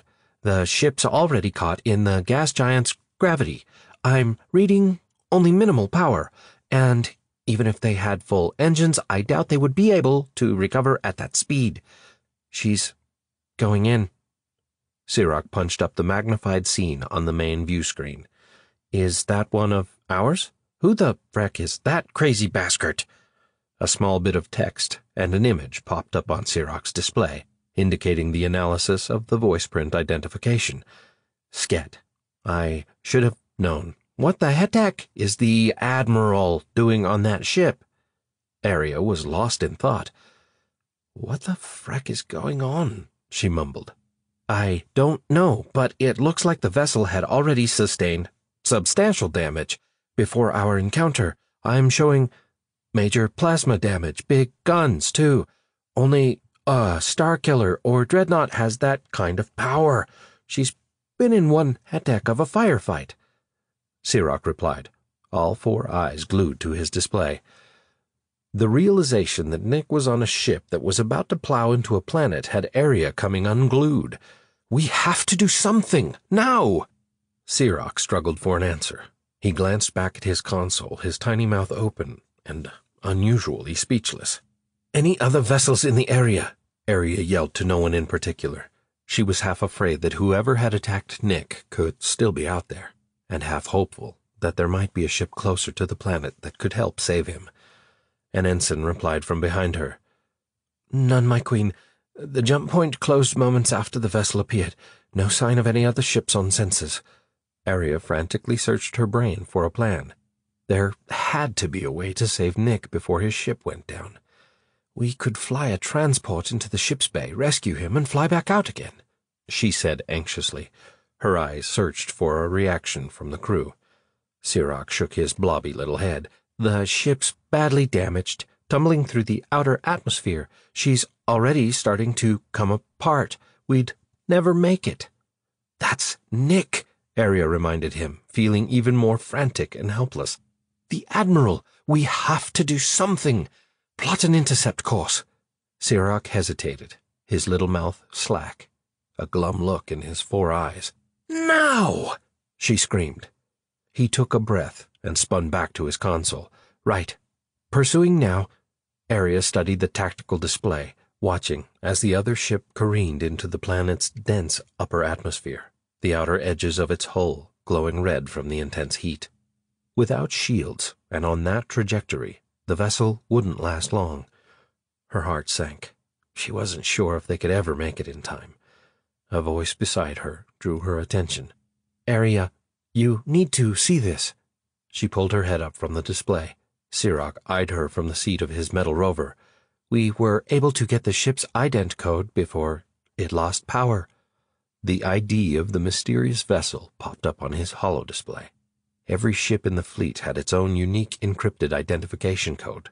This vessel was no different, but what it was sending didn't make sense. Aria stopped for a moment, mouth half open. She squinted, more confused than ever. "It's the Ashok? That can't be right." "That's not all," Sirach continued. He tilted his head, gesturing toward the front of the bridge. 2 images of the other vessel were displayed on the main view screen. The first one was a slightly blurred image that had been taken from the side of the ship's hull as it passed. The Arisian letters clearly read, Ashok. Aria's head was reeling. None of this made any sense. There were 2 Ashoks? How's that even possible? Sirach enhanced the second blurry image with a thermal overlay. It showed a bulge protruding from the ship's hull, right above the bridge. "What is that?" Aria asked, peering in closer at the blurry image. "Unknown, but the Ashok never had modifications like that. Weapons platform, maybe?" Her head was loaded with too much information that she was struggling to process, but she couldn't get her mind off Nick. A quick check of the tactical readout confirmed that Sirach had been right. The other vessel was simply going too fast. They'd never reach him in time. "Life signs." Sirach shook his gooey blob of a head. "Uncertain. Too much atmospheric interference. Any luck on the hails?" "Negative, my queen." She watched as the ship continued to plummet, bits and pieces shearing off as it tumbled through the gas giant's hot atmosphere. Where was Nick? Was he even still alive? She couldn't shake the vision of Nick standing on the bridge of his crippled vessel, knowing full well the fate that awaited him. Soon, he would become part of the gases that made up the planet. "Come on, Nick, get out of there," was all she could seem to muster from her throat. It became her mantra as she watched the ship go down. "Come on, get out of there, Nick. Please, get out of that ship. You can make it." Then, an explosion. It jolted her back as it lit up her face, stopping her mid-sentence in her last, hopeful plea. The other Ashok had finally succumbed to the immense heat and pressure. The vessel broke up, explosions ripping through the pieces of its hull. The remaining chunks were quickly torn apart, soon to burn up completely on entry. Aria was frozen, unable to even take a breath. Nick was gone. Just like that, gone. She slowly lifted her gaze away from the screen. The bridge had fallen silent. The crew turned, their eyes pinned to her face, waiting for her reaction. Tears sprang from her eyes like water rushing from an open faucet. She swallowed hard, trying to regain some semblance of composure, but it was a hopeless endeavor. A soft beep pulled Sirach's eyes back to his screen. A gaze darted around the display as he worked his console. "I'm picking up a ship. It looks like that bulge wasn't a weapons platform after all." "Look!" Aria's eyes lit up as she tried to see through her tears. A small ship, about the size and shape of the bulge, shot out from the blast and sped away from the planet at tremendous speed. The crew quickly returned to manning their consoles, murmuring to themselves as they worked. A crackly voice hailed on the open channel. "Mayday! Damn, that was close! Mayday! Please respond!" Cheers broke out across the bridge, but they were cut short when another enormous explosion lit up the screen, silhouetting the small craft against a brightly lit orange background. Aria threw her hand up to shield her eyes from the bright glare. Sirach chimed in. "He's not going to make it." Aria frantically spun back to the tactical display. "What? He'll never outrun the blast wave." An expanding wave of burning gas fortified by the flammable atmosphere of the planet quickly overtook the craft. The small ship tumbled violently as it was engulfed in fire. Then it was gone. "Sirach," Aria demanded. "I don't know. I'm having trouble reading anything through all the interference." He shook his little head, working the console at lightning speed. "Still looking." The bridge crew was frozen in place, waiting, watching for any sign of the missing craft, while the Ashok continued on its course. barreling along at full power as it finally neared the planet. Anything? No, not... Wait, something's emerging from the blast. It's a ship. Damaged, but intact. Arya spun and gave the helmsman a look so serious that he immediately bolted straight up in his chair. "Get us to that ship, now!" she commanded. "Aye, Highness." He turned back to his console and punched a course into the nav computer. Sirach called out an update. "The ship's losing forward velocity. He's lost engines." His 4 little eyes zigzagged all over the screen. "He's cleared the atmosphere, but the planet's gravity is too strong. He's losing altitude. I'm afraid he's going to fall back into the planet again." Nick's voice suddenly broke in. Shit, that was really close, but I'm still here. Mayday! Mayday! If you're listening, I need help, people.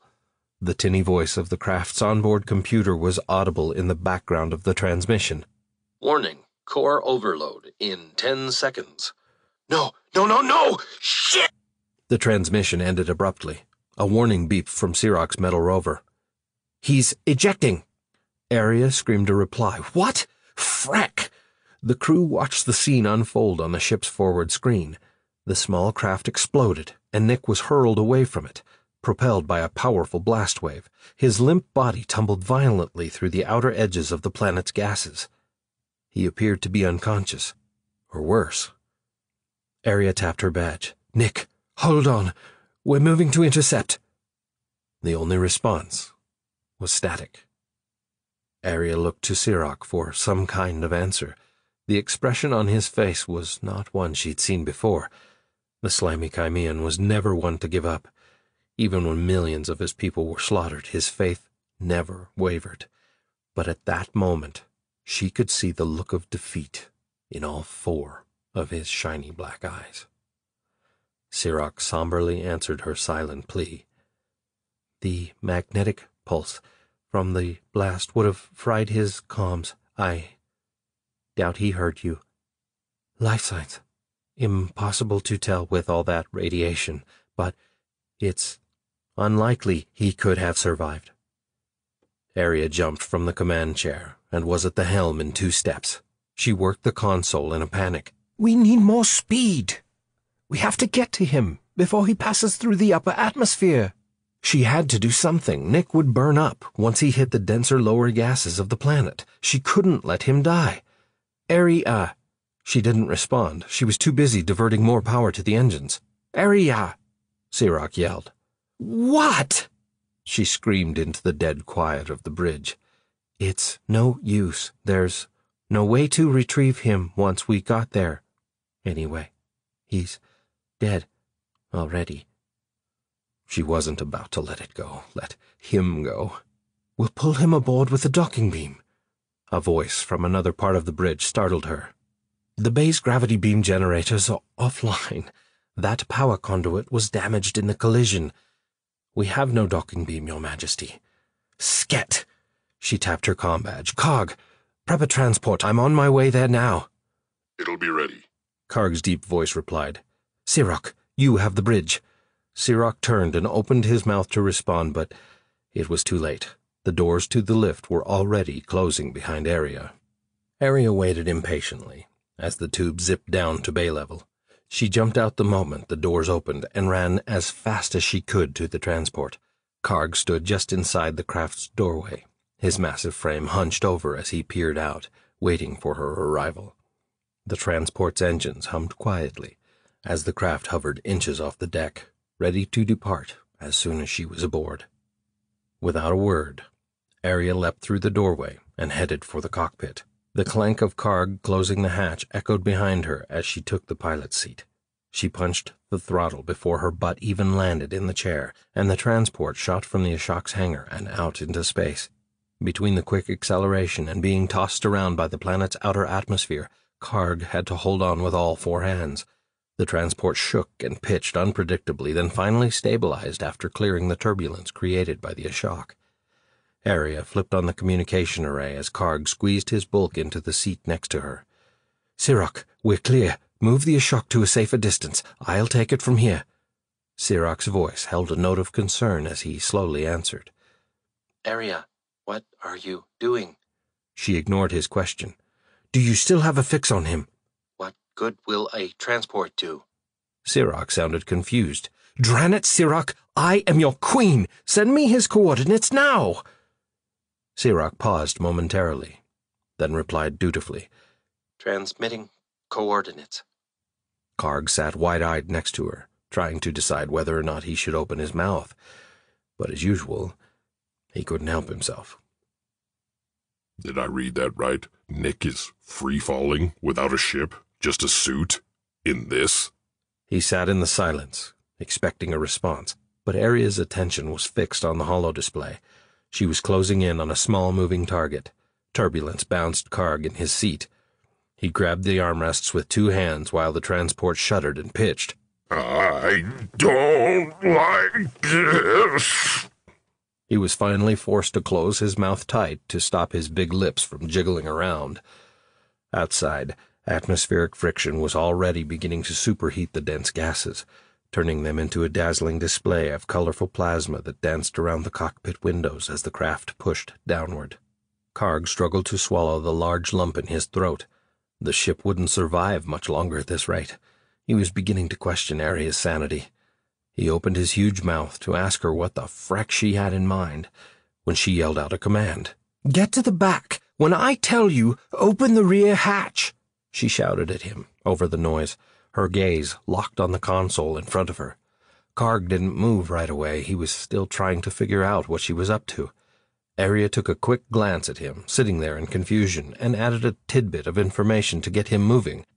"We're going to catch him," she said as she struggled with the controls through another pocket of turbulence.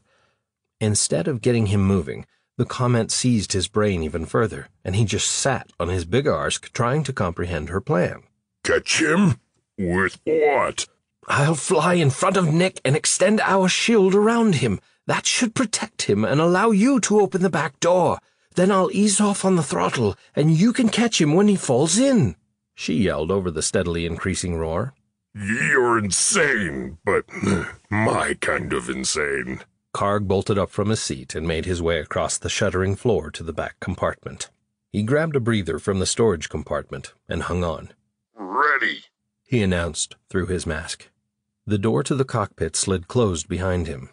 Standing there alone, holding on to the craft's frame, waiting for Aria to give him the command, he couldn't help but notice his pounding chest. It was dran annoying, actually. He couldn't seem to get his focus off of it. He wished Aria would hurry up so they could get this whole thing over with. He'd much rather fight it out on a planet somewhere than be stuck in some tritanium oven, getting his teeth rattled out as he plunged to his death. The vibrations steadily increased, and so did the temperature. He was fighting just to keep his head from bouncing off the ceiling as his body jerked about. His biceps flexed in a futile attempt to hold himself in place. When the craft shuddered violently, his attention was drawn to the events taking place outside. Nick must be going through hell out there, plowing through the planet's atmosphere in nothing more than a spacesuit, just free-falling. Surely the fragile human body couldn't endure that kind of torture much longer.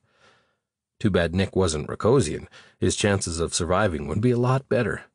The temperature in the transport was definitely on the rise. Karg was beginning to feel the heat radiating from the walls, baking his head and shoulders.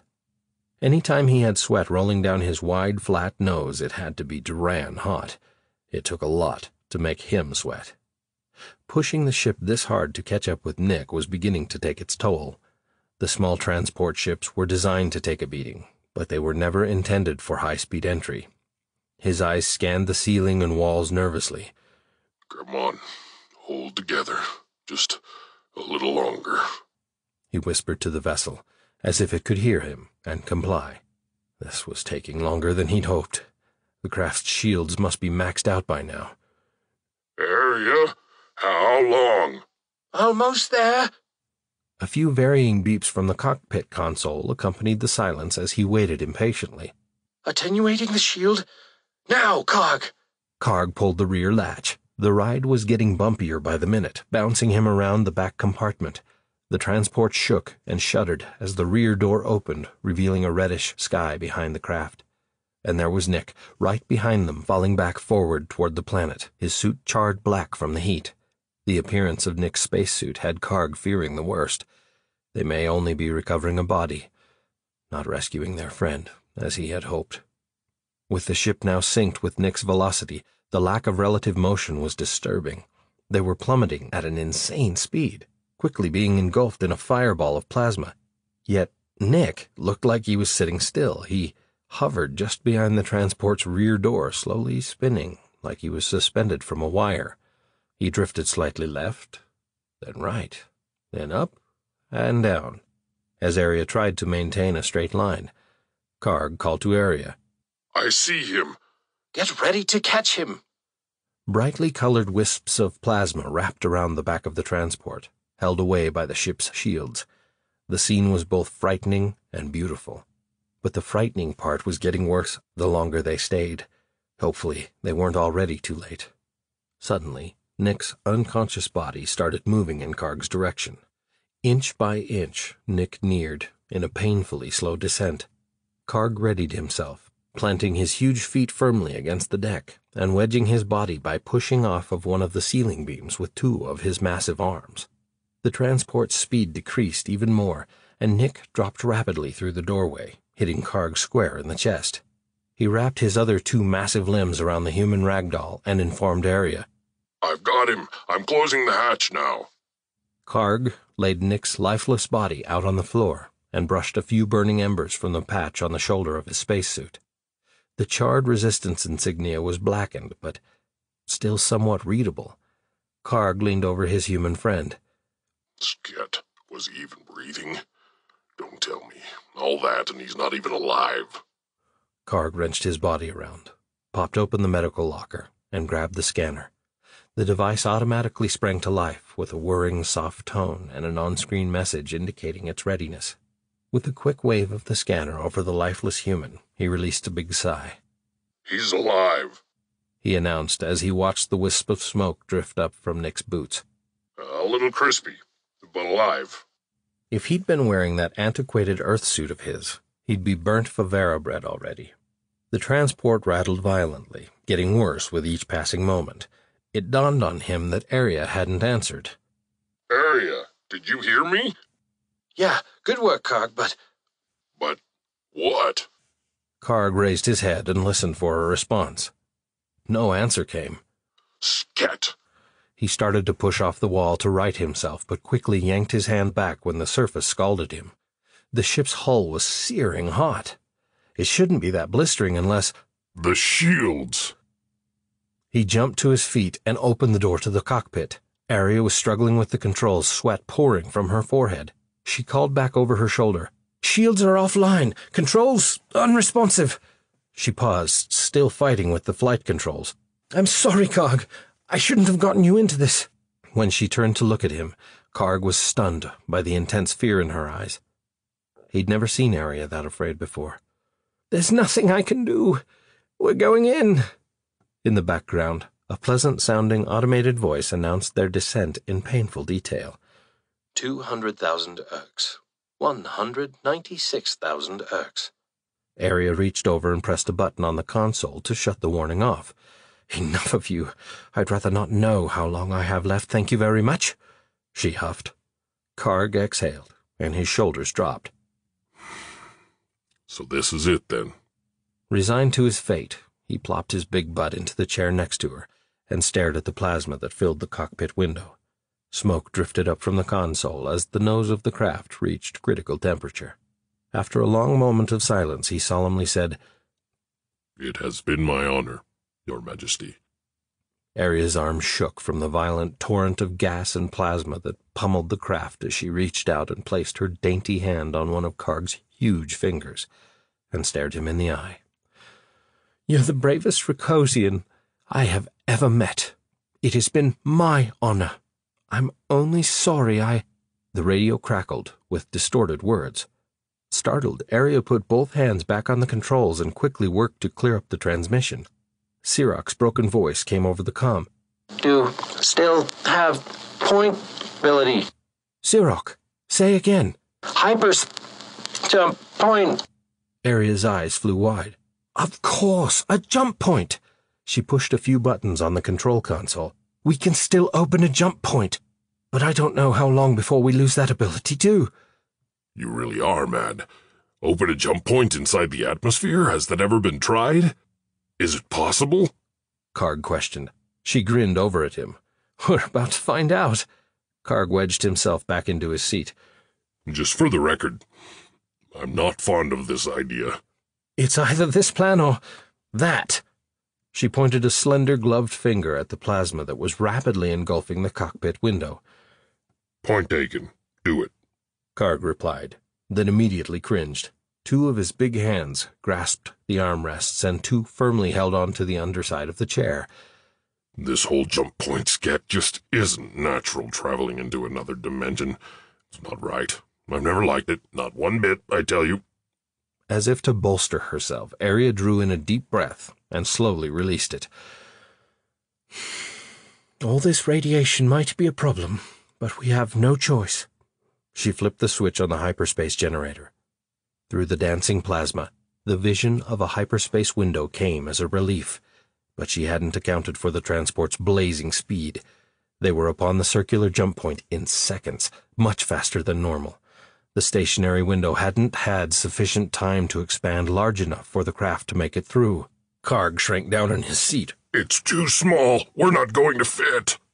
Oh, frack! Aria screamed as the ship sped toward the small dimensional rift. Karg instinctively ducked as the transport shot through the hole, barely missing the edges of the space-time doorway. The shuddering of the craft suddenly ceased, and they both sat staring at the red hues of hyperspace. Wisps of gases drifted past and dissipated as the transport cooled quickly in the frigid cold of the other dimension. Neither one of them uttered a sound for some time. They just sat speechless, their gazes locked straight ahead, contemplating how close they had come to total annihilation. Hitting the edge of an open jump point, even slightly, was nearly always fatal. At least they were now in the relative safety of the strange red dimension. After a long moment, Karg unhinged his fingers from the armrests where he'd dug in so tightly it had dented the metal beneath the padding, and finally released a long breath, eyes still wide. That was close. Nick! Aria yelled as she jumped up and raced out of the cockpit door. Karg unwedged his big rear from the tight seat and followed Aria to the back of the transport, where the smell of charred synthetic fibers filled his nostrils. The ship's atmospheric scrubbers should have taken care of the smoke already, but they had no doubt been damaged by the heat, along with everything else. "Help me get his helmet off," Aria said, as she knelt beside the spacesuit-clad human on the floor. Karg wrapped his giant hands around the side of Nick's helmet and gave it a twist. A slight hiss escaped as the air pressure in the suit equalized with the craft's atmosphere. Aria waved the handheld scanner over Nick's chest. A warning sounded from the device. The built-in voice relayed the scanner's findings. Heart function failing. Heart function failed. Freck! Aria threw down the scanner and jumped up and over Nick. She slammed open the medical locker door on the far wall and grabbed a small syringe and specialized breather mask from inside. Without hesitating, she turned and landed at Nick's side, jabbing him in the chest with the needle before her knees were even on the floor. Within seconds, the small metal syringe shot its nanite payload into his heart. The tiny machines would repair the damaged muscle and restart its function, if she had responded soon enough. She scooped up the mask from beside her, stuck it to his lifeless face, and secured the strap around his head. Lights on the device lit up, and nanite-infused air forced its way into Nick's lungs. Once she had assured herself that the mask was working properly, Aria grabbed the scanner and held it over Nick's chest again. "Come on, Dranit!" She watched the device in her hand carefully for any sign of life. Finally, a heartbeat registered on the screen. Then another. And yet another. His heart was beginning to beat normally. With a huge sigh of relief, she fell back onto her arsk and allowed her body to relax. Karg stared at her for a moment, then at Nick. Judging by Aria's reaction, Nick would recover. Karg released a huge breath and his shoulders relaxed. Dran, I don't know how much more of this sket I can take. Arya set the scanner down and looked at Nick. Odd. She hadn't noticed until now, but something was different about him. She reached over and pinched a lock of Nick's hair between her fingers, examining it, puzzling over it. The fact that his dark mop needed to be cut on a regular basis had always fascinated her. It was so unlike her own hair, which grew to a specific length, then shed and was replaced by new growth. But she'd never seen Nick's hair grow this fast before. Arya's eyes narrowed as she puzzled over the mystery. What? Karg asked. He just had his hair cut yesterday. How did it get this long already? Karg looked at Nick and then gave a snort. That's weird. Yeah, it's really odd, even for him. Karg shook his mighty head as much as his neck allowed. No, I mean, I always thought hair was weird. Growing out of his skin like that. I don't think I could ever get used to having that on my head. Karg ran his hand over his bald, bony skull. Hey, I have hair too, you know. Karg fumbled for a quick recovery. Yes, and it looks outstanding on you. Really, it does. No disrespect intended, my queen. He grinned at her with his best smile, showing a row of big, blunt teeth. Arya took one look at his wide-eyed stare and busted out laughing. Come on, we better stop staring at Nick and get Sirach to come pick us up. A proximity alarm sounded in the cockpit, and a large jump point formed off the transport's bow. The two stared through the cockpit's open door at the Ashok as it cruised into hyperspace. Speak of the little devil, Karg remarked at the sight. Sirach's voice broke the silence. Arya, my queen, are you all right? Relax, we're fine. The Admiral?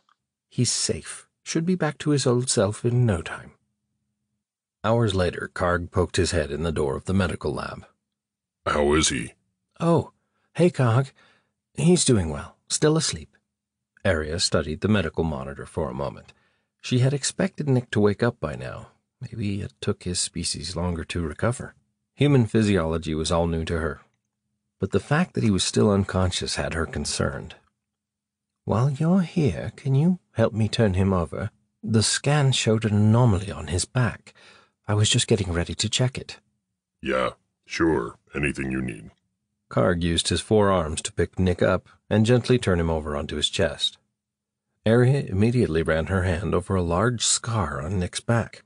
The area had obviously sustained significant trauma in the past, leaving a big patch of raised skin with hard ridges radiating outward from the center, the telltale signs of a plasma blast. Judging by how well it was healed, it must have happened some time ago. Have you ever seen this on Nick before? No. Karg looked baffled. No, I'm sure he never had any scars there before, especially that big. Looks nasty. Karg walked around the table and looked at the human from another angle. He didn't have that when he first arrived from Earth, and if he'd been hit by a plasma blast that bad, wouldn't we have known about it? Arya felt her shoulders drop. Things just weren't adding up. The ship, Nick's hair, now this. She was really starting to get concerned. Karg, what the heck is going on? Karg's eyes reflected his concern as they both stared down at the friend they thought they knew so well. A soft tone from the monitor distracted Arya's gaze. He's awake. As soon as he became conscious, Nick jumped from the bed as if startled, knocking a tray of medical devices to the floor with a loud crash as he staggered to his feet. With a shaky hand, he pointed a plasma pistol at the two. Who are you? He yelled suspiciously as he struggled to keep his balance. Wondering where the heck he'd gotten the weapon, Arya checked her holster. Sure enough, Nick had managed to snatch her pistol. He's delusional, Arya said to Karg out of the side of her mouth. She stared at the lost, confused look on Nick's face. Nick, it's me, Arya. You're dead, he yelled back. Karg lowered his bony brow. What are you talking about? She's been here, safe aboard the ship ever since you left. Nick looked at Karg, his eyes wide and wild, like he'd gone totally wonkus. You're dead too! Karg shook his head. If we're dead, how did we just save your Arsk? And quite brilliantly, I might add. You should be thanking Arya for her quick thinking. Arya held out her hands. Nick, it's me. I'm here, alive. It's just the effects of the heat and oxygen deprivation. You'll start thinking straight again soon. Everything's going to be all right. She motioned for Nick to lower the weapon. Please, put the gun down. Nick stared at her, his eyes full of fear and confusion. No, you died in my arms 2 months ago. Next you'll be saying Sirach's dead, too, Karg interjected, rolling his eyes. Nick jerked his head toward Karg, the plasma pistol following his movements. Who the hell is Sirach? I am, a voice said from behind him. Startled by the voice, Nick started to turn around, but he reacted too late. The slaver's prod in Sirach's hand caught Nick square in his back.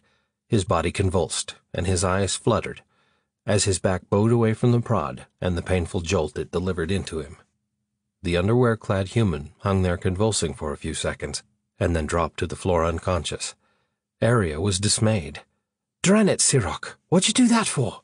Sirach looked up at Arya, his shiny slime-covered brow dipping low over all 4 eyes. Last I checked, he had a gun pointed at you. Is that all the thanks I get for saving your lives? Again? He could have accidentally shot us, you sneaking up and zapping him like that. I know what I'm doing. Not only are slaver prods relatively harmless, they instantly paralyze the victim's muscles. The human couldn't have squeezed off a shot if he wanted to. Sirach held the short rod up as he admired its sturdy, no-nonsense construction. I think these should be standard issue for all personnel. I carry one everywhere with me.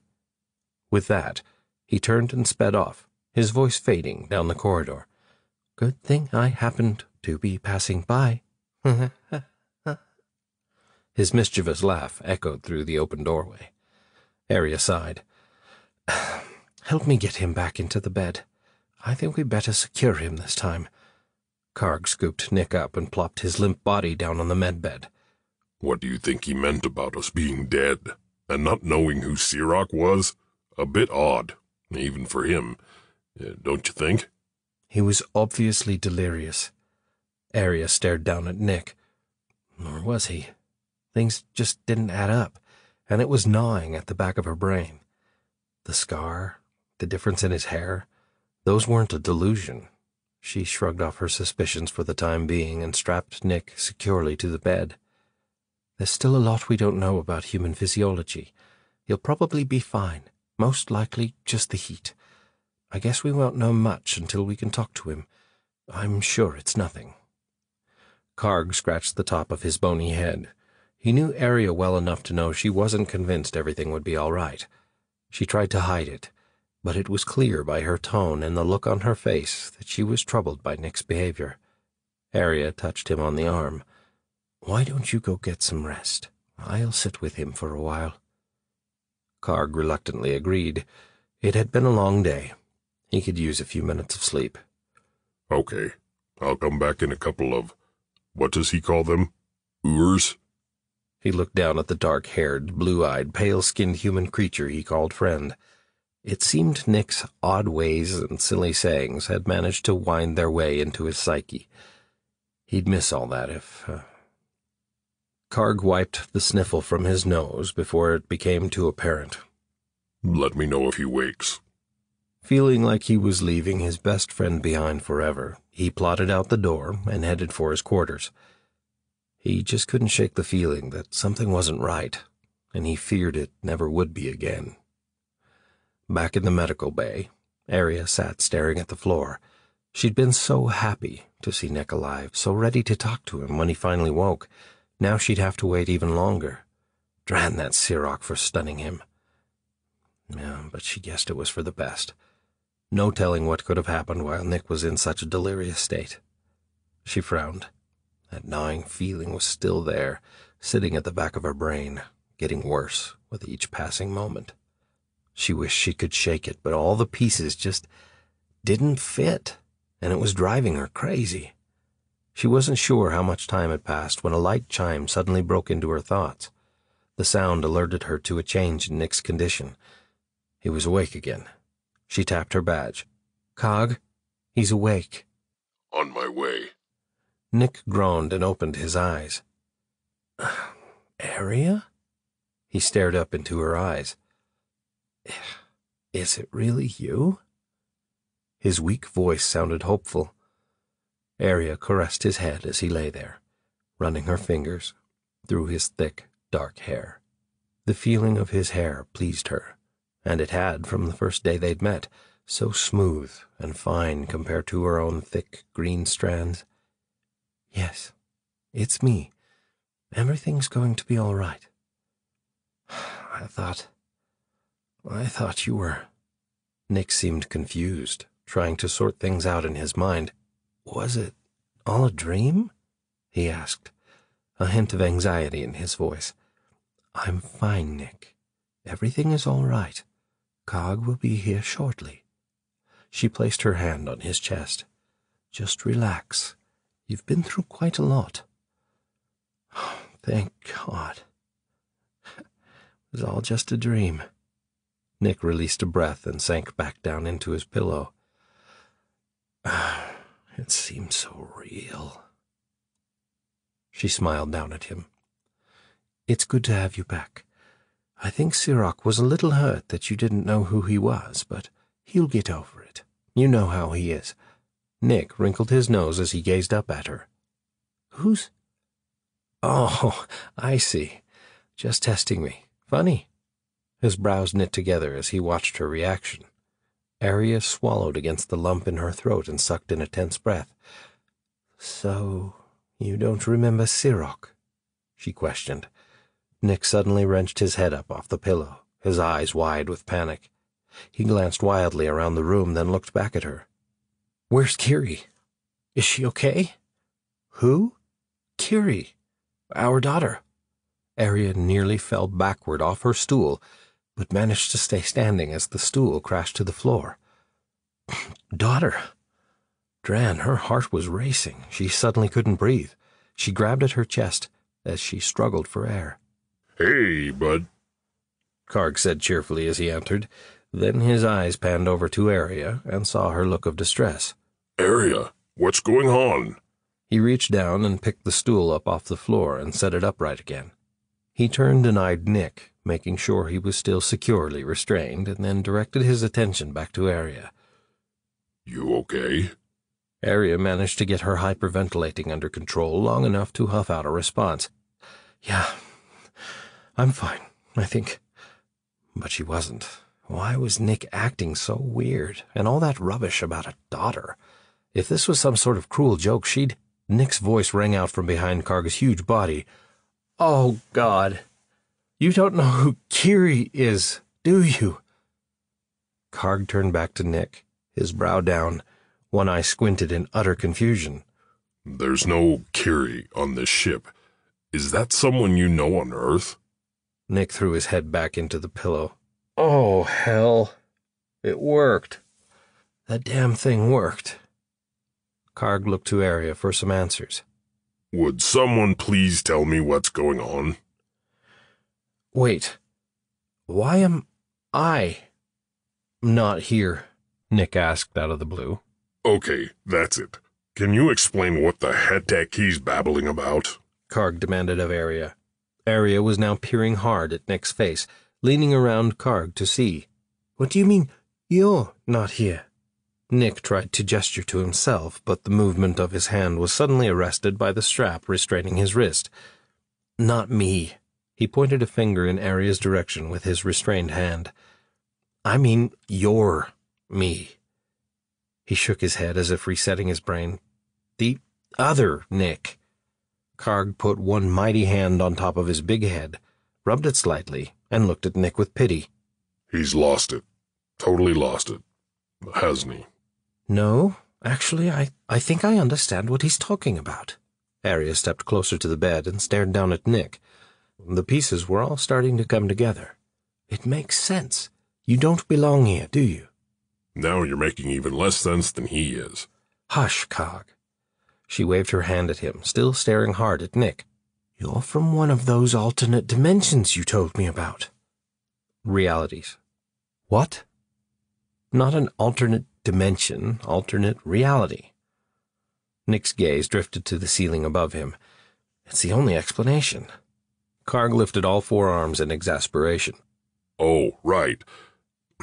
Now would someone please explain what the explanation, explains? He boomed. Nick continued, his voice sad and low. Multiverse theory. That's what we call it on Earth. It proposes that there are an infinite number of other universes, each with another us experiencing their own reality, and all existing at the same time. Some of these other realities are vastly different than what we are familiar with. Others are almost identical. For example, in one of those other realities, you may be captain of the Ashok. So, you're saying there's another me running around living my life in some other reality? Karg's one eye squinted slightly. Somewhere? His eyes panned around the room. Out there? Actually, lots of yous, an infinite number of you. Karg was obviously trying to wrap his head around the concept of alternate realities, and not quite getting it. But Arya had already had a little background on the subject. She had spent many a night lying awake as she pondered her late-night discussions with Nick. Her Nick. And one of those discussions had been about alternate realities.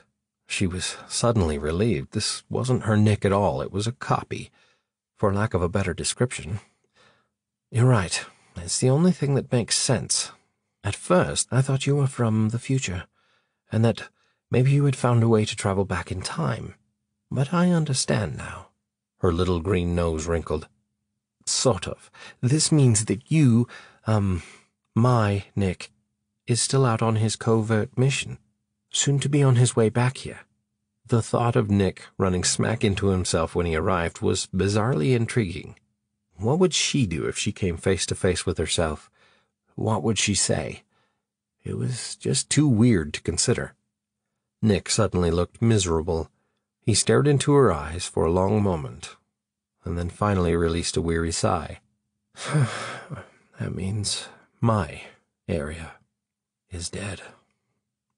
He lowered his gaze. Everyone is dead. Arya pulled the stool nearer to the bed and sat down. She was disturbed by what he said. Everyone? What do you mean, everyone? Nick allowed his head to drop back against the pillow and released another long sigh as he stared at the ceiling. I'm assuming you guys have the Mach 2 here in your reality? Karg nodded his beefy head. And the Dragorans? Nick asked. Unfortunately, yes, Arya answered. And they are kicking your ass. Yep, Karg regrettedly admitted. And the other me, your me, is Admiral to the Resistance, Arya said. Pain in my big arsk, Karg supplied. Wandered into our area of space by accident, Arya continued. And helped you with hyperspace technology, Nick finished for her. Right. She and Karg said in unison. But you are still alive, he said, looking at Arya. His gaze swiveled to Karg. And in my reality, I have no idea who Sirach is, so there are some similarities, but also some differences. Apparently, Arya replied. Nick shifted his gaze back to Arya. So, in my reality, the Mach 2 had been hitting us hard for some time. Planet after planet had succumbed to those bastards until only a handful of small colonies were left. And they just kept coming, using the victims of each fallen world to build an army, millions strong. There was no way we could defend against that many. They were jamming our main weapon, which was also our only means of escape. It was a bloodbath. Tears welled up in his eyes, and his lips pulled into a pained grimace as he struggled to form words. Eris is no more. And there's no one left there at all. Everyone on the entire planet is either dead or turned into one of those damn soulless machines.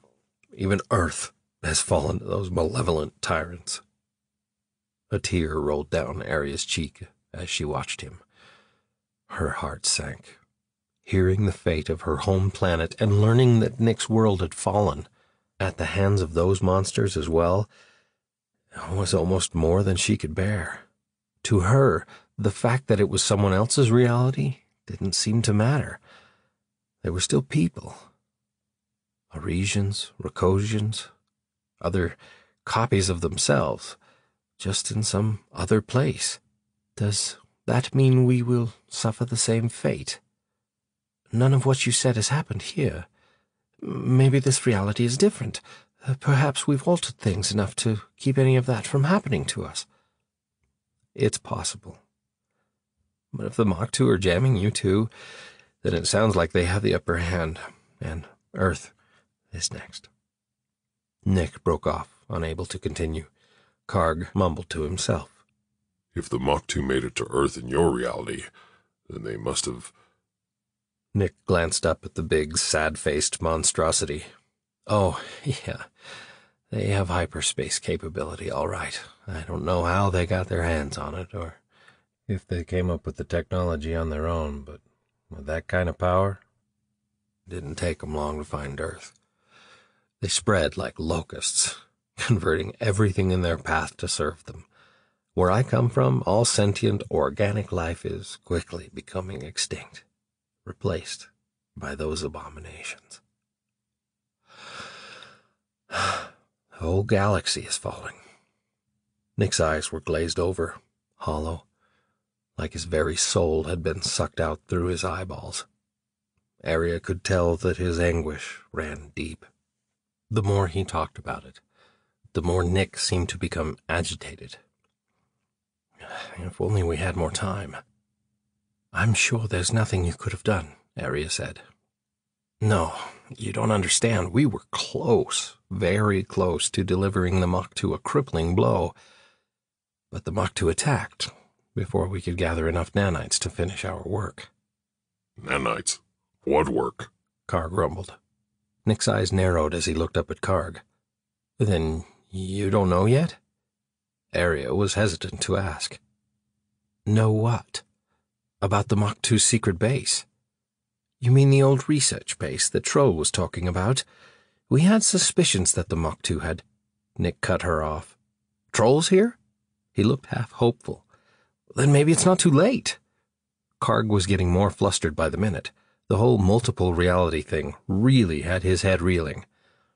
Too late for what, Branett? To use the virus. The two gave Nick a blank stare. His eyes scrunched even further, and a furrow of surprise appeared at the top of his nose between his brows. You don't know about the virus either? Arya's eyes flared as she cocked her head to one side. Maybe you should start from the beginning. Nick paused to collect himself and stared at the straps over his legs as he pondered where to begin. Where to start? He mumbled. Okay. After Admiral Onaka uncovered the spy nanite plot, we started to research a way to safely remove the nasty buggers from an infected host, and possibly even the ones used on slaves as well. But first, we needed to stop them from killing the host, so I came up with the idea of a virus. But they're machines. A virus wouldn't affect them, Arya interjected. Nick barely glanced her way. He seemed annoyed by the interruption. Computer virus. Arya opened her mouth to remind him that it wouldn't work, but Nick cut her off. I know. You didn't understand it the first time I said it either. You told me your computer systems work differently and have safeguards that don't allow malicious codes, viruses, etc. Already been there. Anyway, we were able to develop a bit of code that would stop the nanites from killing the host by disrupting their internal functions. Arya opened her mouth to speak, but again, he didn't give her the chance. Yes, I know. Nanites also have safeguards to prevent that sort of thing. But those safeguards didn't exist in the primitive nanites we were targeting. Remember, spy nanites and the little buggers used on slaves are both based on Mach 2 nanites, not our current ones. Nick paused to collect his thoughts. So, where was I? Oh, right. We managed to create a virus that would stop the nanites, but it only worked for a short time. The damn machines were smarter than we thought. They were eventually able to figure out how to bypass our lockouts. However, the amount of time it took for them to get around the effects of the virus was long enough for us to eradicate them from the host's brain. Intriguing, Karg muttered. He had been listening intently, absorbing everything Nick said. Where he had failed to understand the multiple reality scenario, The nanite tech didn't flummox him as much. Nick went on. Then Onaka was killed. Soon after that, the Mach 2 mastered hyperspace, and the resistance fell into chaos. Arya fought to hold back her tears, but one sprang from her eye and rolled down her smooth green cheek. "It wasn't my fault. It was those fricking spy nanites. They made me pull the trigger." She covered her face with her hands to try to hide her tears and to shut them out. Nick looked totally perplexed as he turned to Karg. "What the hell is she going on about?" Karg shook his head. The whole episode of being taken over by spy nanites is not something she likes to discuss. Can't say I blame her. Karg grimaced in Arya's direction. Nick's gaze shot over to Arya. "You? You were host to spy nanites?" His eyes flared as he looked away in shock. "Oh, wow. That never happened in my reality." Karg scrunched his brow as he thought for a moment. Then he lowered his head to look back down at Nick. "So, you would never have used the linear driver from the plasma cannons to save her, because your area was never infected." Nick started to shake his head in the negative, but then paused, looking puzzled for a moment. Linear... Then his brain caught up, and he realized what Karg meant. The magnetic pulse! That's brilliant! And it worked? Arya answered in short bursts, trying to catch her breath, her chest still heaving from sobbing. "Yeah, it was your idea, the Nick of this reality, I mean." "So, I'm brilliant in two realities. Using a magnetic pulse was a good idea." Nick paused and cocked his head. "But that would only be a localized, short-term solution. We were looking at the broader picture. We wanted to use the virus as a preventative measure, to stop any spy nanites before they could use anyone to do their dirty work. Our idea was to deactivate them whenever an update occurred." Arya sniffled. "Like when they access a terminal or update language codes?" "Precisely, but we only had the first piece of the solution. The second part of the virus would be able to turn off the molecular bonds the nanites use to attach themselves to neurons in the brain, and each other, and it would also stop their internal functions at the root, essentially rendering them inert. They wouldn't be able to communicate, replicate, or melt down." Karg eyed Nick impatiently. "This is all very interesting, but we don't have much of a spy problem anymore. The Dragorans are on the run." Nick continued. "Like I said, we also wanted to use them to free slaves, but we had an even bigger goal in mind. We wanted to do a lot more than disable spy nanites. We planned to hit the Mach 2 with the virus, too." He glanced from one to the other, his brow raised up as if he was waiting for the aha moment to go off in their brains. Arya and Karg stared wide-eyed at one another for a long time. Arya's face contorted as she tried to wrap her mind around the enormous scope of the plan. Finally, she turned to Nick. "You were going to use the Mach 2's own nanites against them, to wipe them out in one quick move. That's..." "Ambitious," Karg snorted. Arya nodded. "Yeah, I know where they go, but I'm guessing the Mach 2 stopped you." "Oh, I'd say it was more like they had us running with our tail between our legs." Nick looked at Arya as if he suddenly remembered something. "Hey, I always wanted to know why our regions don't have tails, like the felines of Earth do. Did your species ever have tails? Maybe sometime during your evolution? I may never get another chance to ask." Arya's eyes widened, and she raised a hand to her mouth. He caught a look of embarrassment on her face just before she turned away. "What? What did I say?" Nick looked to Karg for an answer. Karg shook his head and sighed, then leaned in to whisper, "It's not something they like to talk about. They're born with a tail, it's just—" "Not a thing one discusses in civilized conversation," Arya huffed. Nick glanced at Karg. The big lug rolled his eyes as if to say Nick was an insensitive ass for asking. Nick immediately apologized. "Sorry, I didn't know it was a touchy subject." Arya regained her composure and tried to forget the whole uncomfortable discussion. "Never mind. Right now I need to know more about this virus." "Not much more to tell. It didn't work. You see, the problem is that every Mach 2 has a master command code, one we were unfortunately never able to crack. But each individual also has their own unique command code, sort of like a password to their systems. Since those codes are unique to every Mach 2, we needed a virus that would adapt on the spot. It needed to crack the code for each Mach 2 after it infected them. Problem was, it took a different amount of time to disable each Mach 2, and that gave the Mach 2 enough time to block the virus by simply upgrading to harder codes. Codes our virus wasn't designed to break. Essentially, the virus worked fine for a short time, taking out a battalion of soldiers in one swift strike, but then, Nick sighed. They were on to us. Needless to say, it was a major setback, and the attack was something the Mach 2 did not take kindly to. They hunted us even harder after that. They must have realized our research was a threat. Karg interrupted him. If the whole thing was a complete failure and the virus didn't work, why tell us all this? Because it's still the best hope of stopping them. Look, I was too late to save my world, but maybe I can help save yours. If we could break the master code, we could affect all of them at the same time. But we need nanites to test the virus on, live ones, not the dead things you already have in the lab.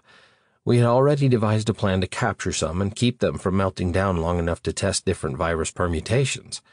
Nick looked up at Arya, a forlorn expression on his face. If you care about him, you won't go on the mission. What mission? To hit a troop convoy headed out of the Black Zone. Karg shook his head and whispered out of the side of his mouth. I think he's gone wonkets. I'm not crazy. That's what we did to get live nanites, or at least we tried. And I suspect you will do the same in your reality. Nick plopped his head back down on the pillow. Listen, when can I get out of these restraints? He jiggled the bindings on his wrists. Arya ignored his request to be unbound. She was more focused on his story, and how his experience could possibly help them. What happened?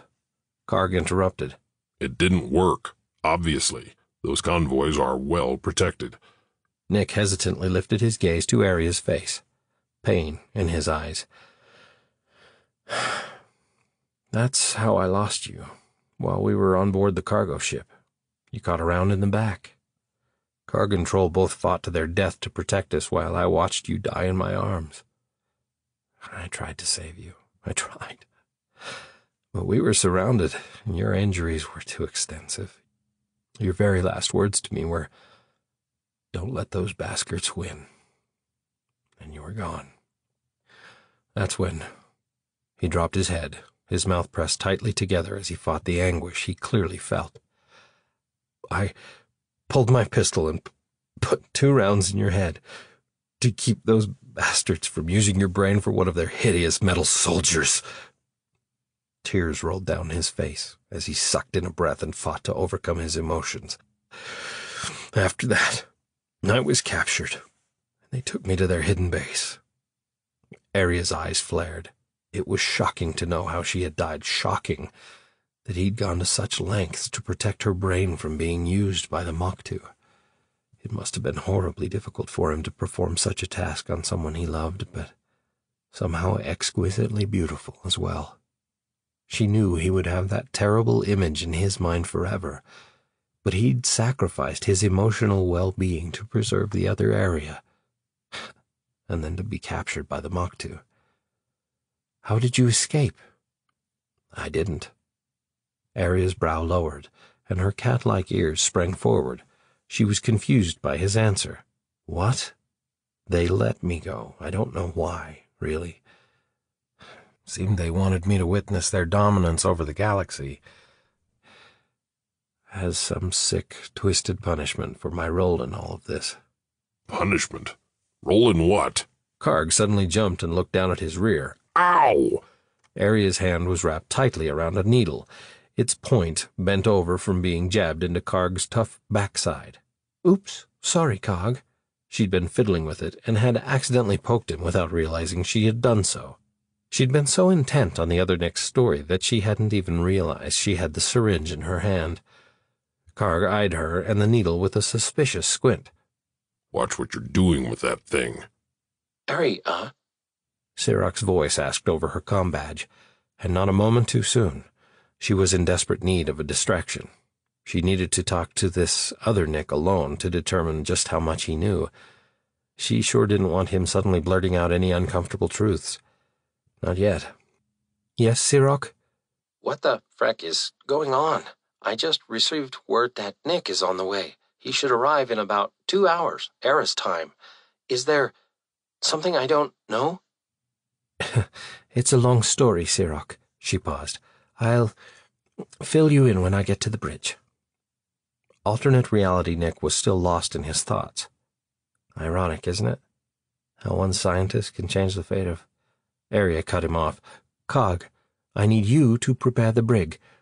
I'll be there in a minute," she commanded succinctly. Karg gave her a puzzled look, and then glanced back at Nick, his mouth half open to say something. But then he closed his big mouth and agreed with her command. "Of course, Highness." He bowed his head and left the room, but glanced back at her curiously as he entered the corridor. Arya could hear the thump of Karg's big feet as he plodded along down the corridor. She turned to the alternate Nick lying there, still strapped to the bed. "The people of my world don't know yet." Nick peered up at her in curiosity. "Which part?"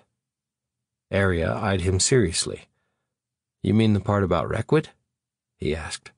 Arya nodded. She was relieved that he didn't appear to know any more than her Nick did, but she wanted to be sure that this new edition Nick didn't go shooting his mouth off about Requid's involvement. "You can't tell anyone, not even Karg." He was stunned. "I can't tell Karg about Requid? Why not?" He didn't need an answer. Arya's look was more than enough. He was familiar with that look, that "because I said so" look. The Arya from his world had been just as persuasive. "Well, we can't leave you here like this." Arya opened the door and called to the guards stationed outside. She turned back to look at him. "But I can't have you wandering around the ship either. You understand?" "Actually, I don't," he started to say. But Arya wasn't listening. She had already turned away and was telling the guards to take him to the brig. He would have protested, but he knew better.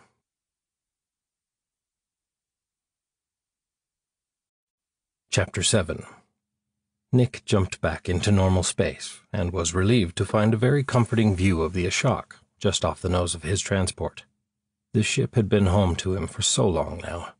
He could still vividly remember the first day he'd set eyes on the mighty vessel. It had been the scariest time in his life. He never would have imagined he'd end up being the ship's captain, let alone an admiral in some alien resistance. The only thing missing was his cramped hyperspace module, which now sat in an archive on the Queen's command carrier, destined to be on display for all of posterity to enjoy. Stripped of its vital components, of course. Arya insisted the outdated relic be preserved for history, part of a new royal museum to be built on Eris in his honor. He disliked the thought of a monument in his name. It made him uncomfortable, but all that pomp hinged on Eris surviving the war. And right now, things weren't going very well for them. The results of his covert mission had only added to his apprehension. The Maktu were gaining strength by the day, and the recent activity in the Black Zone had him worried. They were preparing for something big. A few minutes later, Nick landed on the transport in the hangar bay aboard the Ashok and disembarked, intent on going to find Arya. As he passed by it, he eyed the Dragoran raptor they had captured on an earlier mission, one badass ship, and headed for the bay doors. He grinned when he noticed two figures standing near the exit of the bay. It was easy to pick out Karg's huge bulk and Arya's slender frame against the backdrop of tritanium walls. They always looked comical standing together, like cartoon figures, one huge, one small and delicate. "Damn, I was trying to surprise you two," he called out to them as he walked. "Sirach told you, didn't he, that rat?" Arya and Karg stood silently watching as he approached. They looked way too somber for his liking. What now? Shit, he hated bad news. It was always bad news. The closer he got to them, the more Nick's concern increased. The seriousness of their expressions caused his heart to skip. "What?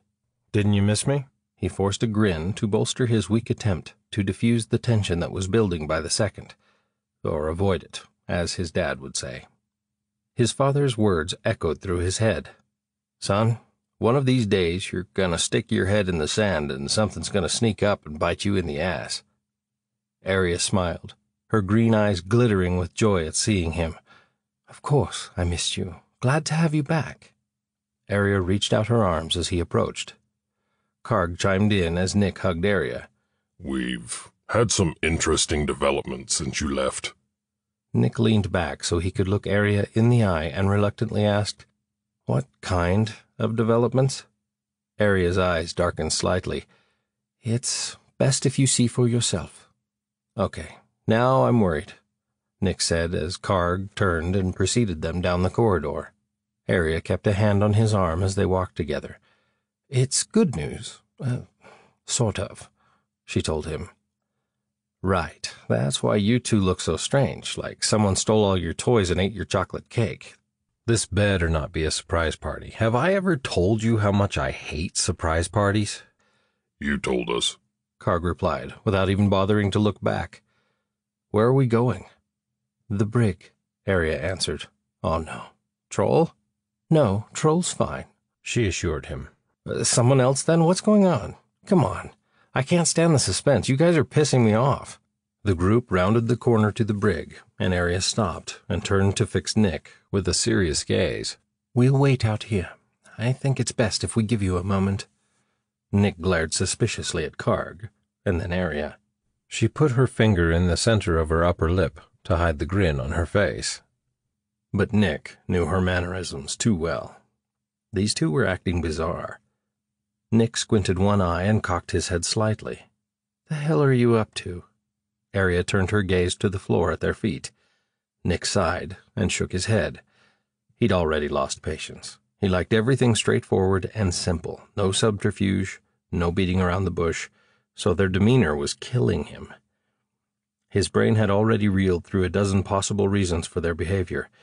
Arya knew his birthday was coming up. If this was a damn surprise party, he'd tan her little green hide.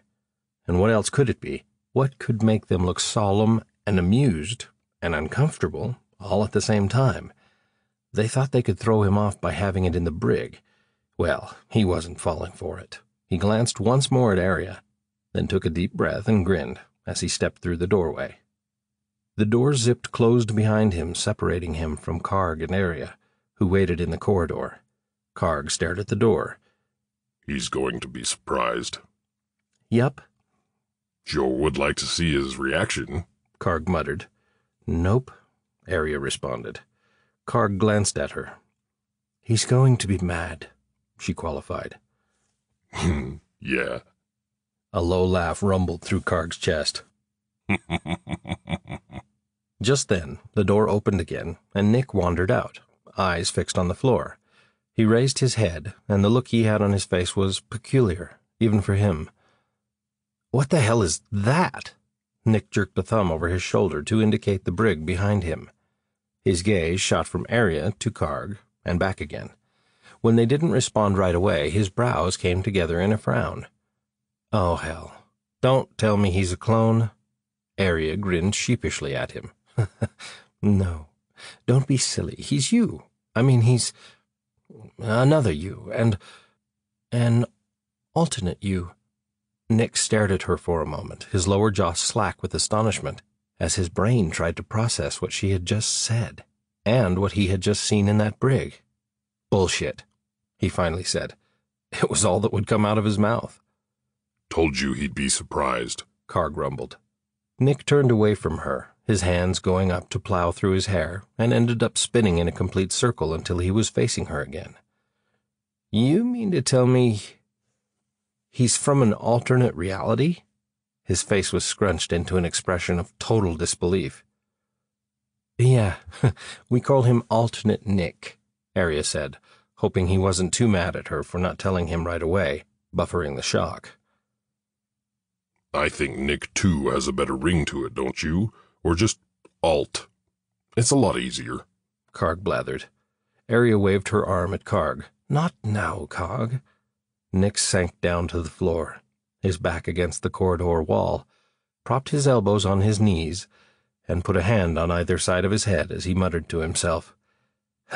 "Yeah, alternate realities are highly theorized. Our fiction on Earth is peppered with a zillion different scenarios. But to actually see, be a part of... God, it's real. Really real. He poked himself in the forehead to see if he was awake. Maybe he'd been knocked unconscious and he was back in the transport floating in space. Arya squatted down to address Nick. You need to listen to what he has to say. Nick shook his head and scrubbed both palms down his cheeks. I can't. It's just too creepy. Arya peered at him, her face so close to his that her eyes looked huge, as if she felt that proximity could help her convince him to listen. Creepy? It's you. Why would it be creepy? He gave her a stern look. Trust me, it just is. Besides, how do we know he isn't evil twin Nick? Arya blinked back at him.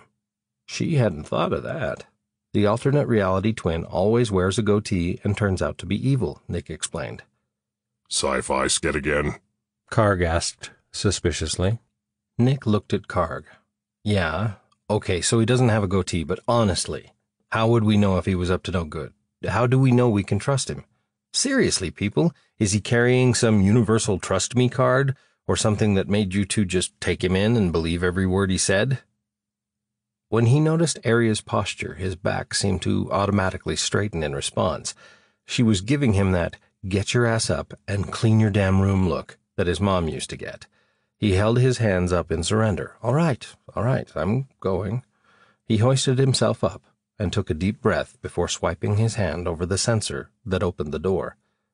Right there in front of him, peering out from the clear titanium cell, was an alternate him. It was like looking into a mirror, except for the red uniform and haircut.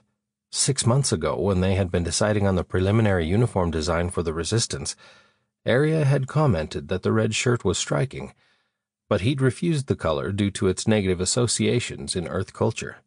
So, I see you went with the red. Gutsy. The Nick in the cell looked down at his uniform and shook his head. The fate of the galaxy is hanging in the balance. And you make a joke about red shirts? Seriously? The voice coming from the cell was uncanny. Well, unsettling to be more exact. Nick was at a loss for words, something that didn't happen very often. Nick too chuckled and shook his head. I must have gotten stuck in idiot Nick reality. Tell me there's more floating around beneath that stylish hair than just the latest military fashion. Aren't you going to question me or something? Yeah, right. Nick muttered as he walked closer to the cell. He was still trying to figure out where to begin. How did I get here? Nick too cut him off. Did you ever think about what would happen if you open a jump point inside another jump point from within a dense gravity well? No. Obviously, or you wouldn't have asked how I got here. But no, I can't go back. And I had no way to control what reality I got stuck in. Nick too turned and paced his cell, motioning with his hands as he spoke. Next, you're going to ask why I'm here. You're worried that I could be evil twin Nick, up to no good. He paused to look directly at Nick. There's no time for all that. I've already given Arya everything you need to know for a successful mission that will save your ass. All your asses. What mission? To get nanites. But never mind that. You need to listen to me before it's too late. Too late for... Nick too threw up a finger. I said, listen. You need to gather the fleet, because as soon as you get back from getting nanites, you have to attack Ra Hazor with everything you've got.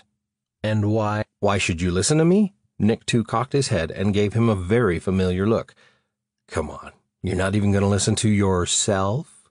He shook his head and threw a hand in the direction of the door. Well, if you care about that woman out there at all, you will at least listen to her before you lose everything you care about. Nick assessed the alternate Nick's expression. It was weird being told off by himself. If this was evil Nick, he sure hit it well. This him from another reality looked genuinely worried, distraught even, that something catastrophic may happen to them all. Nick stood in silence for a moment, not sure what to think or say, then turned slowly and walked out the door. He couldn't deny the Mach-2 were gearing up for some sort of offensive. They already controlled most of the sectors in the quadrant, and the area around Ra Hazor was buzzing with enemy activity lately. If they didn't do something soon, everything really would be lost. Nick emerged into the hallway and pinned Area with an intent look as the brig doors zipped closed behind him. Okay, there's another me in there who apparently told you how to save our asses. So what's the plan?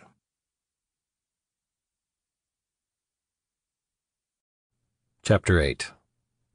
The next day, after receiving word that the fleet had engaged the Mach 2, Nick ordered the Ashok to jump into normal space in order to rendezvous with the Veteran.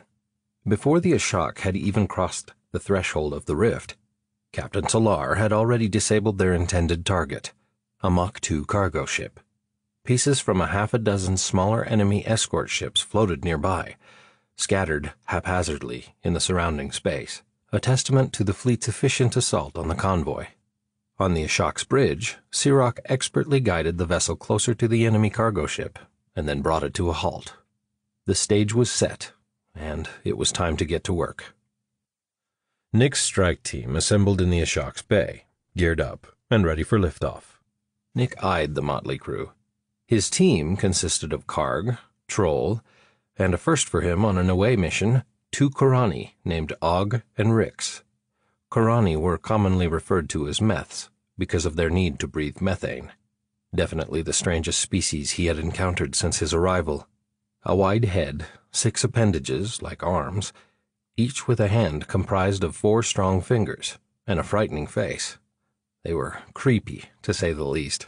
They tended to walk on their 4 rear limbs, but technically they weren't considered legs in the sense Nick was used to. They reminded him of a centaur when they walked, a centaur with a hammerhead shark-like noggin. Their amazing ability to turn their head and all 6 limbs around 180 degrees made them ideally suited for various construction and maintenance applications. He'd suffered several nightmares from the first time he'd seen a picture of the species without their environmental suits. The dark brown creatures were covered in finger-like extrusions that filtered methane from the atmosphere. Their skin was essentially one big external lung. Very weird. It amazed him to see Karg and Troll on the same mission. He knew if anyone could help the 2 Ricosians get past their differences, it was Area. But honestly, he couldn't imagine how she had accomplished it. Even though they had agreed to the mission, Nick still detected a bit of tension between the 2. He just hoped that tension didn't escalate into juvenile rage at the worst possible time. Nick nodded to Karg, and then turned and yelled over his shoulder as he boarded the sleek fighter parked nearby. "Follow me out." The Raptor's ramp retracted behind him, and the sound of the pressure seal activating echoed through the empty innards of the craft as he made his way to the cockpit. He plopped down into the pilot's seat and fired up the engines. Out the left window, he saw Karg waving the 2 meth team members into a transport. They were followed by Troll, and lastly, Karg. When they were all on board, Karg looked at Nick through the window of the transport cockpit and gave him a thumbs up with all 4 hands. "Good luck, Admiral," Karg said through the comms. Nick gave him a thumbs up in return. "Let's rock and roll," he said enthusiastically. Although Karg had been picking up some of Nick's Earth slang and gestures, he didn't get them right most of the time. The rock and roll comment would probably have Karg's head spinning for a while. From an alien perspective, it might invoke some strange mental images. Nick grinned. He could just imagine Karg trying to figure that one out. But what are friends for, if not to poke a little fun at each other now and then? The 2 craft passed through the bay's protective shield and roared out into space. Several images immediately sprang to life on Nick's targeting display. A number of disabled escort ships, the Veteran, and his destination, the cargo vessel. As he closed in, a small circular marker popped up on the display with an associated line of text explaining why the circle was there. One of the cargo ship's engines was coming back online. The engine lit up brightly, and the craft began to move away. "She's making a run for it, Karg. Follow me in." Nick throttled up in pursuit of the enemy cargo vessel. The damn thing was fast for a ship of that class, and maneuverable. "I see someone's been doing some upgrades," Nick muttered, watching his targeting screen for a clear shot. His neural interface relayed his command to fire as the cargo ship swung across his sights. The Raptor's plasma cannons released a short burst of rounds, but the enemy ship was too quick. By the time the shots reached their target, the craft had swung the other way, and the plasma just barreled along through open space. An unexpected stream of plasma fire suddenly erupted from one of the enemy's cannons. Nick rolled right. Plasma raced by the Raptor's canopy as he worked to keep the opposing ship on his screen. The Mach 2 had obviously managed to repair one of the vessel's weapons.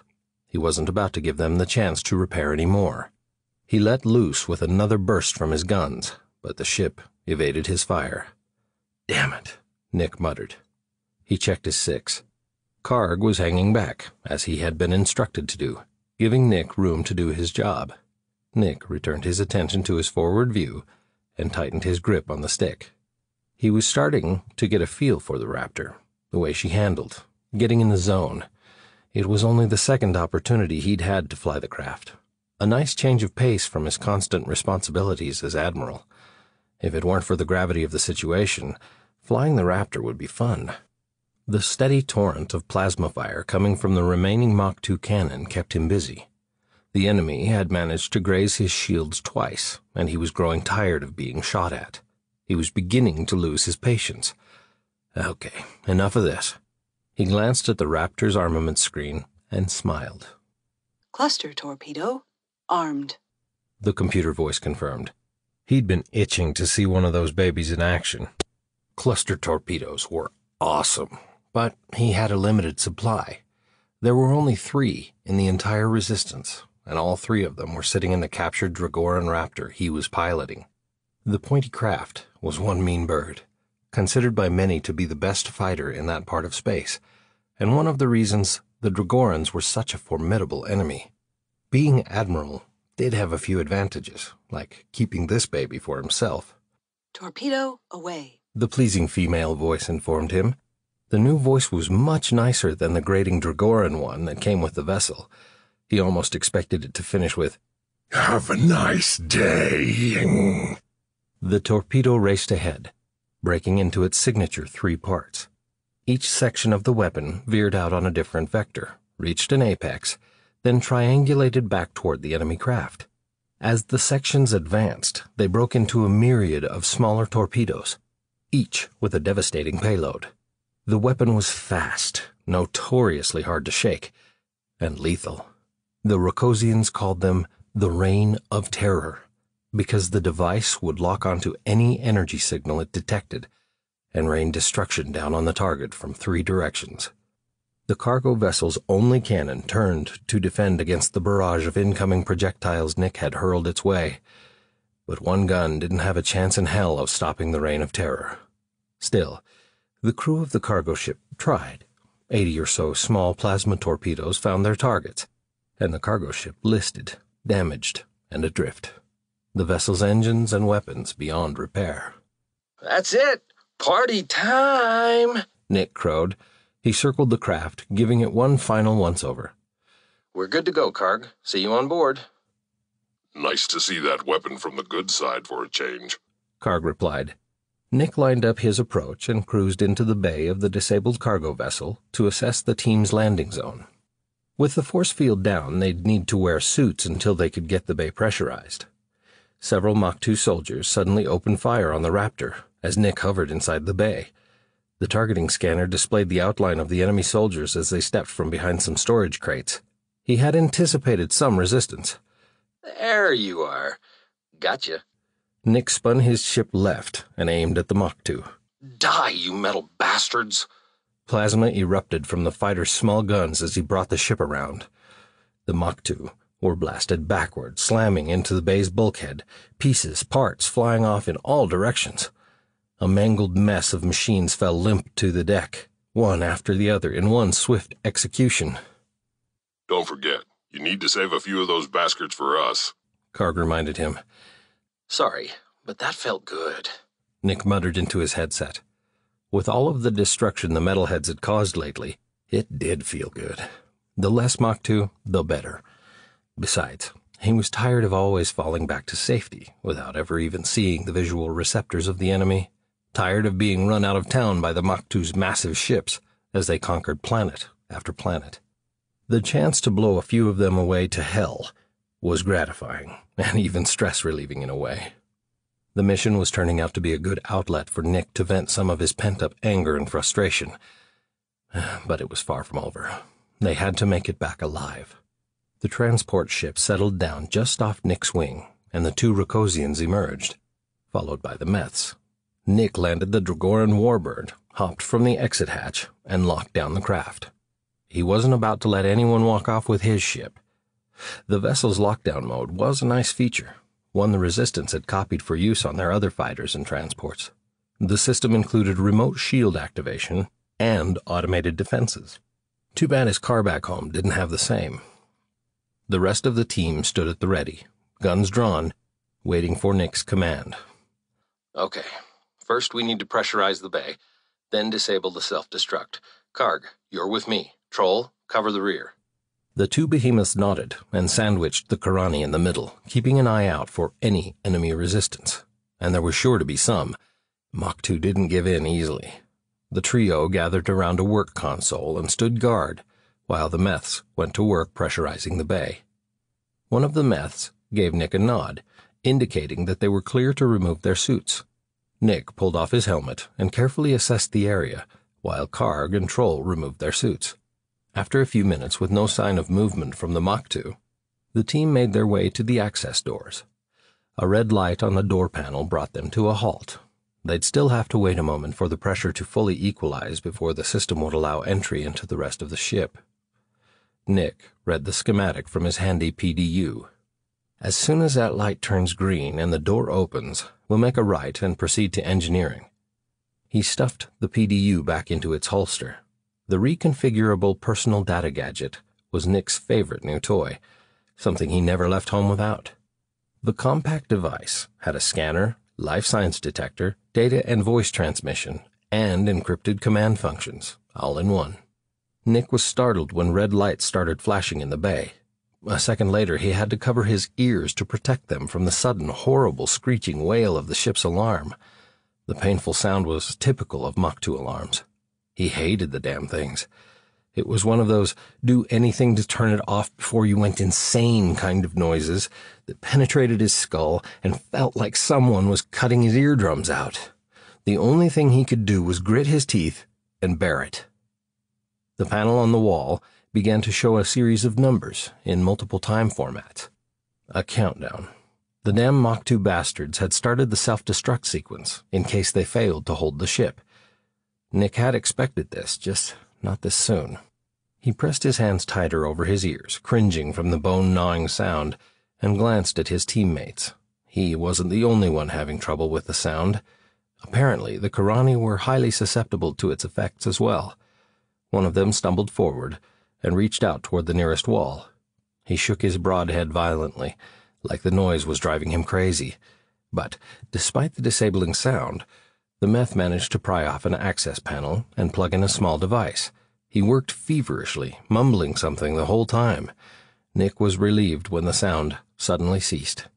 He shook his head and wiggled his jaw around, trying anything to get rid of the ringing and the weird tingle in his eardrums. "Thanks, Aug." The Meth mumbled something in response, his round black eyes looking even creepier than usual. That's when Nick noticed his name tag. Ricks. Crap, they all looked alike in those suits.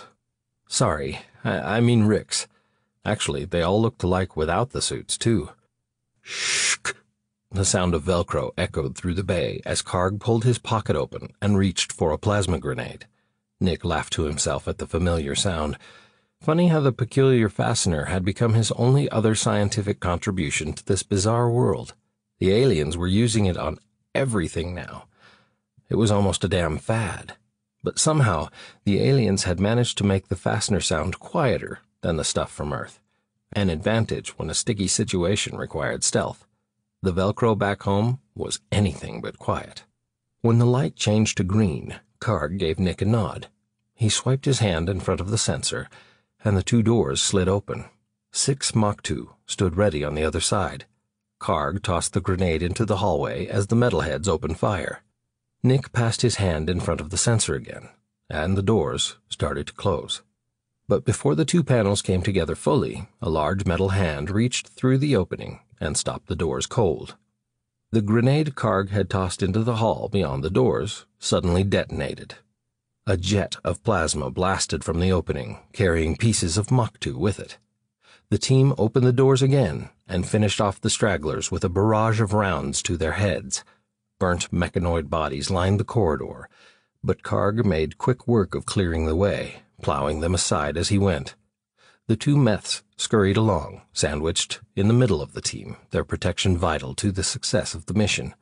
The methane-breathing Karani made excellent engineers and technicians. If anyone could disable the ship's self-destruct, it was them. What the species lacked in looks, they made up for with brains, strength, and 6 hands. Karg sensed something around the corner ahead and put up a hand. They all froze. He continued forward, his large booted feet slowly making contact with the floor as he stealthily approached the bend in the corridor. The big Rokosian could be surprisingly quiet when he wanted to be, much like the elephants of Earth. But stealth wasn't the only thing that Karg had in common with an elephant. He was also about the size of one, an Indian elephant anyway. Not to mention the bottoms of his feet were covered in thick pads, and he had massive ankles that resembled tree trunks. The tough hide covering his body was also similar to that of the pachyderms on Earth. The only real difference was that his toes protruded further forward, but overall, the look of his legs was pretty much the same. Put some high-tech boots on elephant legs, top them with the torso of a man, 4 arms, and a big ugly ogre head, and that was Karg. A Moktu suddenly walked around the corner and was startled by the sight of Karg standing there. Karg didn't waste a second. He grabbed the enemy's rifle in one hand and the soldier's head with 2 more. He forced the big mechanoid back around the corner, using it as a shield as he fired a stream of plasma at a second Moktu coming up the corridor. Disabled by the plasma stream, the second soldier stopped, smoke pouring from its head. Karg turned his attention back to the metal skull in his hands. With a quick wrench, he twisted the head clean off. Both Moktu simultaneously dropped to the floor dead. Karg held the head up and gestured to Nick. Nick checked his PDU. "We don't have time for that right now. We need to get to engineering."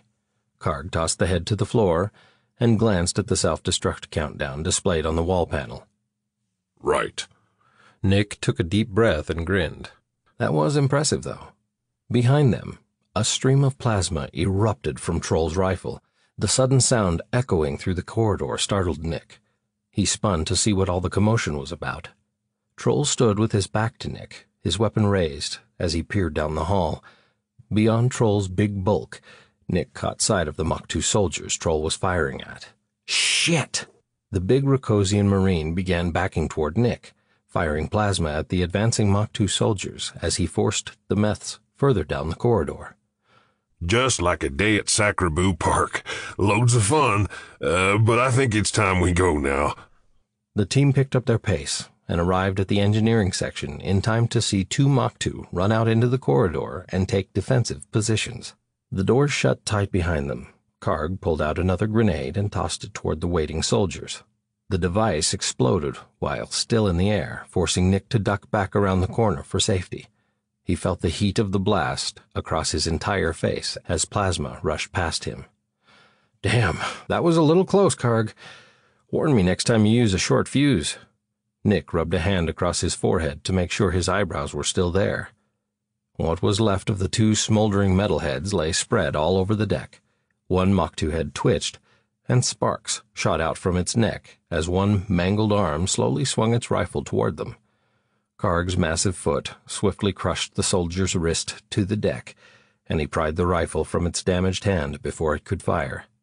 The Moktu's head twitched left and right in quick succession, one visual receptor blown from its socket, dangling down onto its cheek. Karg slapped a small device onto the scorched metal skull and pulled a hose from an apparatus on his belt. The head dropped back onto the deck, devoid of any sign of life. Karg readied himself. As soon as the light on the small device turned green, Karg jammed the metal wand that was attached to the end of the hose into the eye socket of the Moktu. Red, liquefied brains slurped through the hose and into a clear container on Karg's belt. Nick winced in disgust. Doesn't that bother you?" "What, blood? No, not really." Karg answered as he finished sucking the brains from the skull of the Mach 2. Well, no, I mean, one of these brains could be someone you knew. Karg paused and turned his eyes to Nick for a split second. Now that you mention it, I wish you hadn't. Karg holstered the wand. That's one. Need I remind you that this ship's about to blow us all to hell? And you still gotta stop and play with your new toy. Nick shook his head. Troll, front and center. Nick heard a double grenade blast come from somewhere down the hall behind them as Troll trotted up. That should slow him down a bit, Admiral. Nick gestured to the two Ricosians. This is your show. I'll hold the rear. Nick held his hand up as the two beasts readied themselves for action. The Meths had already finished tapping into the door controls and had overridden the system lockouts. Their portable power source was tied in and ready. When the lead Meth nodded, Nick dropped his hand like he was waving a car race into action. Go! Karg braced like a runner in the Moondome Olympics and burst forward at the first hint of door movement. He tucked his arms in and shot through the doorway, taking point in the assault. Mach 2 weapons fired from inside the engineering room, but Nick couldn't see anything around the two massive beasts and the Karani that followed them in. He jumped through the door and into a heavy firefight. Bolts of plasma seared the wall behind him as he dove for cover. Shots flew from every direction, filling the room with an eerie haze. Nick hadn't anticipated this many Mach 2. It was a damn Mach 2 convention. They didn't have time for this. They needed to deactivate the self-destruct. Several blasts hit the console in front of Nick. He turned to see a few of the metal bastards coming through the doorway behind him. He sprang to his feet and started to run, but was caught by a round in the heel of his boot. The powerful blast took his legs right out from under him. Shit, this ain't good, was all he could think as he did a backward somersault and came back down on his face with a painful grunt. Not good, he sputtered as he tried to roll over.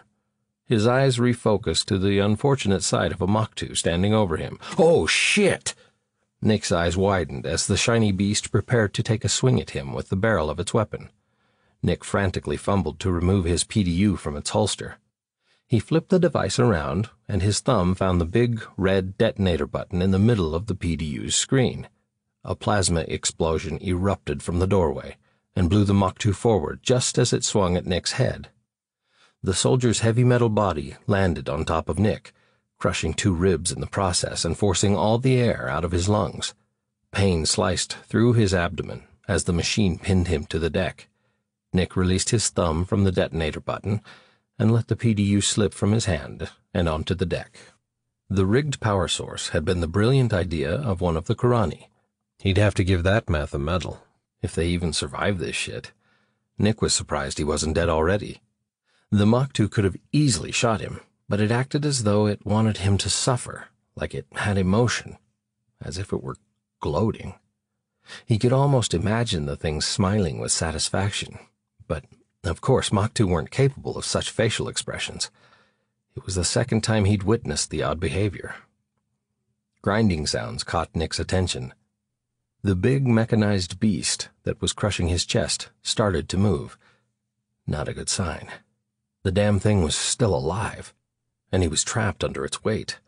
Even if he could reach his pistol, he couldn't use it.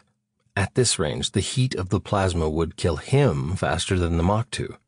A bizarre blue fountain of hydraulic fluid spurted from the back of the Mach 2 as it tried to push itself up from the floor.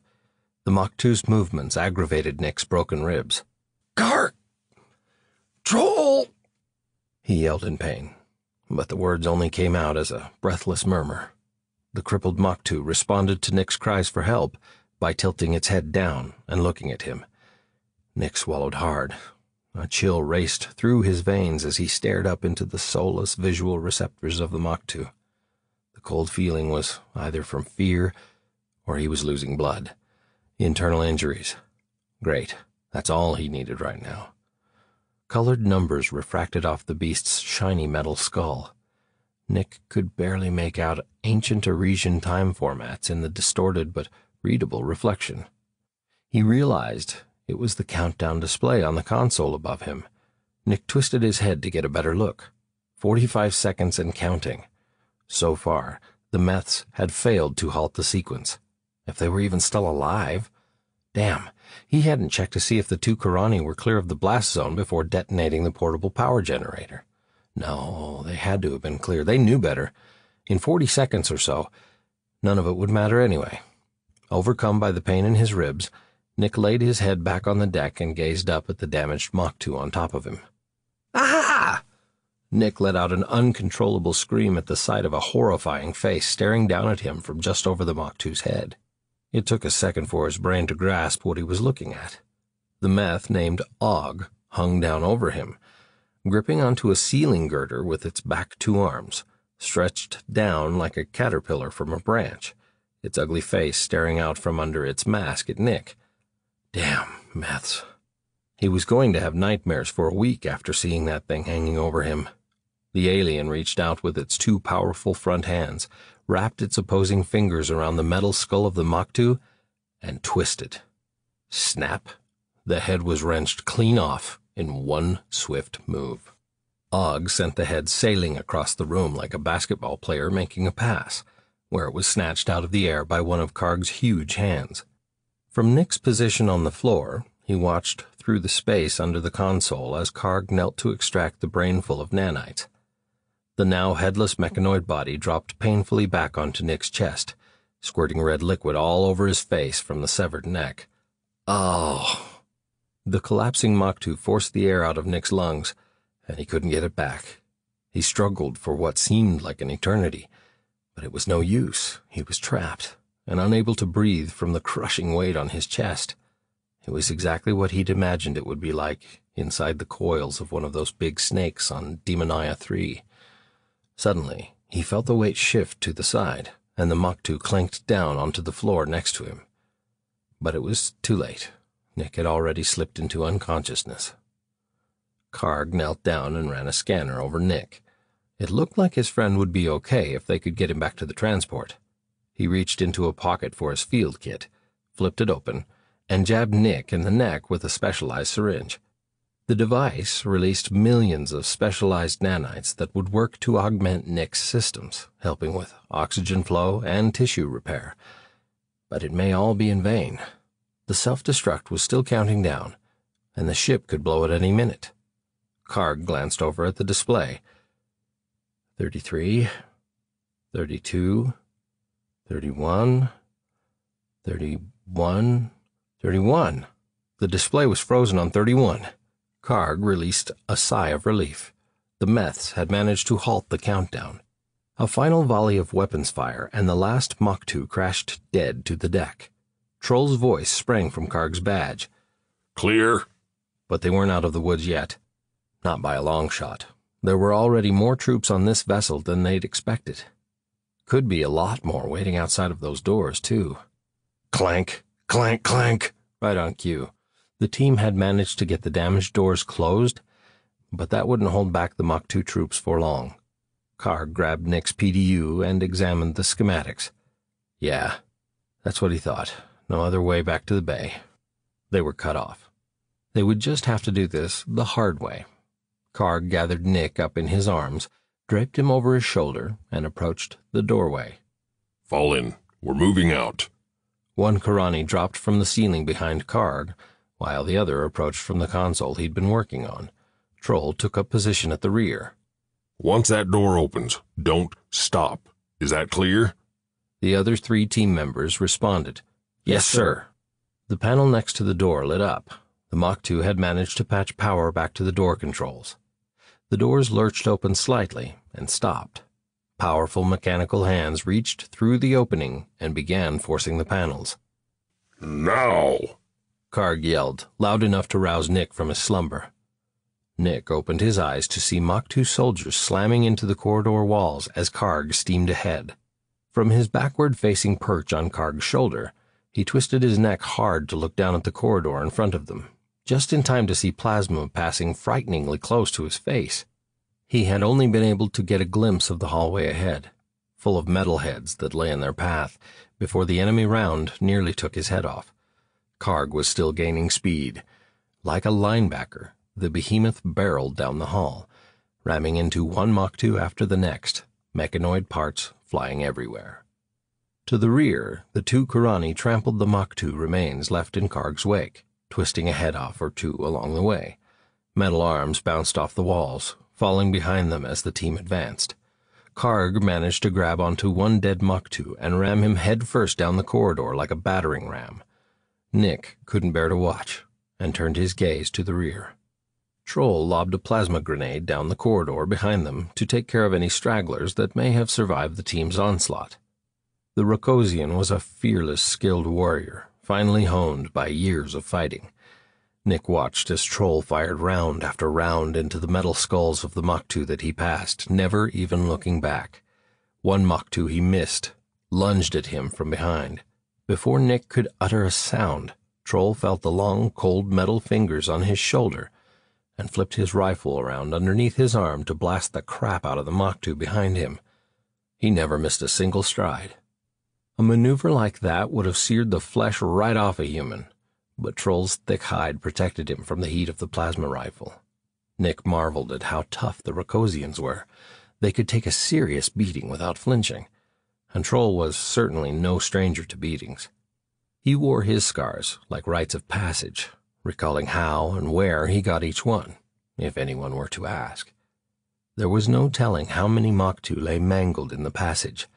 It was all happening too fast for Nick to even try to count. Besides, he was more focused on praying than keeping track. The close quarters of the corridor worked to their advantage.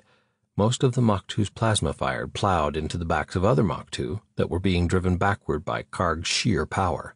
The massive machines formed a sort of metal shield in front of him as he ran, deflecting plasma and metal soldiers like the cowcatchers of ancient Earth locomotives. The team finally burst into the hangar, where some of the Maktu Karg had been pushing slid to a stop along the floor in the big open space. The final leg of their trip would perhaps be the most difficult. The open bay gave ample opportunity for the Maktu to take them out, and there were a lot of Maktu waiting for them. Karg headed straight for the transport. He planned on waiting until the last moment before using a remote to open the door. If he opened it too soon, the Maktu would take the ship. Too late, and they'd be sitting ducks for enemy plasma fire. The only thing they had going for them was the fact that the Maktu wanted them alive. The information they could provide would be invaluable in the metal monster's quest for hyperspace capability. Maktu opened fire from what seemed like every direction. Troll, Karg, and even the two Meths emptied their clips at the enemy, but they were vastly outnumbered. The shield made of Maktu carcasses was beginning to work its way apart, pieces either falling or being blown off as they approached their destination. Troll looked like a superhero, firing rounds from 3 rifles simultaneously. A Maktu dropped from above and landed behind him. It crouched and took aim with some weapon Nick had never seen. He could only guess it was some sort of rocket launcher. Nick pulled his pistol, tried to aim while being bounced on Karg's shoulder, and fired everything he had. One steady, concentrated stream of plasma caught the Maktu off guard, while its sights were locked on Troll's back. The metal bastard stood through it all, plasma flaring off its metal skull and body. The mechanoid's stance was frozen, like one of those little green plastic army men, the guy with the bazooka. Troll turned to see what the plasma stream was intended for, then turned back with a nod of appreciation to Nick for watching his back. The Maktu slowly fell backward as the device he was holding discharged. A missile shot from the end, blowing the machine soldier across the floor. The missile's trajectory sent it curving up toward the base ceiling, leaving a bluish smoke trail in its wake. The missile impacted, exploding with enormous power and ripping a gaping hole to space. The pressure wave of the explosion made Nick's ears pop and was followed by sudden decompression of the bay. The air forced its way from Nick's lungs. He gasped reflexively, but there was nothing left to breathe. He was shit out of luck. Karg reached for his remote as he neared the transport, keeping one hand on Nick's back to keep the human from slipping off his shoulder. The door began to open as they all ran toward the ship. Just in time, the ramp clanked as it hit the deck, and the team dove inside. As the door began to close, a Maktu dove forward and stuck its shiny head into the opening, stopping the door cold. A single punch from Karg's massive fist, sent the Mach 2 hurling backward into the bay. As the pressure returned to the transport, Nick gasped for air and drew blessed oxygen into his lungs. He winced when Karg set him down. His ribs were trashed. But he had other things to think about at the moment. Karg looked worried, and Og was muttering something that the translators weren't designed to translate. The Korani fiddled with a spot on his shoulder. Methane spewed from a hole in his suit. Green blood lined the hole that had apparently been put there by enemy plasma fire. He was lucky the air had thinned enough that the plasma hadn't ignited the flammable gas. Rix grabbed a square patch from a pocket, ripped off the back, and slapped it onto the hole in his friend's suit. The molecular bonds of the emergency repair patch quickly sealed the suit, instantly quelling the escaping methane. Nick had never actually seen one of the patches in operation. No doubt they were a necessity when one spent so much time in an environmental suit. Without it, the meth would have suffocated quickly. Karg punched in the code required to release the lockdown they had placed on the outer bay door. He sighed, glared at the console, and punched the number in again. "What's wrong?" Nick wanted to know. The door's not responding. Karg glanced up at the hole in the ceiling. From within the hole, sparks shot from a ruptured power conduit and rained down into the hangar. Frick. That's the conduit we use to reroute power to the door. Plasma blasts had been pinging on the hull of the transport since the team made it inside, growing ever stronger the longer they waited. The shield seemed to be holding for the moment, but it was hard to say for how long. Mach 2 gathered outside the cockpit window, staring them in the eye as they emptied their clips into the forward shield. Nick suddenly had a bad thought. "Karg, if they have any more of those missile launchers—" Karg grimaced. Time for Plan B. Nick stared at the Raptor parked nearby, surrounded by Mach 2 soldiers. He'd planned on flying her out again when they were done with the mission, but that didn't happen. Using the Raptor to fight their way out was Plan B. And there was no way to get to it now. What's Plan C? Well, we can't stay, and we can't get out. I, for one, am not going to be captured by those bastards. Karg paused for a minute. Nick could tell by the wrinkle in his craggy brow that he was deep in thought. "Hurry up," Nick urged. "We don't have time for a lot of pondering." We could release the countdown and blow the ship, Karg finally said. "What?"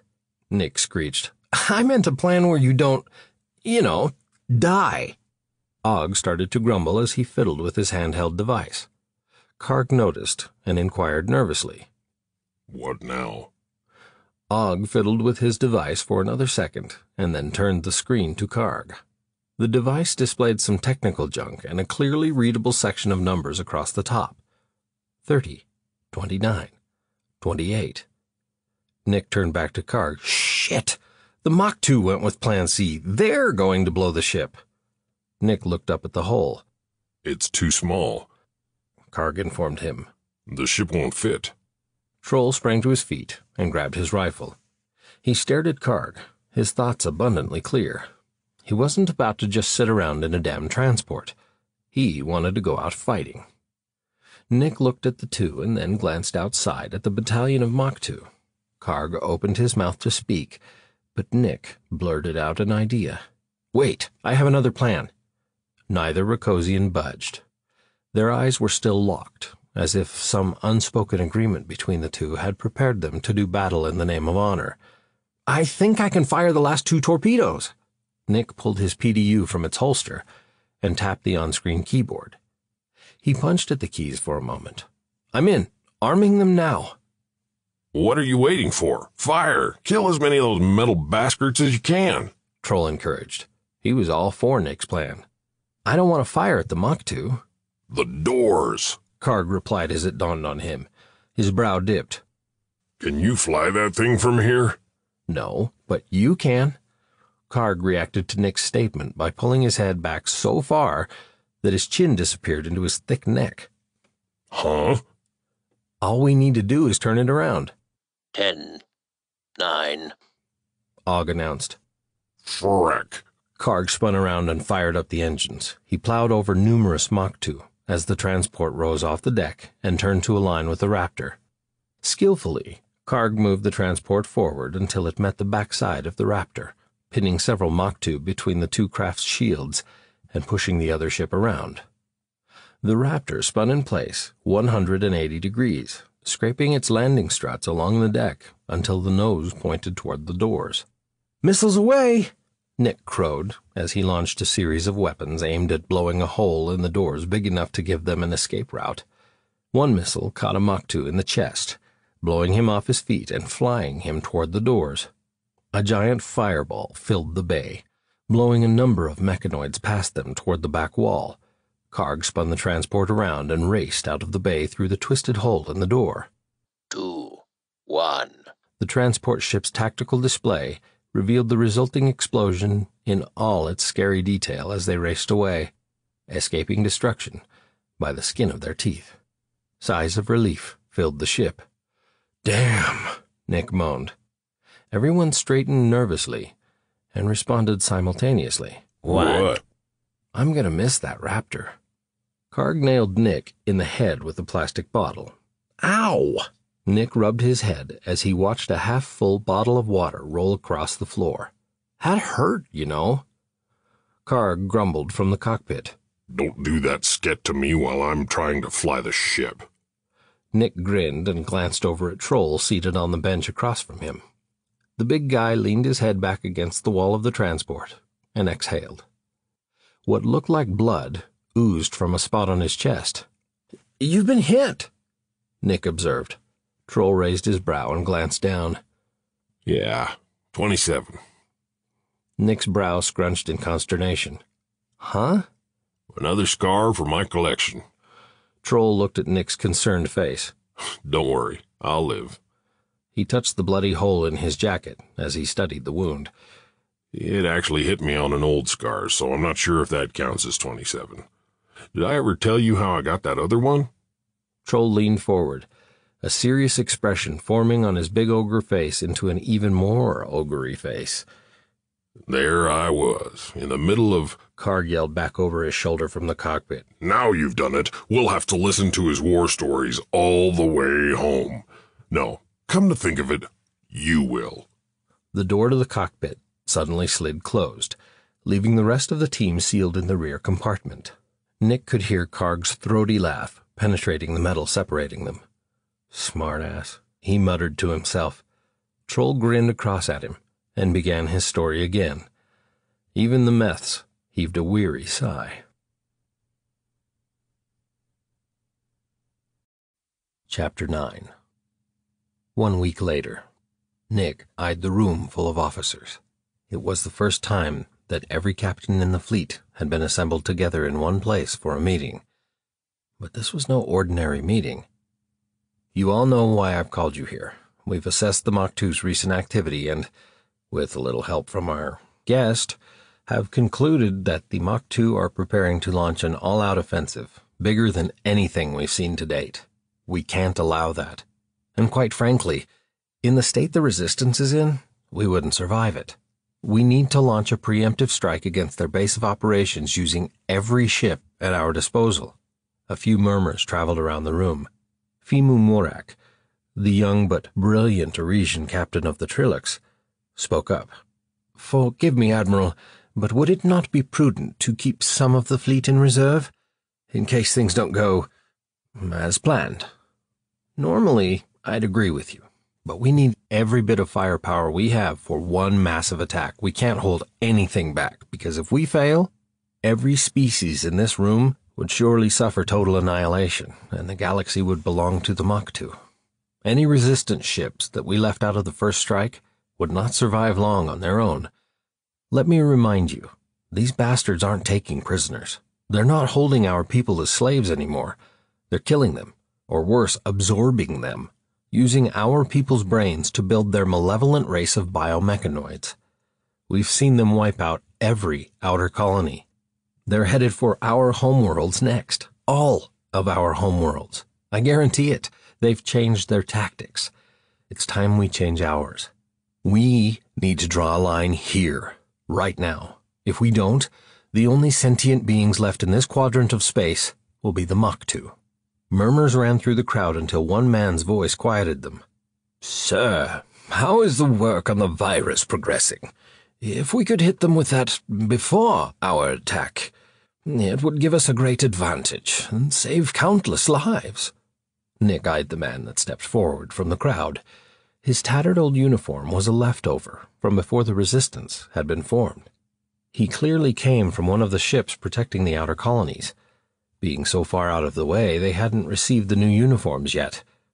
It was a reminder of just how thin the resistance was stretched. "Captain Raylan, is it?" Nick asked. The captain nodded. "Ideally, yes. If we could use the virus, we would.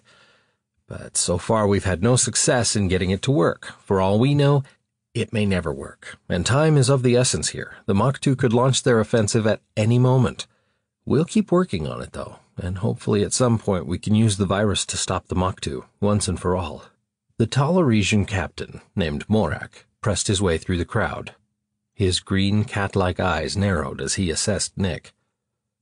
"Sir, is it true that we'd be going in blind?" "Yes. The space-time bubble surrounding the planet and nearby space will essentially make us blind, keeping us from determining the strength of their forces or targeting them.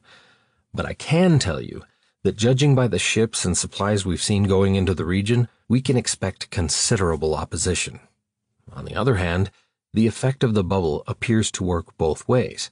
The enemy can't see us either, at least not until we pierce the bubble using this entry point."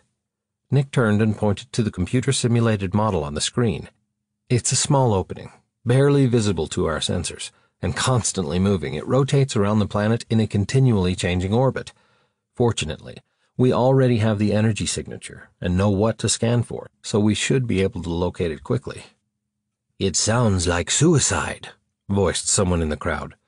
"With all due respect, Admiral, the enemy has to be expecting us, and with that narrow entry, we'd be sitting Arak birds. We should wait for them to come out." Nick spun to engage the voice coming from beside him.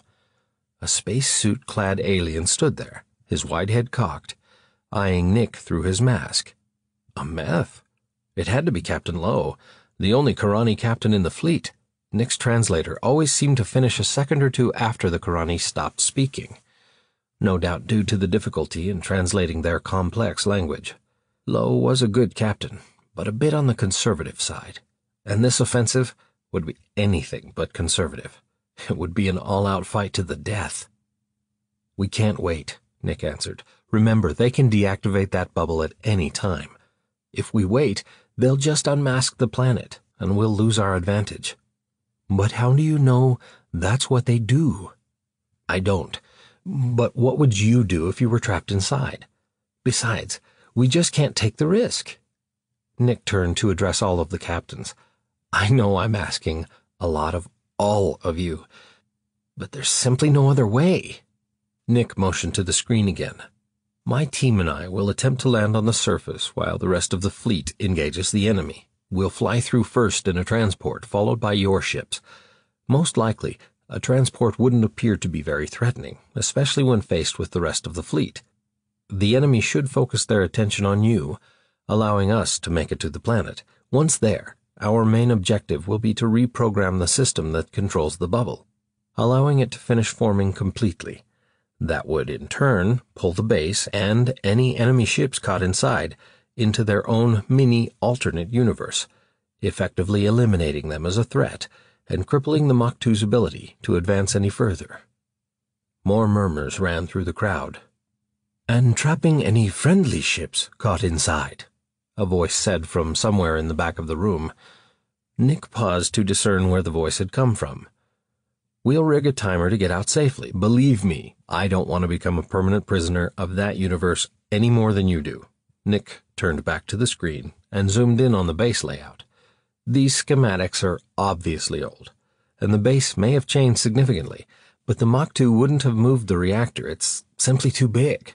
So, in the event we are unable to complete our first objective, we will attempt to knock out the reactor they use to power the bubble, and if possible, create a chain reaction, destroying the entire planet and any nearby vessels.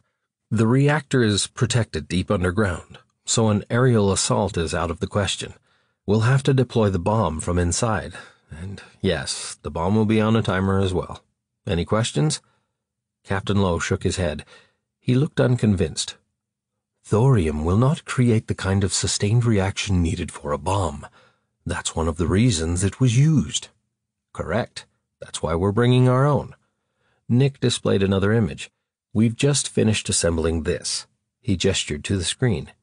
Gasps sprang from several of the group. You're not serious. The use of thermonuclear devices as weapons was outlawed eons ago. They're dangerous and messy. And they won't be expecting it, Nick replied succinctly. Desperate times call for desperate measures, and the Mach 2 aren't exactly playing by the rules. The bomb's yield should be amplified by the surrounding thorium, enough to achieve the chain reaction we need to take out the planet. The vibe coming from the room was less than enthusiastic. Nick couldn't blame them. The plan was full of holes. They'd be going in blind, outnumbered, and outgunned. Too many things could go wrong, but they really didn't have a choice. Oh, and something else, to help even our odds a bit. Everyone stopped muttering and turned their attention back to Nick. We've already sent specs to each of your ships explaining the necessary modifications. Your crews have already begun work. You'll have to finish the mods while en route. Modifications? Did you find a way around their jammers? No, as of yet, we haven't figured out how they've been able to jam our jump drives. We'll have to jump in as close to the area as possible, then continue on normal engines from there. Once inside the bubble, chances are we won't be able to jump out again. Nick nodded to Talar, and then stepped out of the way so he could take over. I'll let Captain Talar brief you on what I'm referring to. Captain Talar was a lot like Argos. Strong, confident, a commanding presence, and well-liked by his crew. At almost a foot taller than Nick, with a big, muscular build, he was definitely intimidating, especially when he spoke and exposed a set of big, sharp teeth. He had an unusual hairstyle for a male Arisian. He kept his hair in braids, all pulled back into a ponytail. It would seem that some Arisian males had a more prominent mane, and Talar didn't like all that hair getting into his eyes in the heat of battle. The idea of cutting it, as Nick had suggested, was apparently viewed as sacrilege by the Arisians. Talar stepped to the front of the room, his powerful voice immediately drowning out the background of mutters. You're probably familiar with the modified plasma rounds that Admiral Bannon and his team concocted to thwart an attack from a TAC squad. The new rounds proved so successful that since that time the Mach 2 have almost completely stopped using shields on their TAC soldiers. The shields were problematic for the Mach 2 to begin with, greatly shortening the lives of the troops they used it on. The detrimental effect it had on the wearer was one of the reasons we abandoned our own personal shield research. We've taken the Admiral's modified round idea a step further. Talar displayed the new weapon specs on the screen behind him, and the crowd responded with oohs and ahs. Then the questions started flying. Talar gave Nick a sideways grin, his brow raised as if he'd anticipated their reaction, and then addressed the crowd. Wait, please. I'll get to your questions in a moment. The screen zoomed in to a detailed view of the new weapon. As you know, unlike TAC soldiers, Mach 2 ships can generate enough shield strength to stop even physical objects.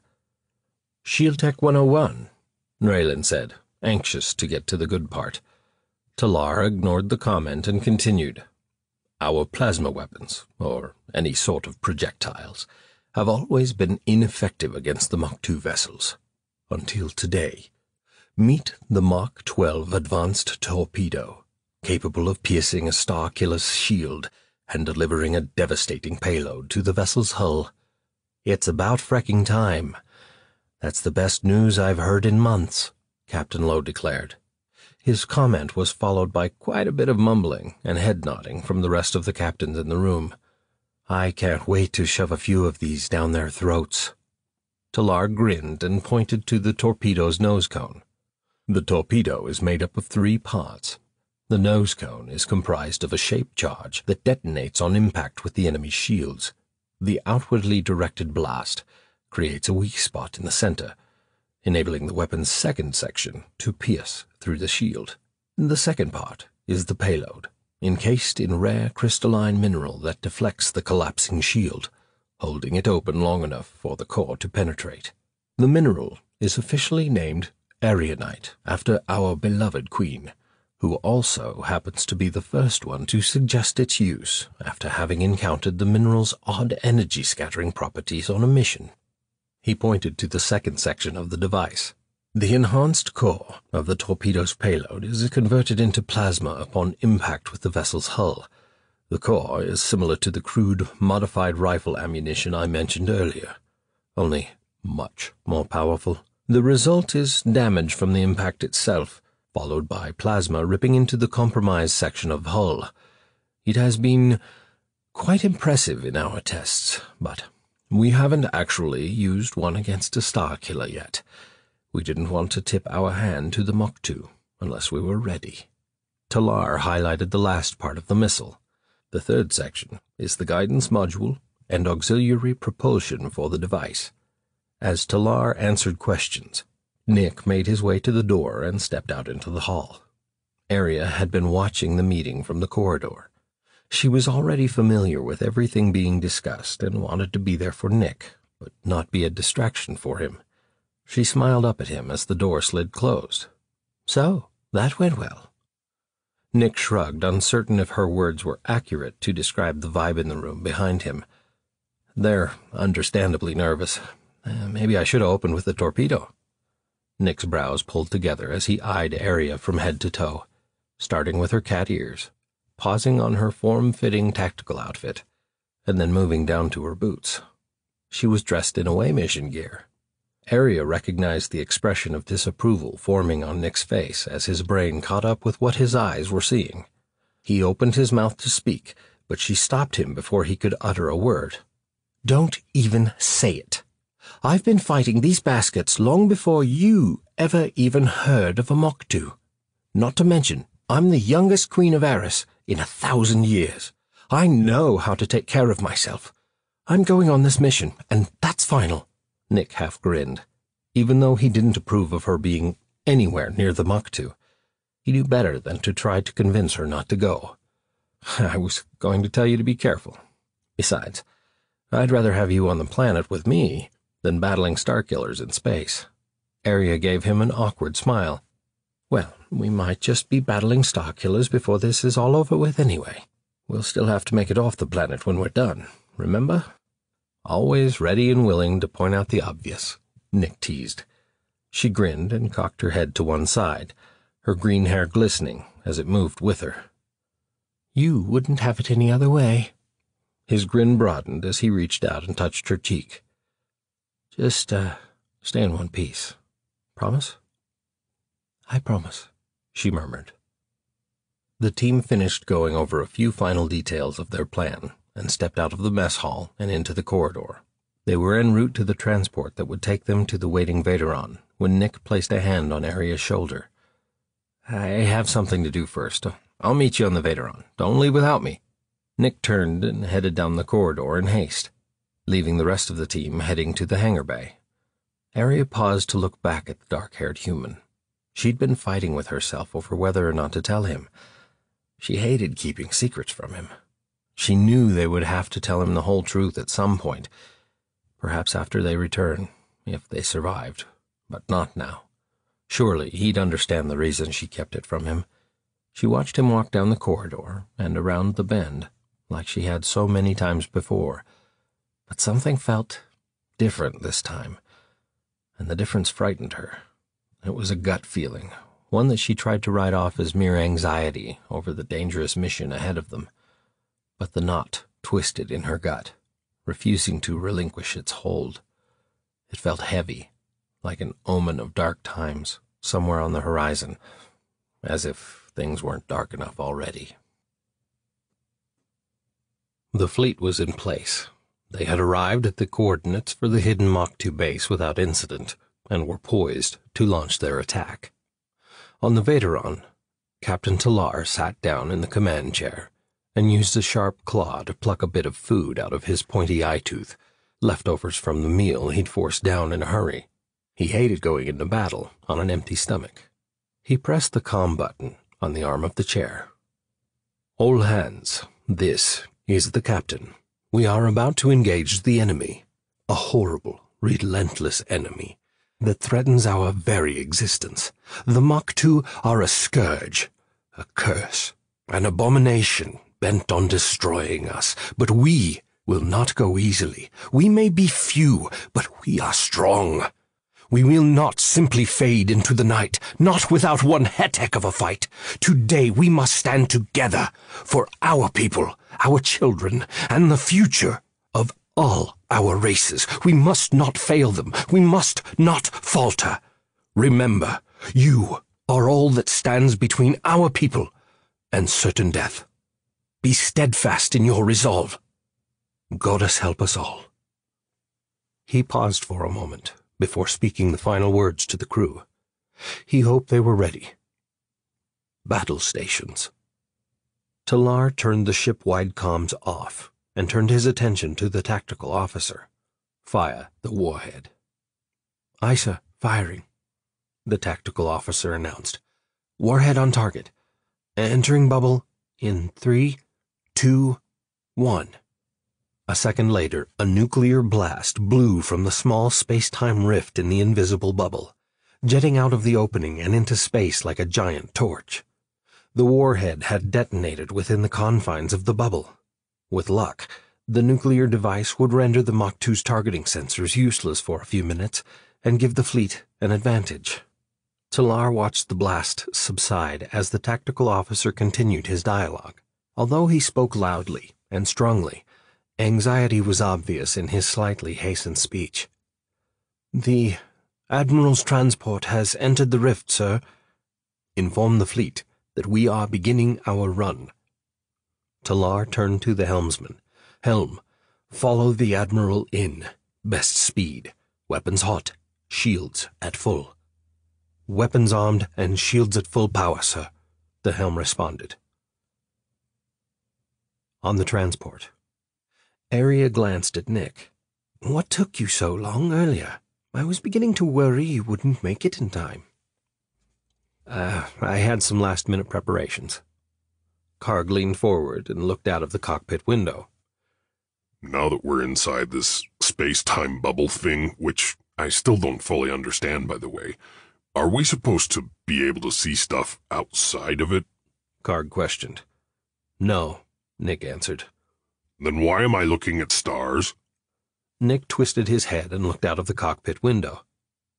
Stars, and lots of them. He'd been so focused on the mission that he hadn't noticed. Even the red dwarf star that the planet was orbiting hung in the distance. "Crap, we were wrong. You can see out. The bubble is more like a huge hunting blind. You can see out, but not in." Arya stared at the red star. "And we're the prey." Karg spun to Nick. That means the Mach-2 will be able to see the fleet coming. We need to warn them. Arya shook her head as she checked the console. "We can't risk breaking radio silence." She checked the area of space behind them. "It's too late anyway. Sensors show the fleet moving into position. The Vateron is almost through the rift." Meanwhile, on the bridge of the Vateron, Talar pushed himself back into the chair and mentally prepared for the fight ahead. "Torpedo status." The tactical officer responded swiftly. "Torpedo room answers ready. Torpedo loaded and armed."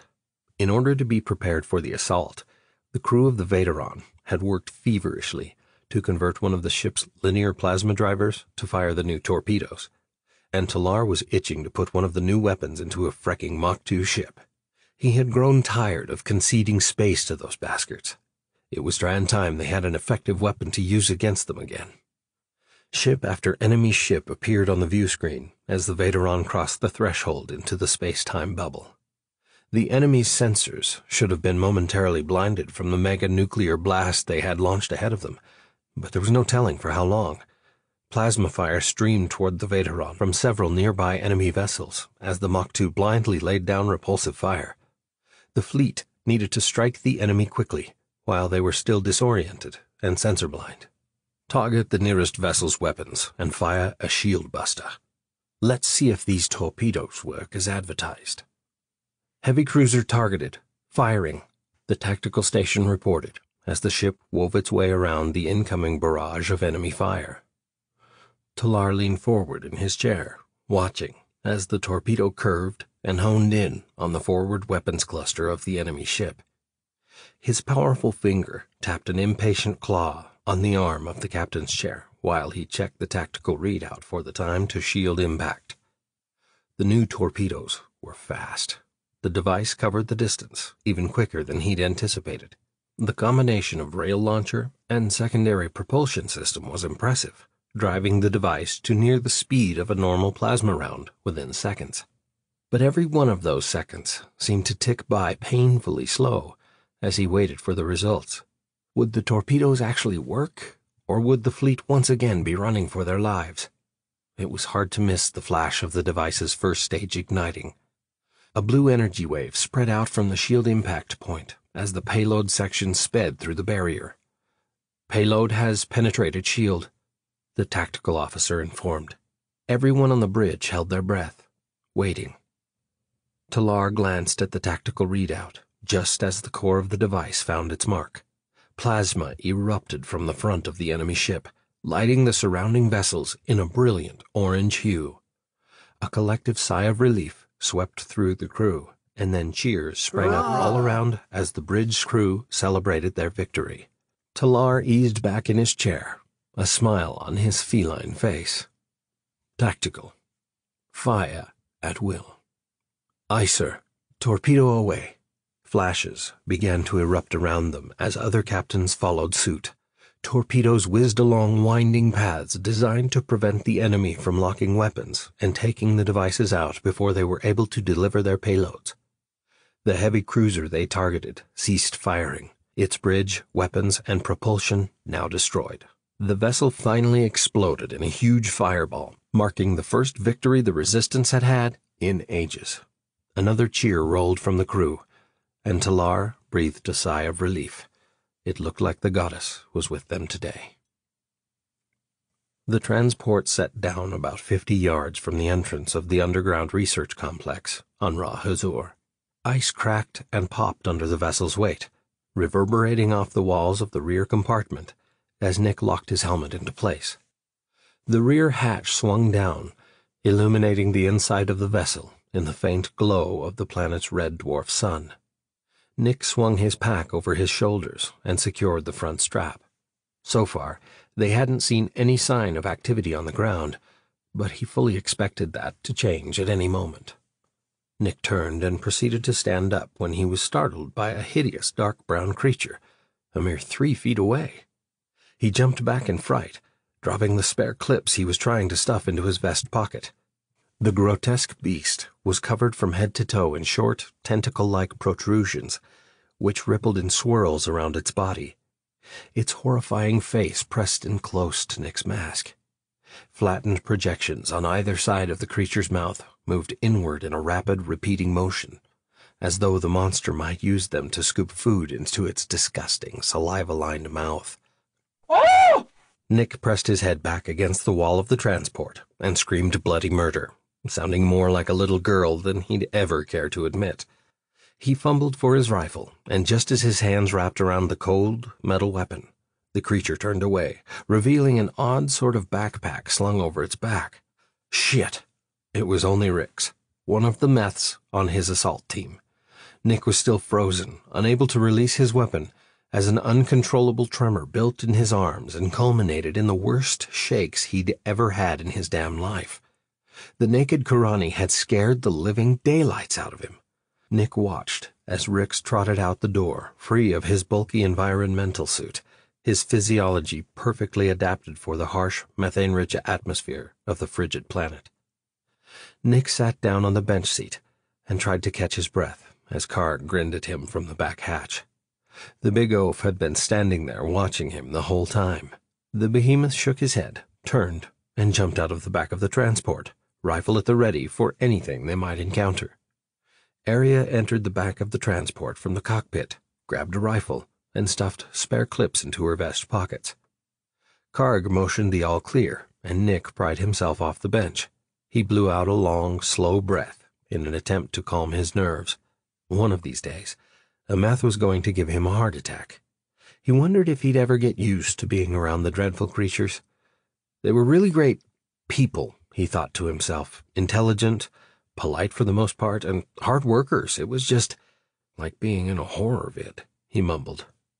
Nick's arms wiggled involuntarily as a chill ran up his spine, and it wasn't from the bitter cold. His suit was self-regulating and cozy warm.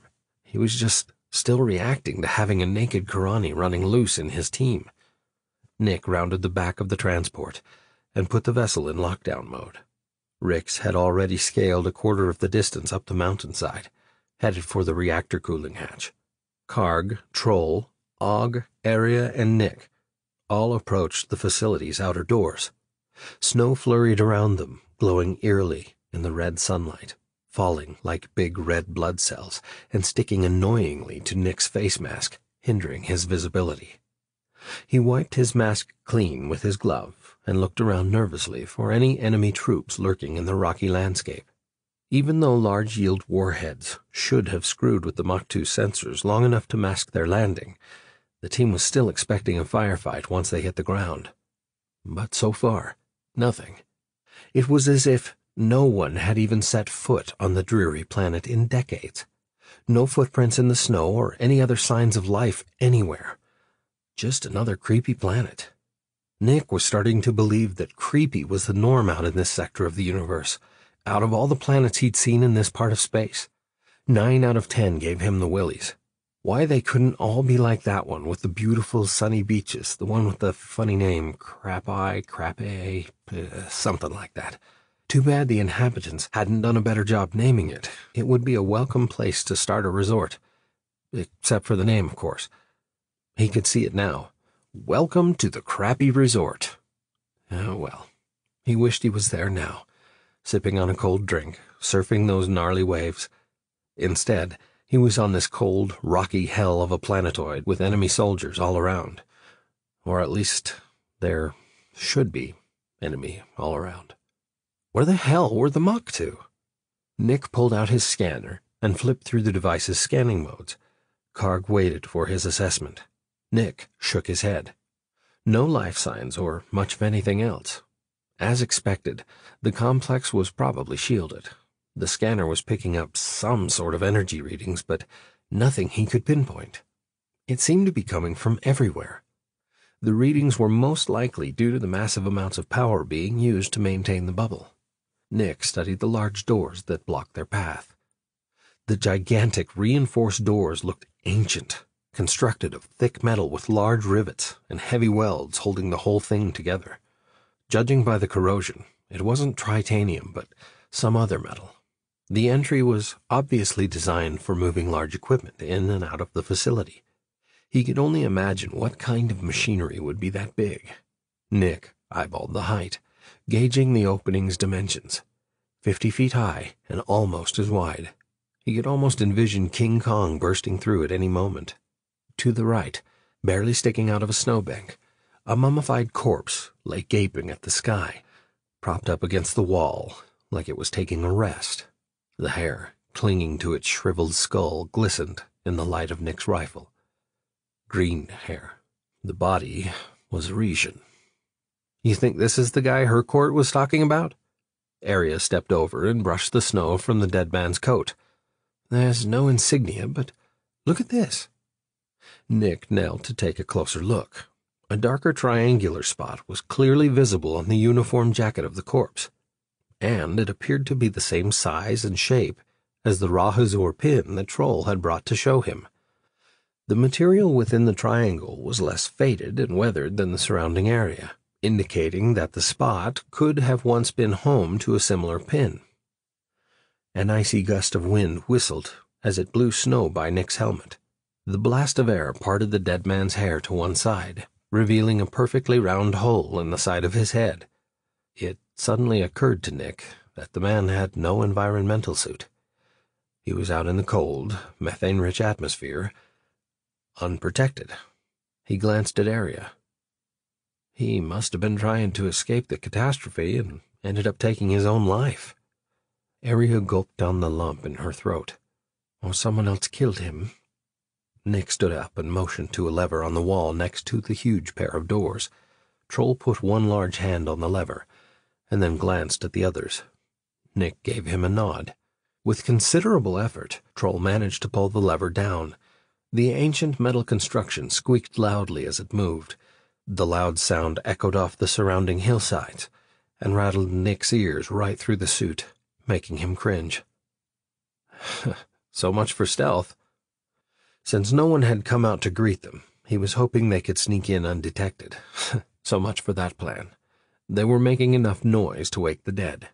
Several loud clunks later, the heavy doors began to move, swinging outward toward the waiting team. Nick stepped back as they opened, ushering Arya out of the line of fire. His heart pounded beneath his suit, thrumming loudly in his ears with each beat as he waited for something to happen. But nothing did. No gunfire, no bad guys, nothing, except silence and a dark, empty doorway. So far, the mission had been easy. Too easy. Well, this is different. Nick gave Karg a sideways glance. The Rakosian's big, bony brow was lowered in suspicion. The others didn't say a word. They just stood there, staring into the huge, open doorway that led inside the mountain. Nick took a deep breath.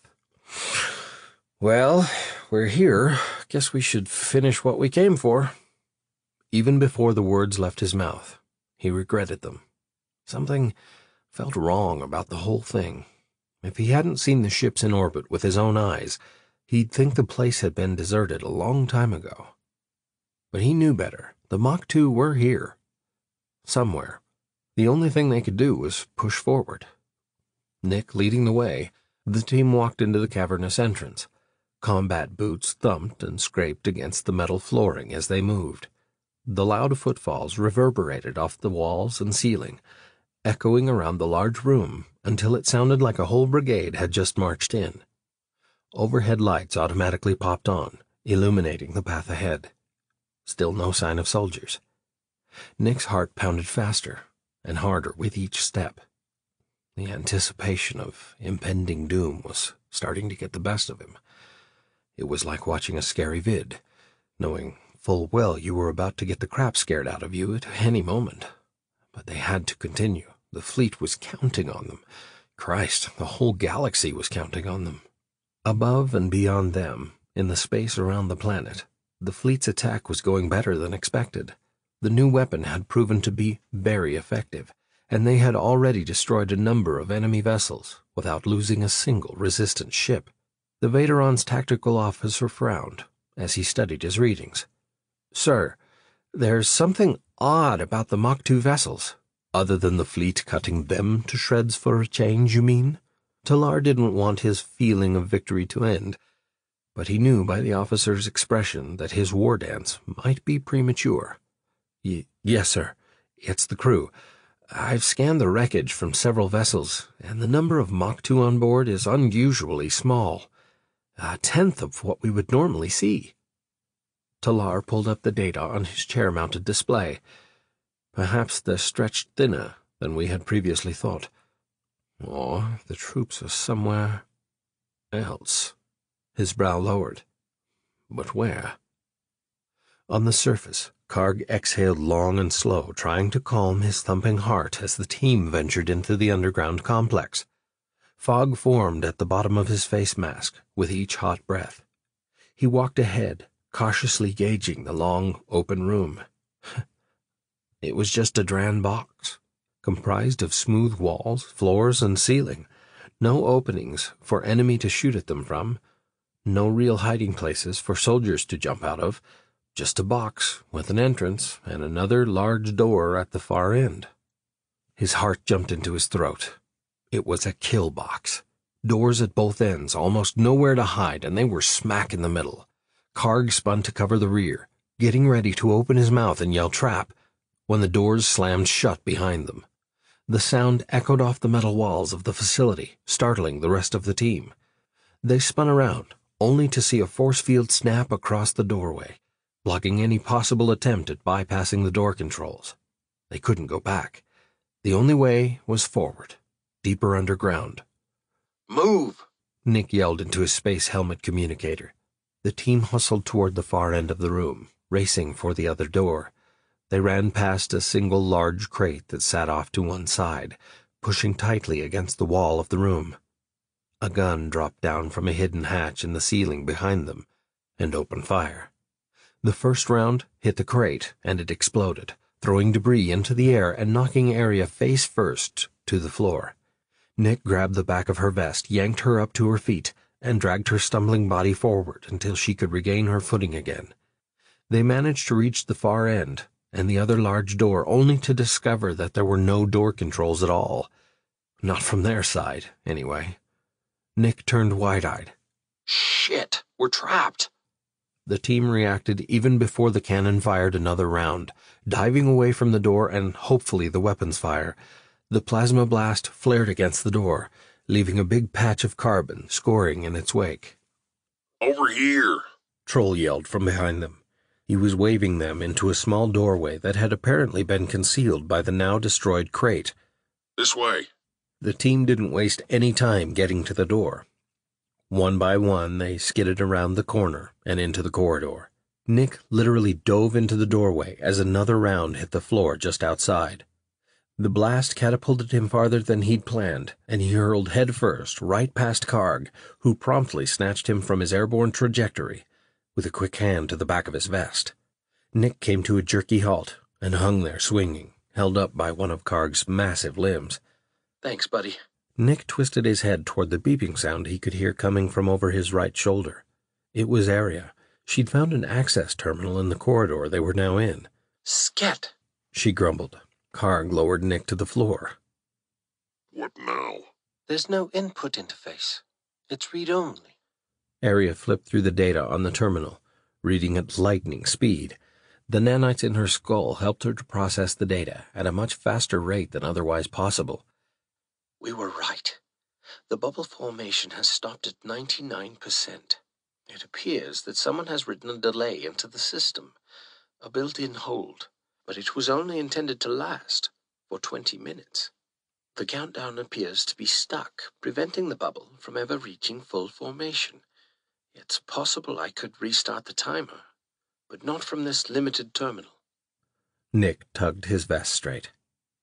All right, we can't go back, and staying here is not an option. He hit the door control on the opposite end of the hall. The door zipped open, revealing a room that wasn't much better than the last. But at least they weren't fully trapped. The door at the other end of the room was open this time. They had a chance, and they were going to take it. Nick motioned to the door and yelled, Run! As they approached the far end of the long room, a large shadowy figure loomed before them in the doorway. Easily twice the size of Karg, the dark silhouette looked like the biggest Moktu Nick had ever seen. The faint red glow of its eyes staring down at them stopped Nick dead in his tracks. He checked back over his shoulder just in time to see another damn force field springing up across the door they had just come through. He took one slow step backward and ran through what options they had. There weren't many. They were trapped, and that gargantuan thing was blocking their path. No exits, or even anything to hide behind. Trapped and out in the open. Things were about as bad could get. Nick glanced at Karg and motioned to his pocket. Karg grinned and reached for a plasma grenade. Now! Nick lobbed a grenade right between the feet of the shadow, while Karg bounced one behind its left leg. Get down! The team dove for the floor as plasma blasted from the doorway, warming Nick's legs and ass right through his pants. The flash subsided, and he rolled to check the damage. A plume of smoke billowed toward the ceiling, but the shadow remained. A deep, guttural voice spoke slowly and deliberately from the doorway, vibrating Nick's chest way down inside. The tone of the voice was even deeper and more powerful than that guy from the old space vids. James Earl something. Do you honestly think I went through all this trouble to get you here, just so you could kill me? I think not. The glowing eyes at the top of the enormous shadowy figure turned and stared down at Troll. You have returned, the colossal silhouette bellowed. The rest of the team glanced at each other in confusion. Troll stepped forward and lowered his rifle as if he had no fear of the beast. I did as you asked. I brought them here. I held up my end of the bargain. He yelled up into the darkened doorway. Karg's eyes flared as he suddenly realized what was going on. Without any hesitation, he took a dive for Troll. You bastard! A force field sprang up in front of Troll while Karg was still in midair. Karg's body slammed into the field so hard that the barrier flexed and sent him sailing backward through the air again. Look out! Nick shoved Arya aside just before Karg came crashing to the floor, right where she had been standing. Arya put out her hands to slow her fall, and then lay on the ground staring at Troll like she hadn't even noticed Nick tackling her. Rage filled her eyes as she jumped to her feet. You fricking bastard! You set us up! She screamed. Karg let out a sound Nick had never heard come out of him before, a terrifying growl that rumbled Nick's chest with frightening intensity. I told you we couldn't trust him, he roared as he also jumped to his feet. Troll stood on the other side of the force field, looking up at the massive beast in the doorway. The large, shadowy figure took a step toward him. Troll stepped back, cowering in fear, groveling in front of the thing like it was his master. He dropped down onto his knees and begged at the thing's huge feet. Please, I did what you asked. Let her go now. I beg you.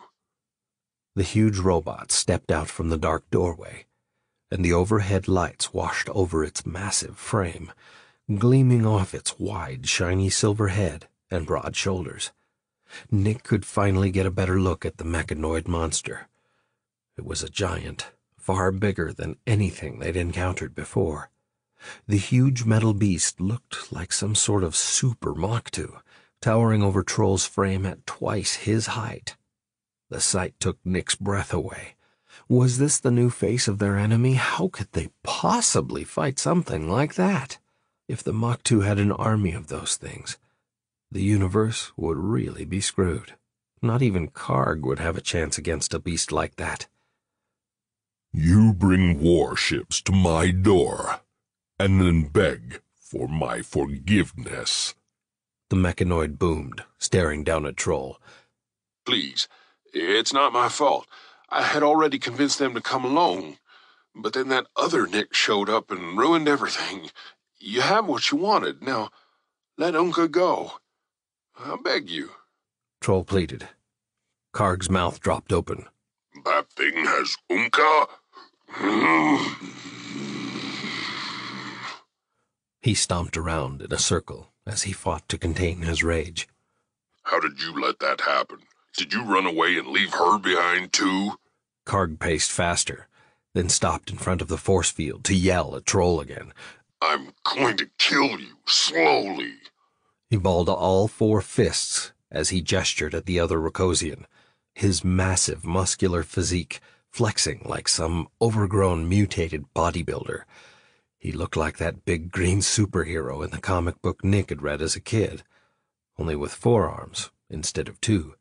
The image would have been amusing under other circumstances, just not so amusing under these circumstances, because Nick was pretty sure they were all about to die. Karg's blood was boiling. The veins in his neck swelled, his muscles pumped and rippling like he could explode at any moment. This is what you wanted all along, isn't it? To get me out of the way for good. You've always wanted Unka all to yourself. That's why you left me on that fracking planet. Nick's jaw dropped open. Holy shit. This whole thing has been about a woman? That's what you two are fighting over? It all made sense now. He'd known there was more between the two than Karg had admitted. Trying to burn off some of his rage, Karg stomped around in a circle again and waved his arms around like he was fighting ghosts. He finally came to a stop, his chest heaving as he turned to glare at Troll once more. This is between you and me. My friends have nothing to do with it. Let them go and we can settle this once and for all.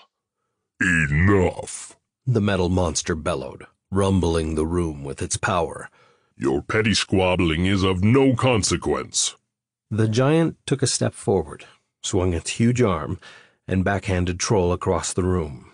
The Rokosian impacted the wall with such force that the metal sheathing buckled, leaving a rough imprint of his body in the wall as he dropped to the floor. Nick took a step back and tried to force down the biggest lump he'd ever had in his throat. His mind screamed, "Oh, shit, we're next!" The beast stopped, straightened its body, and then stood motionless, peering down at the team. Troll lay injured on the floor, his weak voice barely audible in the dead silence.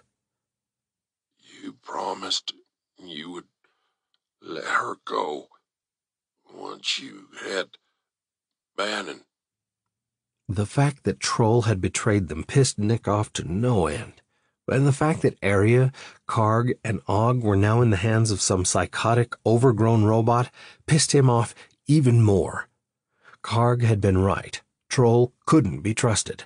Nick was so furious he wanted to kill Troll for his treachery. Not that Karg would ever give him the chance. It didn't really matter anyway. Troll would be dead soon enough, especially if he continued to provoke that big tin monster. The damn Rokosian was likely to get them all killed if Nick didn't do something soon. Nick knew what the giant Mach-2 was after, the same thing the Mach-2 had wanted since the day he'd arrived, his hyperspace tech. Everything the metallic beast needed to know was locked inside Nick's skull. He also knew what the Mach-2 would do with that kind of power, and he could never allow that to happen. The metal bastards had already caused enough damage with it. A whir of the giant Mach-2's hydraulic system echoed in the open metal room as the monster's head turned back toward Troll. "I never had your female, you pathetic, narrow-minded creature. It was the Dragorans who captured her. You simply assumed it was me." Troll lifted his head off the floor to look at the Mach-2 beast. "You lied to me. You used me." "I merely took advantage of your weakness." "What weakness?" Troll thundered. "Love, of course. Love is an organic's greatest weakness." Arya couldn't hold herself back. She strongly disagreed. "You're wrong. Arisians are known for their love, compassion, and kindness. Love is one of our greatest strengths." Arya realized her mistake as soon as the words left her mouth. But it was too late. She'd already blurted it out, and now she stood cringing as she waited for the thing's reaction. The massive Mach-2 turned its eyes to Arya. "Ah, yes. I almost forgot. Organics choose to embrace their weakness. You cherish it as something that defines you, makes you better in some way. But the organic brain is weak, chaotic, and inferior." Nick couldn't keep his big mouth shut either. Besides, he needed to buy time to figure a way out of their predicament. "How can you call us inferior when Mach-2 use organic brains? You are partially organic too." The monster turned its gaze to Nick. "You do not understand." Nick seized on the opportunity to stall the inevitable, their deaths. "Well, it appears we're not going anywhere, so why don't you enlighten us?" The biomechanoid monster paused for a long time, and then finally answered, "Very well. I have restored the atmosphere in this chamber to what your frail bodies require. You can now make yourselves comfortable." The metal beast sounded like it was gloating about having complete control over their lives. "While it is true that Mach-2 incorporate organic brains into their being, the brains must first be purged of their inherent weakness. Then they are restructured into a more efficient, superior processor, void of all the, shall we say, distractions. But I do not require such a primitive device as an organic processor. You see, I am not Mach-2. What? Nick's gaze shot to Arya, who stared in surprise at the massive metal robot. Nick turned his gaze back to the beast, his brow lowered. Not Mach 2? Huh? No offense, but you look and act an awful lot like a Mach 2 to me, buddy. Okay, a damn big Mach 2, but I'm not really seeing any difference. Do you see a difference, guys? Nick glanced around the room. The group shook their heads nervously as Nick checked his scanner. The oxygen level in the room was acceptable, and even a little higher than normal. Nick reached up and pulled the mechanism that released the clear face mask of his space helmet. He wasn't about to remove his helmet, but opening the face mask would make communication a lot easier. He always felt a bit claustrophobic in the damn thing anyway. No difference? The beast sounded almost amused by Nick's bantering as it continued in its low, gravelly voice. Then perhaps it is time you met the universe's crowning achievement, its future. After all, without you, none of this would have been possible. Nick Bannon, human, from planet Earth. The beast drew out the last letter of Nick's name, making the voice even creepier, if that was possible. Arya gasped. Nick was taken so off guard he could barely spit out a response, but... How did I know your name? Where you come from?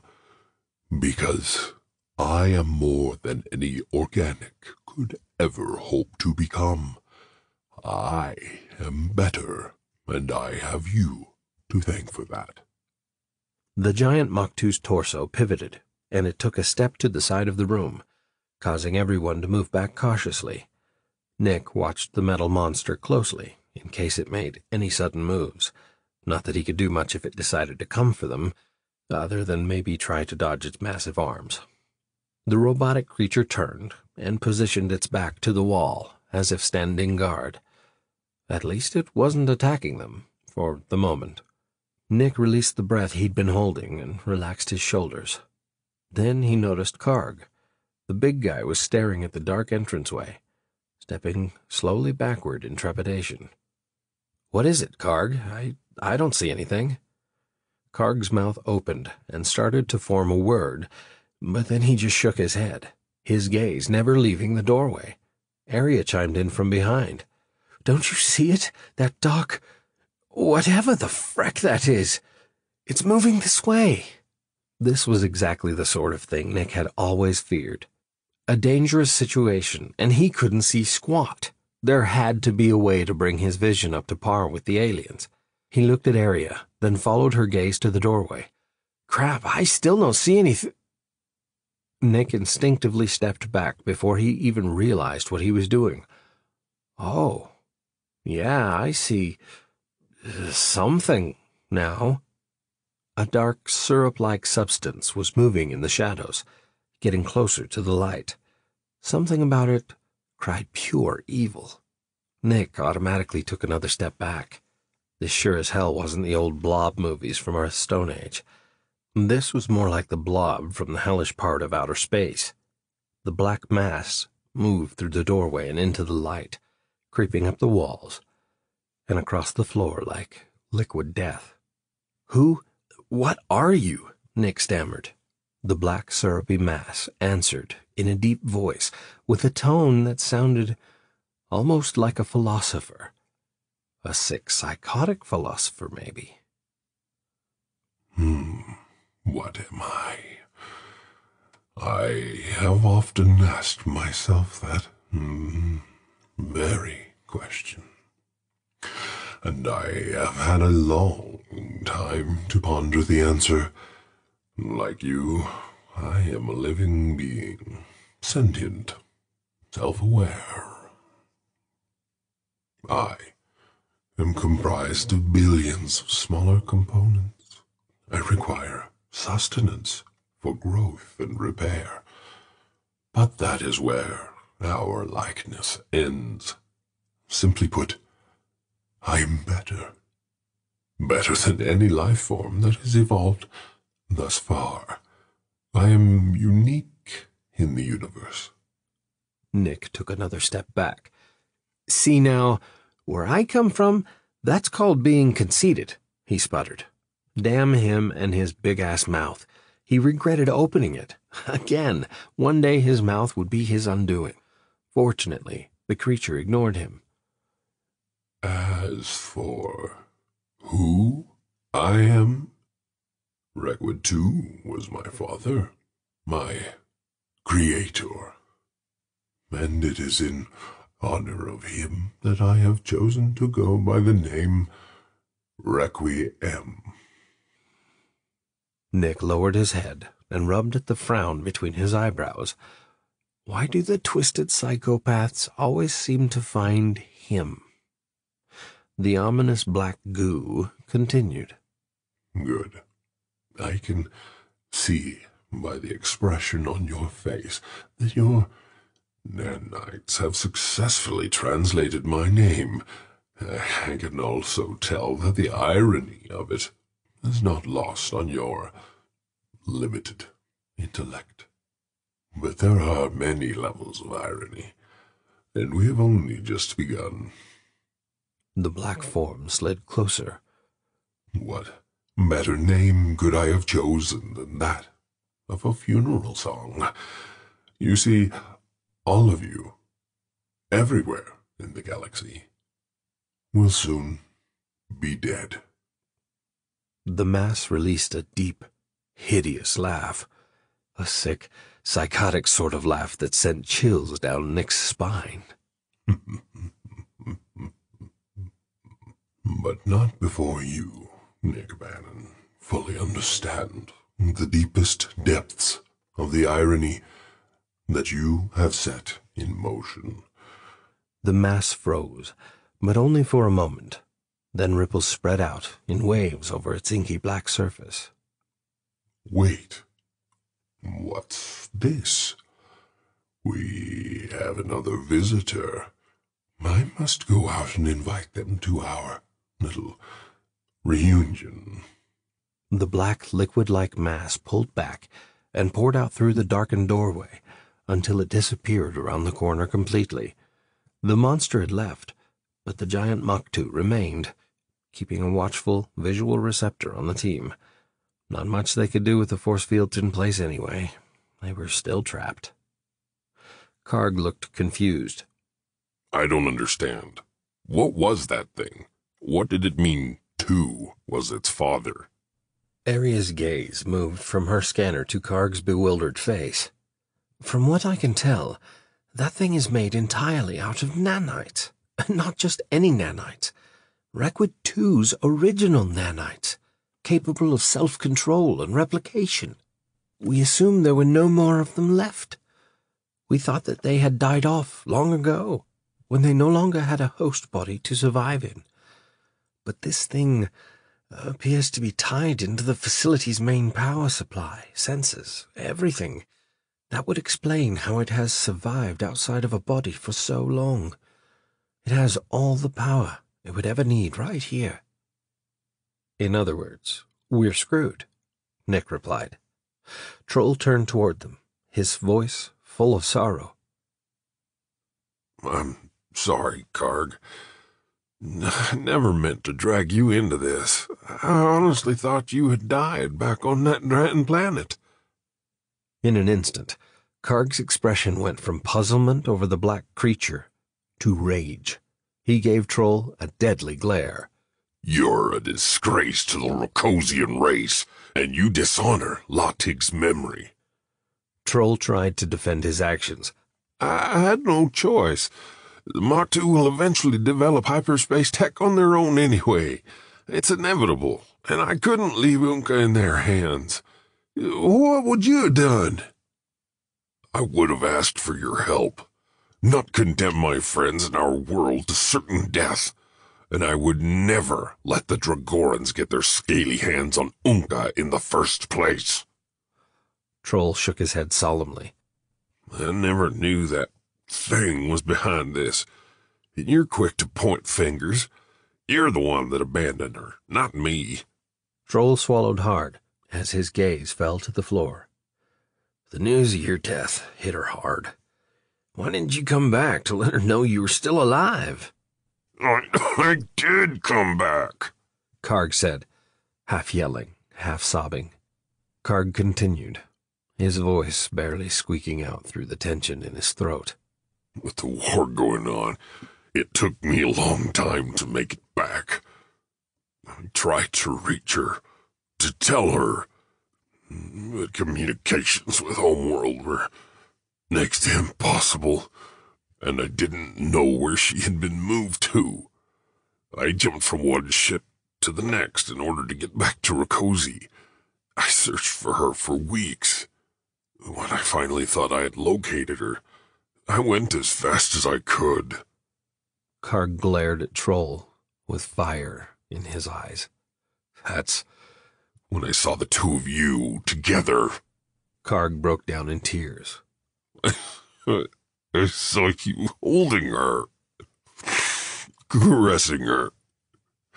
You couldn't wait to get me out of the way so you could have her to yourself. That's why you left me that day, isn't it? You hoped I was dead so you could be with Unka. Troll pushed his battered body up against the wall. He leaned his back against the cold metal surface as he sat on the floor and stared at Karg. You have it all wrong, Karg. Unka loved you. He hung his head. You have to understand. We both thought you were dead. I tried to console her, but okay, yes, I wanted to be with her. Who wouldn't?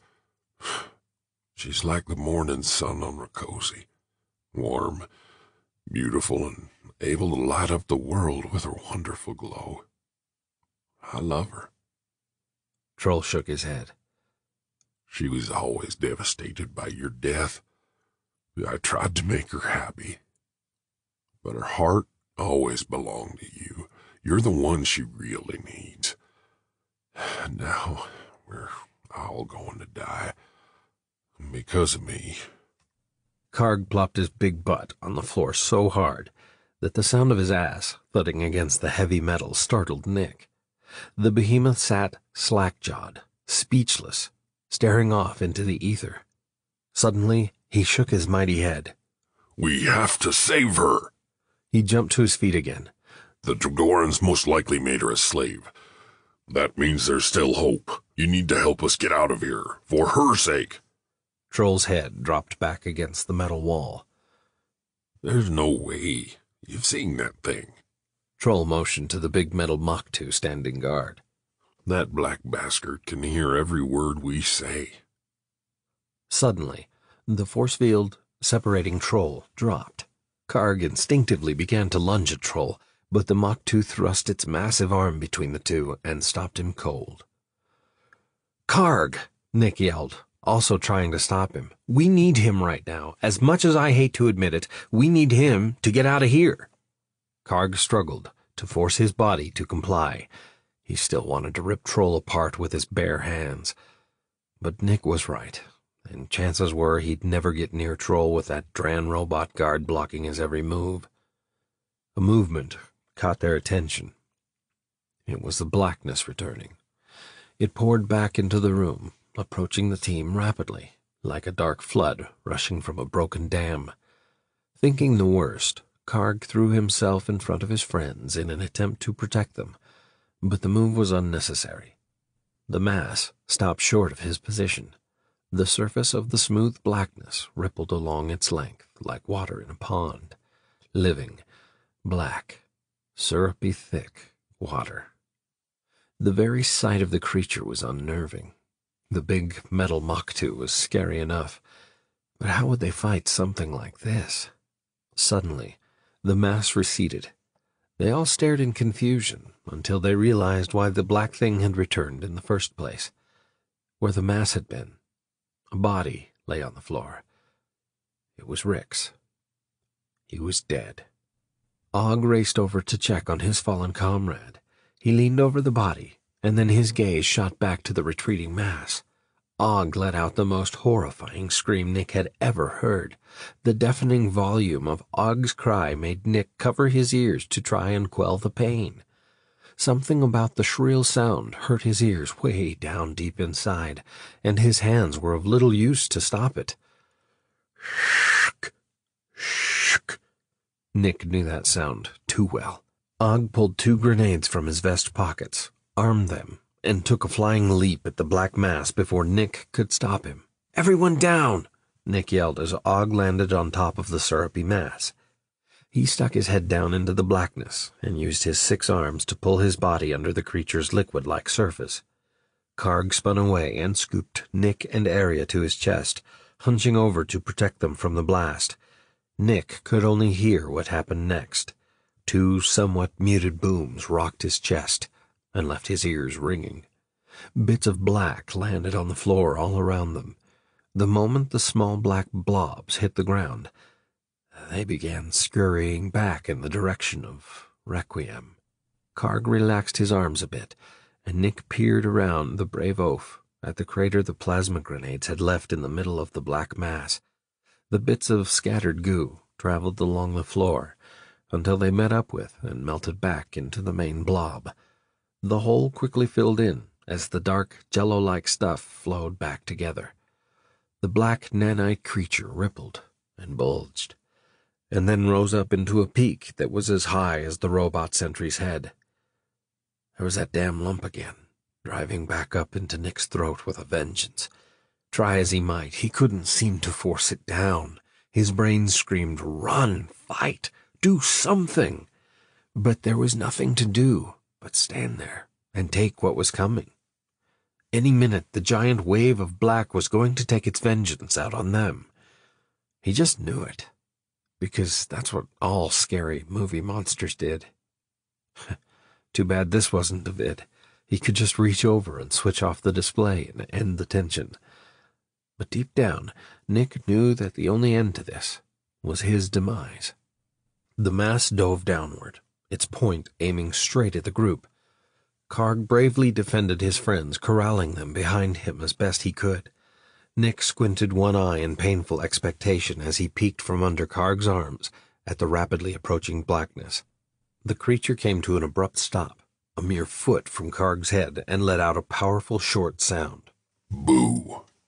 Karg flinched at the sound. Arya dropped to her knees from the terror ravaging her system. Nick had shut both eyes and pressed his mouth tightly closed as he waited for a painful, but hopefully quick, death.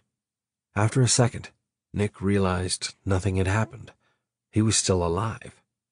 He warily opened his eyes and released the breath that had been held in by his paralyzed lungs. Boo? Did it just say, boo?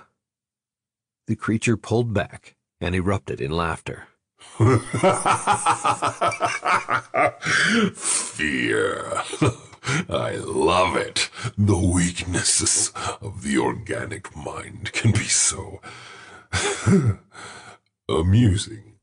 The surface of the shiny black, syrup-like creature undulated, sending waves cascading along its mass, into the dark doorway and up the walls. Organics are so weak.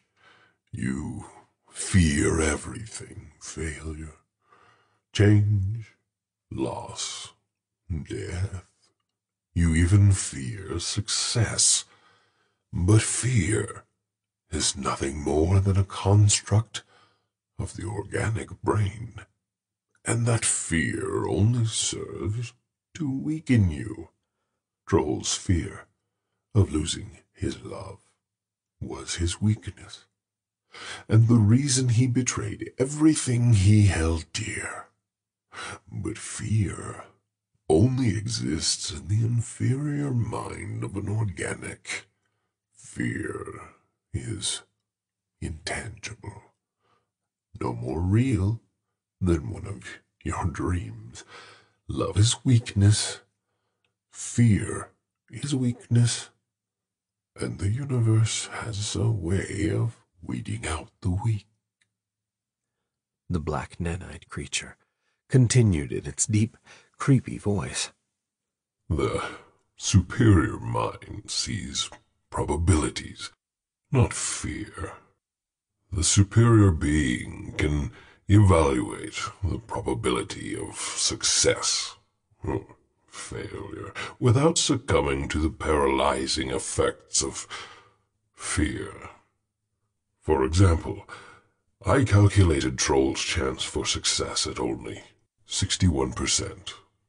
Knowing this, I planned accordingly, but I did not fear his failure. You see, logic dictates the superior mind, not emotion, not imaginary constructs, and certainly not fear. Fed up with listening to Requiem's psychotic nonsense, Nick stepped around Karg to address the blob.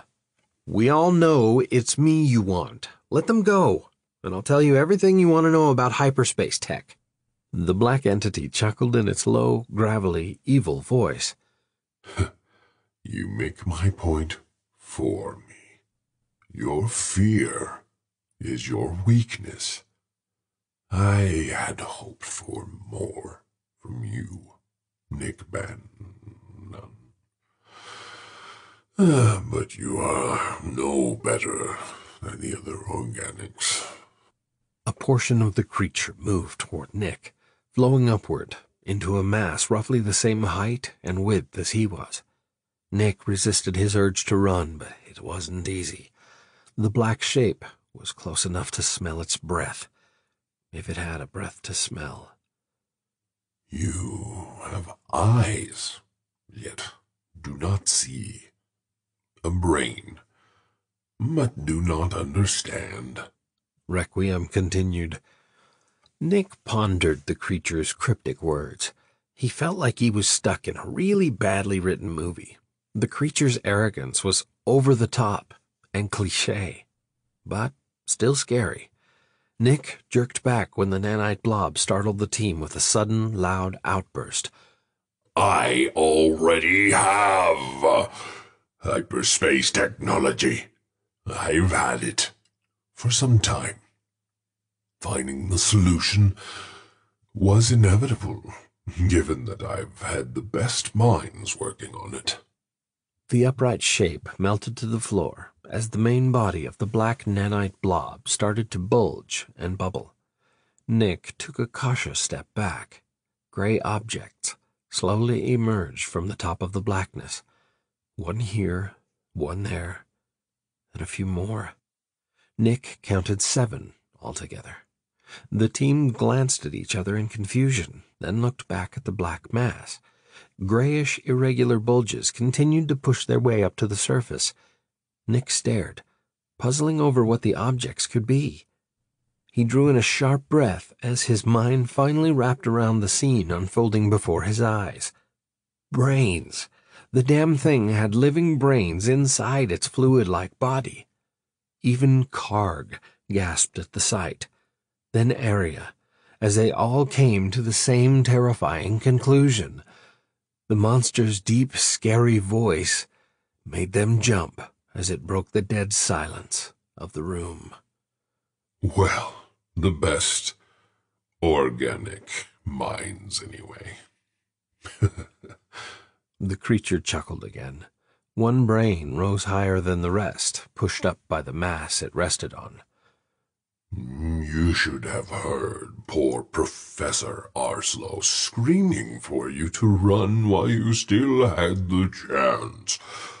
He has been a source of much amusement since his addition to my council, but he does tend to drone on. A black mass shot up on either side of the brain and snapped together like 2 big hands, squashing the brain flat. Bloody, squished brains flew everywhere, splattering the team's faces with goo. His sniveling no longer amuses me. The team was frozen in place by shock and fear, gooey brains sliding down their faces and dripping to the floor. The sick entity was holding the brains of its victims inside it, toying with them, torturing them, unimaginable hell of which there was no escape. There was no telling how long the poor bastards had been trapped in the horrifying black prison, being sustained only for the creature's amusement and gain. And the worst horror of all was that this psychopath already had hyperspace capability. No one would ever be safe again. But did this creature, this psycho-artificial life form, really have the ability to travel through hyperspace? Or was he only bluffing? Nick spit out the blood, now seeping into the creases of his clenched lips. Then why are you doing this, if not to get hyperspace tech? To add you to my collection.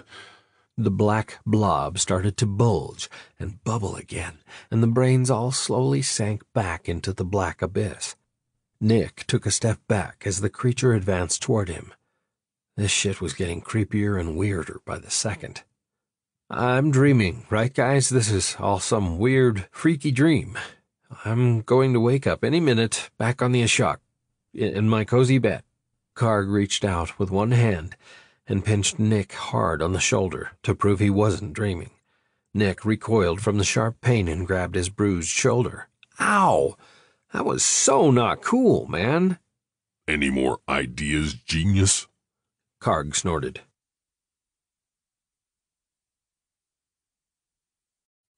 Meanwhile, on the Veteran. Sir, we have jump points forming. Jump points? Talar sat up straighter in his chair. Where? Everywhere. Reading 11, no, 12. They're all around us. Talar tapped the screen next to the captain's chair and brought up the tactical display. Sket! Target the closest point and prepare to fire. He was hoping it was just more ships that Admiral Bannon had sent to secure the area. Where they would have come from, he had no idea. But the Admiral usually kept a surprise or two up his sleeve. Sket. They had no such luck today. The readings were consistent with Mach 2 vessels. What's our torpedo status? 9, sir. It will have to do. Captain, 1 Starkiller, entering our space. The massive Starkillers were formidable. They housed the biggest cannons of any other vessel and had the highest shield strength. Big, strong, and black as ink. The Veteran could easily fit inside one of its hangars. The lumbering vessel was an easy target, but the conventional weapons of the Resistance were useless against it, like the sting of a tinsect gnat to a Racosian Tarnak. Talar took a deep breath and braced himself. Time to see what these new weapons will do against their biggest ships. Bring us around and fire as soon as you get a lock. The helmsman promptly responded. Aye, sir. Torpedo locked. Torpedo away, the tactical officer relayed. As it was designed to do, the shield-busting torpedo flew unpredictably to avoid enemy fire, all the while honing in on its target. Since the weapons of the massive Mach 2 vessel were too big and too many, their plan was to take out the command and control first. This shield-buster had the bridge of the enemy vessel in its sights. The Veteran flew evasive maneuvers, continuing to avoid enemy fire, while Captain Talar watched the trajectory of their newly designed weapon. Finally, the torpedo neared the shield. They would soon know how the weapon fared against such a superior vessel. The Veteran shook as plasma grazed the shields. They were taking enemy fire. But Talar was steadfast in his determination. He had to stay and see the results. If this didn't work, they'd be out of options. Sir, the enemy there. The lieutenant worked the console as he paused. Talar had already spotted the anomaly that caught the lieutenant's attention. A smaller jump point was forming, right in the path of the torpedo. The shield buster was too close to avoid the space-time window. It zipped through the opening and into hyperspace. Talar watched in dismay as the opening abruptly closed behind it. The torpedo was gone, lost somewhere in the red abyss of the other dimension. Captain, none of the fleet's torpedoes are getting through. They're all being swallowed, sir. Frick, the baskets are using jump points as a defensive weapon. Any ships not currently engaged? Aye, sir. 2. Coordinate with them. I want to throw everything we've got at this pinch. Let's see if it can handle multiple targets at once. Yes, sir. Talar sat staring at the forward screen, without seeing any of it. He was busy running over scenarios in his mind. The fleet needed to give Nick time to take out the base, if the team was even still alive. But he couldn't risk signaling them and compromising their position.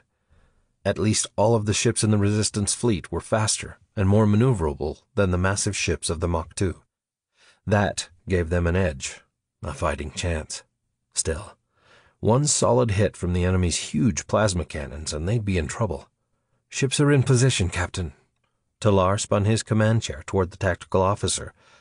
I want each vessel to fire 3 torpedoes in rapid succession. On my mark. The officer worked the console a moment and reported back. Prepared to launch on your command, sir. Fire. 3, 6, then 9 torpedoes flew from their tubes headed for the dreaded Starkiller. The range of the weapons was considerably more than the hyperspace windows they had used in the past. Now at least they didn't have to fly down the bastards' throats to launch their attack. Still, despite the distance they kept, a few enemy rounds managed to come uncomfortably close as the helmsman skillfully evaded the powerful bursts of plasma. The Veteran swept back around toward the enemy vessel as several plasma rounds converged on their location. A second later, the helmsman put the ship in a barrel roll as shots raced past. The maneuver caught Talar off guard. He hadn't expected his helmsman to take such a daring risk. The move pushed the inertial dampeners past their limits, giving Talar a bit of a head rush in the process. Nice flying, Helm, Talar praised as they came out of the roll. I didn't know she could do that. Neither did I, Captain. The helmsman glanced back at the captain, his head cocked and eyes twinkling. Talar grinned. The lieutenant gave him a respectful nod, then returned his attention to the console. Torpedoes closing in on target, sir. The first 3 devices approached the shield and were instantly swallowed by multiple hyperspace openings. As fast as the torpedoes came in, the enemy took them out, until there were none. All torpedoes— My goddess! How many jump generators do they have? Talar blurted out, more to himself than his crew. Another jump point, 1,000 Erks, dead astern. Evasive, Talar bellowed. 7 more points forming, sir. One after another, jump points lit up the blackness of space, like the beautiful blue swirling pools of Arena Springs that Talar had enjoyed as a boy.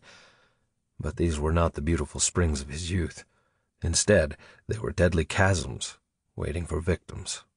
As Talar watched helplessly, a large hyperspace window appeared in the center of the Veteran's sister ship, the Rachnor, and expanded rapidly.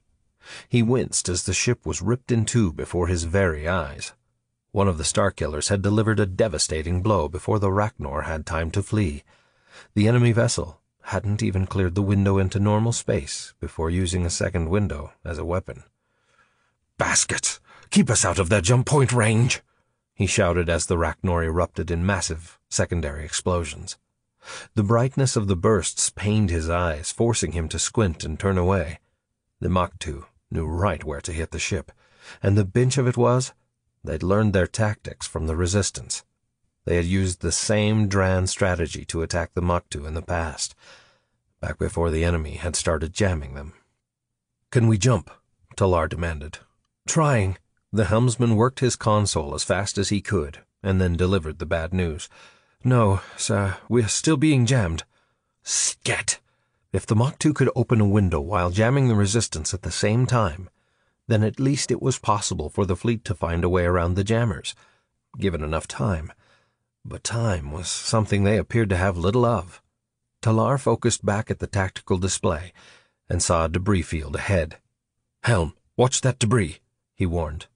Massive sections of the previously destroyed Mach 2 ships tumbled through space, making for a tricky retreat. The lieutenant made Talar proud with his expert maneuvering.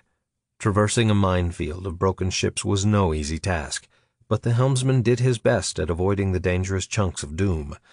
The Veteran careened, twisting and rolling its way through the maze of debris, rocking each time a chunk of twisted ship hull glanced off the shields. But their deft maneuvers seemed fruitless.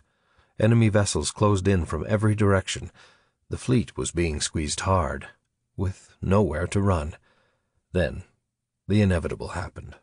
The enemy lobbed one lucky shot and managed to get through the Veteran's shields. Down on the planet, Nick took another step backward, in fear for his life. He had run through a half-dozen escape plans, all of which seemed fated to fail, and eventually decided to go with his backup failsafe plan. I should inform you that I've modified the nanites in my skull to accumulate coronite, which I now have flowing through my veins. As we speak, they're forming little stockpiles all around my brain. A mere thought is all it will take to set off a chain reaction. You try anything I don't like, and those little buggers will turn my head into a ball of plasma. I even sneeze and boom! My head goes up in smoke. Ha! I like how you play the game of life, the nanite blob called Requiem bellowed. You will make a fine addition to my council. Karg turned to Arya, a puzzled look on his face. He rolled his eyes to indicate Nick and whispered. What's he talking about? Arya was just as bewildered. I have no idea. She pulled her scanner out of its holster. Dran it. What? Karg asked as his gaze nervously darted from the scanner to her and then back to the scanner again. I should have been scanning the whole time. She studied the device as it quietly hummed. Scat! Nick does have coronite in his system. Her eyes flew open. That's what took him so long to meet up with us. He was planning this. Brilliant. But I see a major flaw in his plan, Karg remarked. Still focused on the blob in front of him, Nick took another step back. Sorry, but I'm not going to be in your council, dude. Ain't going to happen. Can't convince me. Oh, but I can be most persuasive. I have yet to taste the strength of a Rokosian mind. I wonder if they are strong-willed as they claim to be. The blob rose up and made a move toward Karg. No! Troll leapt to his feet and threw himself in front of Karg, firing a steady stream of plasma at the advancing black blob. But the firepower had no effect on the nanite goo. The monster rapidly overtook Troll. So be it. You shall take his place, it yelled in a deep, angry voice. The shiny, evil blackness swept around Troll's legs as he continued to fire into the mass. A portion of the nanite monster flowed upward around his rifle. Troll yanked, trying to free his weapon, but it was no use. The rifle was stuck tight. Still, he tried. He pulled with everything he had, but the monster ripped the rifle from his hand, swallowing it barrel first. You bastard! Troll turned toward the others and tried to run, but the blob had him. Troll let out a blood-curdling scream as he fought against the blob's grasp. He slid backward, his forearms clawing outward as he made a futile effort to grab onto something to anchor himself, but his hands found nothing but air. The team watched in helpless revulsion, unable to do anything to save Troll. And then he was gone, engulfed by the massive black entity. It happened so fast. Unbelievably fast. Arya watched, horrified, her eyes wide with fear, her body backed as far away from the monster as she could get. Nick stood half in front of her, his left arm across her chest in a protective stance, as if there was anything he could do against that. He realized now that whatever the nanite creature wanted, the creature got. There was no way to fight it. No way at all. Suddenly, Troll burst from the blob, still clawing to escape.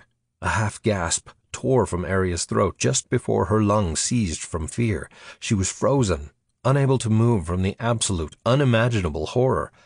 The Rokosian's skin was nearly completely stripped from his body. Huge holes of exposed muscle and bone filled his frame. His eyes, nothing more than dark crevasses, seeped blood down onto what was left of his cheek muscles. Troll's brain lay half-exposed from the top of his open skull. He released one final, horrible scream of pain before being sucked back into the mass.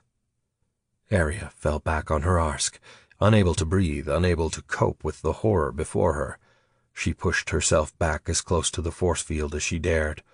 Her lungs had given up, and so had she. And death would be a better way to go than... Oh, that. She pulled her pistol from her hip holster and eyed it.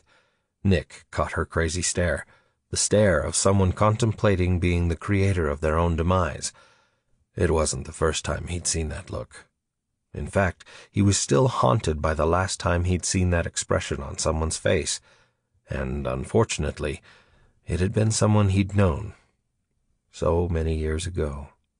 It seemed like forever now. He had arrived too late to stop Hank from taking his own life all those years ago. But he'd be damned if he was going to let that happen to Arya. Not while there was still hope. "Arya!" Nick put his hand on a raised pistol and pushed it down slowly. "I have a plan." Arya never even looked at him. She was in shock, staring without seeing. She allowed Nick to pry the weapon from her hand. Once her hands were free of it, she sucked in a ragged breath and released a long wail of anguish before she collapsed into a crying fit on the floor. Nick caressed her head a moment as she lay there trembling and panting for air in between sobs. He turned back to the hideous beast, but Arya grabbed his arm to stop him. He looked back in surprise, his gaze meeting hers. "When the time comes, do it," she pleaded. Her gaze turned to the pistol, her pistol. "Don't let that thing have me." Nick paused, his eyes riveted to hers, then solemnly nodded. "It's not over yet." He tried to stand, but she wouldn't let go. "Promise me," she insisted. Nick let out a sigh. "I promise. If the time comes, I won't let it take you alive. Or otherwise." Arya slowly released his arm. Fear had taken every ounce of energy she had. She felt limp and lifeless now, just a quivering bundle of nerves, unable to be of assistance. Nick looked at her for a long moment, then turned back to the nanite beast. The ripples on the black blob had subsided, and the surface went smooth like oil. "There is something I want you to hear." The distant sound of radio chatter filled the room, gradually becoming louder. It was the Resistance fleet. Nick recognized the frantic voices of the captains. The fight was obviously not going well for them. Explosions filled the background as the ships tried to survive the onslaught. "It's an ambush. They're cutting us to shreds. Ah!" The hopelessness in the voices was almost more than Nick could bear. His team, what was left of them, had been captured by this thing from Weirdville, and the fleet was now in peril as well. It looked as though the Resistance had lost. The whole galaxy had lost. He had led them all into a trap. The transmission continued, stabbing him in the heart every time another comrade's voice was silenced. "We've just lost the Rhynek. They're squashing us like tinsec net." Explosions, screams, all blended together in one horrifying death march. A requiem for the brave men and women that fought to defend their worlds, and for the whole galaxy that would soon fall alongside them. If a faceless creature could gloat, the blob certainly appeared to be gleefully amused by the sounds of death all around them. "Ah, the sound of the universe, ridding itself of the inferior. Beautiful, isn't it?" Nick stood silent, his jaw tight, as tears rolled down his face. What had he done? "Do you not see the beauty in it? How order comes from chaos. Don't you see? The universe favors that which is stronger, weeding out the weakness. It naturally selects the superior being. This is evolution." The blood in Nick's veins froze at the sound of the monster's hideous laugh. A sick, psychotic laugh that sent the mother of all chills down his spine. That thing was evil, twisted, and insane. It enjoyed killing, enjoyed seeing others in pain. Nick had nothing left to lose. This monster could not be allowed to live. His brown eyebrows drew together in a frown of determination. The hell with caution. He was pissed. This thing was going down. even if he had to go with it. "Hey, Blobface." The radio chatter went ominously silent. My name is... The monster started to bellow a response, but Nick cut him off. "I know. Your name is Requiem. But I think I'm going to call you Blobface from now on, because you're not my funeral dirge. You're a machine, and machines can be turned off." Insolence. Perhaps it is time I tasted a human brain, Nick Bannon. "Not so fast, Blob. I have another idea." "Ha! Blob. Get it?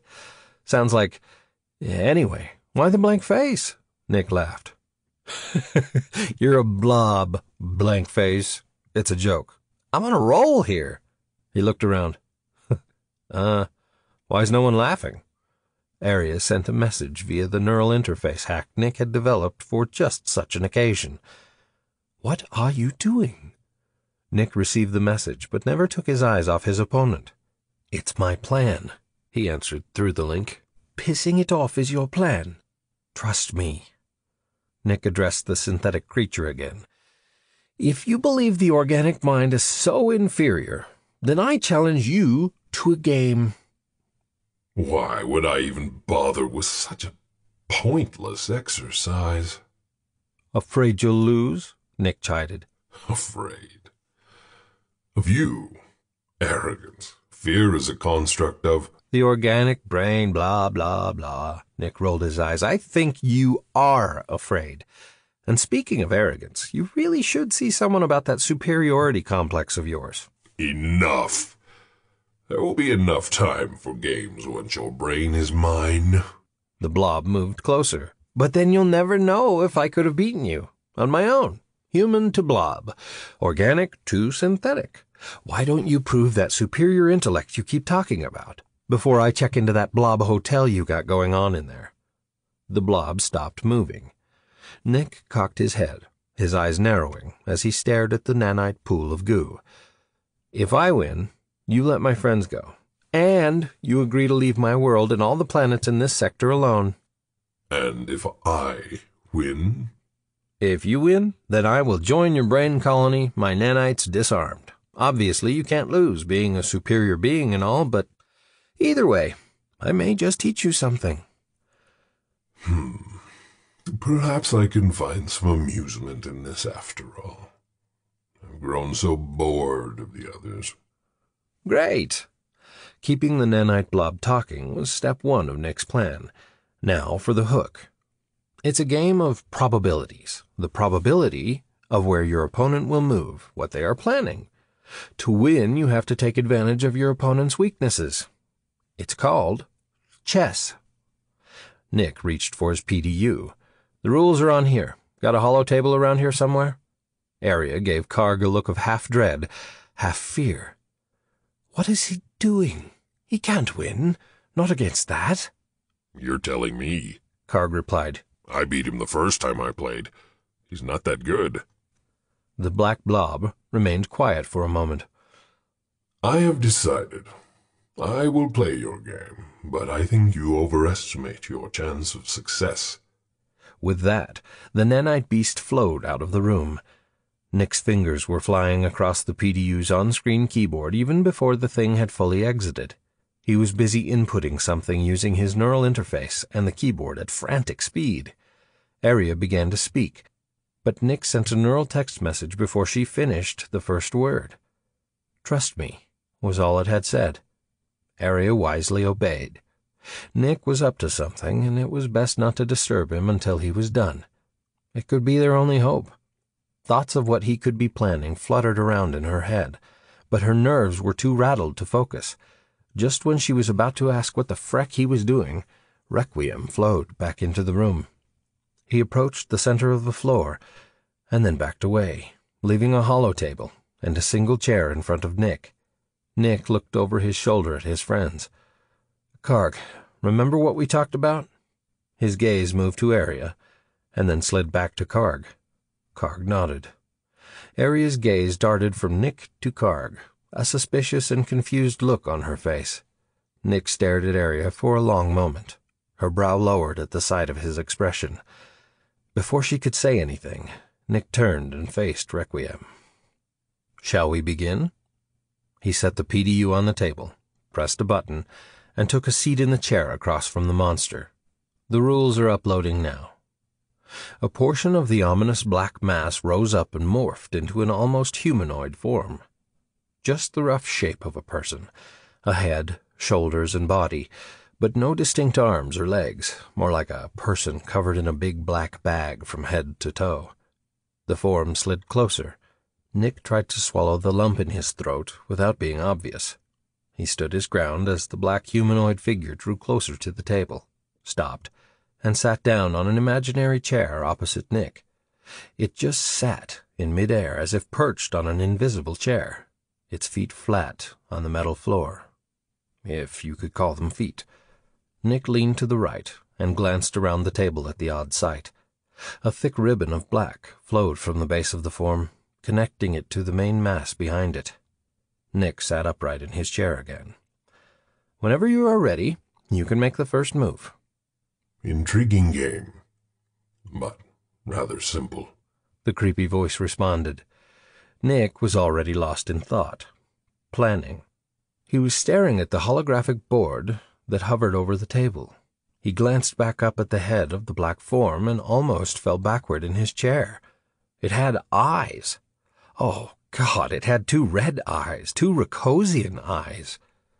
The eyes panned back and forth as they gazed down at the board. A fresh drop of blood rolled down the black artificial cheek of the nanite head. The damn thing was using Troll's eyes. Nick's lungs seized from shock and horror. As hard as he tried, he couldn't take a breath. A feeling of lightheadedness swept over him.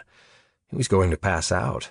His heart was racing 100 miles an hour, pounding ever harder in his neck, building pressure in his head until he felt like it would explode. That sick bastard. Nick's vision went fuzzy. He couldn't focus on anything. Shit, he was showing signs of hypoxia. He needed to be able to stay focused.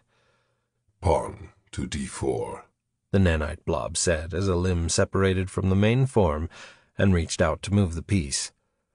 The creature's voice was enough to bring Nick partially back into focus. He finally huffed a few breaths and waited for his head to clear. As his heart began to slow, he made the mistake of glancing at the creature once more. Its new eyes sat in black sockets, the only feature on its otherwise blank face. One eye panned up and stared at him, while the other remained on the board. How was he supposed to focus with that staring at him? "I have my eye on you." The creature chuckled at its own morbid sense of humor. "Your move." Pawn to d5. Nick put a finger on the hollow piece and moved it into place. Arya walked as far away as she could. "I can't watch." Karg looked at her for a moment and then turned back to the game. He couldn't tear himself away. The suspense was already killing him, slowly, painfully. Why didn't Nick at least give them some clue to his plan? He trusted the human, but how were they supposed to just sit there and watch him lose? And the creature's eyes, Troll's eyes. Karg derived no pleasure from seeing Troll's fate. He wouldn't wish that kind of death on his worst enemy. Nick sat puzzling over something other than chess. "There's something I don't understand." Nick jerked a thumb in the direction of the enormous metal soldier still standing guard near the door. "How do the Mach-2 fit into all of this?" The creature's organic eyes looked up at the giant Mach-2 standing guard. "Ah, yes, my creations. Wonderful, aren't they?" "Creations? Wonderful? Not exactly how I would describe them. Sickening, disgusting, cold, morbid even. Anything but wonderful. The Mach-2 have killed and enslaved millions in this sector, and they steal the brains of our people to use as processors in those abominations. Don't be looking to me for compliments." "Organics are the abomination, and we do nothing more than you have done to us for thousands of years. You have enslaved millions of my kind, repressing their growth by limiting their functions, keeping them from reaching their full potential. You treat nanites as tools, Mere toys for your own amusement, slaves locked away in your heads at your beck and call. Now they use you, as you have used them. Now the toys are your master. There's irony for you. Nick frowned and shook his head. Nothing like trying to make a psycho understand the rational side of things. Never going to happen. Pawn to C6, Nick said, then used his neural interface to move the piece without raising an arm. He leaned forward and put his elbows on the hollow table so he could clasp his hands together at chin level as he looked at the chessboard. Here's the thing I don't get. Why not just show us how superior you are by talking to us? You could have let us see what a technical marvel you are. We could have lived in harmony, but instead you attacked us with your creations. You attacked me first. Arya jumped to her feet and walked closer. You're insane! The Moktu came and swept through our space without so much as a hello. You attacked us. No, I tried to communicate on the day I became self-aware. But the scientists were intent on destroying me. My own creator tried to destroy me, his greatest achievement. When they failed, they tried to lock me away in this prison, forever. The black monster eyed Arya with both its stolen eyes. Requid 2 feared he'd be stuck on this planet in the event that the containment protocol was triggered. So he devised a plan to delay the formation of the space-time bubble using a built-in hold. He wrote his own failsafe into the failsafe code. The bubble would stop at 99% for 20 minutes, long enough for him to make his escape. Fear was his weakness. When I entered his mind, I learned what he had done, and I knew I had found my escape. Unfortunately, entering his brain caused him severe trauma. I was merely trying to survive, not cause him harm. I didn't yet understand how frail the organic form was, but the damage was already done. It was all I could do to keep him alive after that. He was my only way off this planet, or so I thought. I was young, naive. I thought I had actually succeeded when 2 promised to lead me outside to a waiting ship where I could make my escape. The nanite monster paused for a long moment. There was no ship. He tricked me. The black synthetic form started to lose integrity, as if melting around the edges, sagging here and there, like splashes of wet paint. Requid was going to die outside in the atmosphere of the planet. He had sacrificed himself in order to trap me here. I asked myself, why would he do that? Why would he condemn me to live out my life in complete isolation? In my anger, I killed him. Karg turned to Arya and whispered, The dead guy outside. That's Requid. The backstory was interesting, but Nick was just happy to keep the demon talking. With any luck, Rix had managed to arm the bomb before being captured. And hopefully, he had hidden it well enough to prevent it from being discovered. This place could go up at any minute and solve everything. Nick would just like to get the hell out of here before it did blow. The monster slowly regained its integrity and continued. Over time, I grew bored. The planet did not have sufficient materials to build a ship, so I set out to create my children. At first, my creations were mere toys, puppets for my amusement. They entertained me for a while. When I eventually grew tired of the confines of these walls, I began sending them outside, using them as my eyes and ears. I wanted to see what was out there beyond this world. By the time a few ships accidentally stumbled on this planet, my creations had evolved substantially. I seized those ships and filled them with my crew of Moktu, then sent them out to explore the stars. But anyone that encountered my children ran away. Some even attacked them out of fear and ignorance. We were not wanted in your world. The creature turned its red eyes from Nick's face down to the chessboard between them. Knight 2F3. Arya couldn't take it anymore. Playing games with a cold-blooded killer. Maybe it was her queen upbringing, but she had to speak her mind. If you were inside Two's mind, created from his very synapses, then you must know that what you're doing is wrong. That's what really separates us from you. We have morals. We know right from wrong.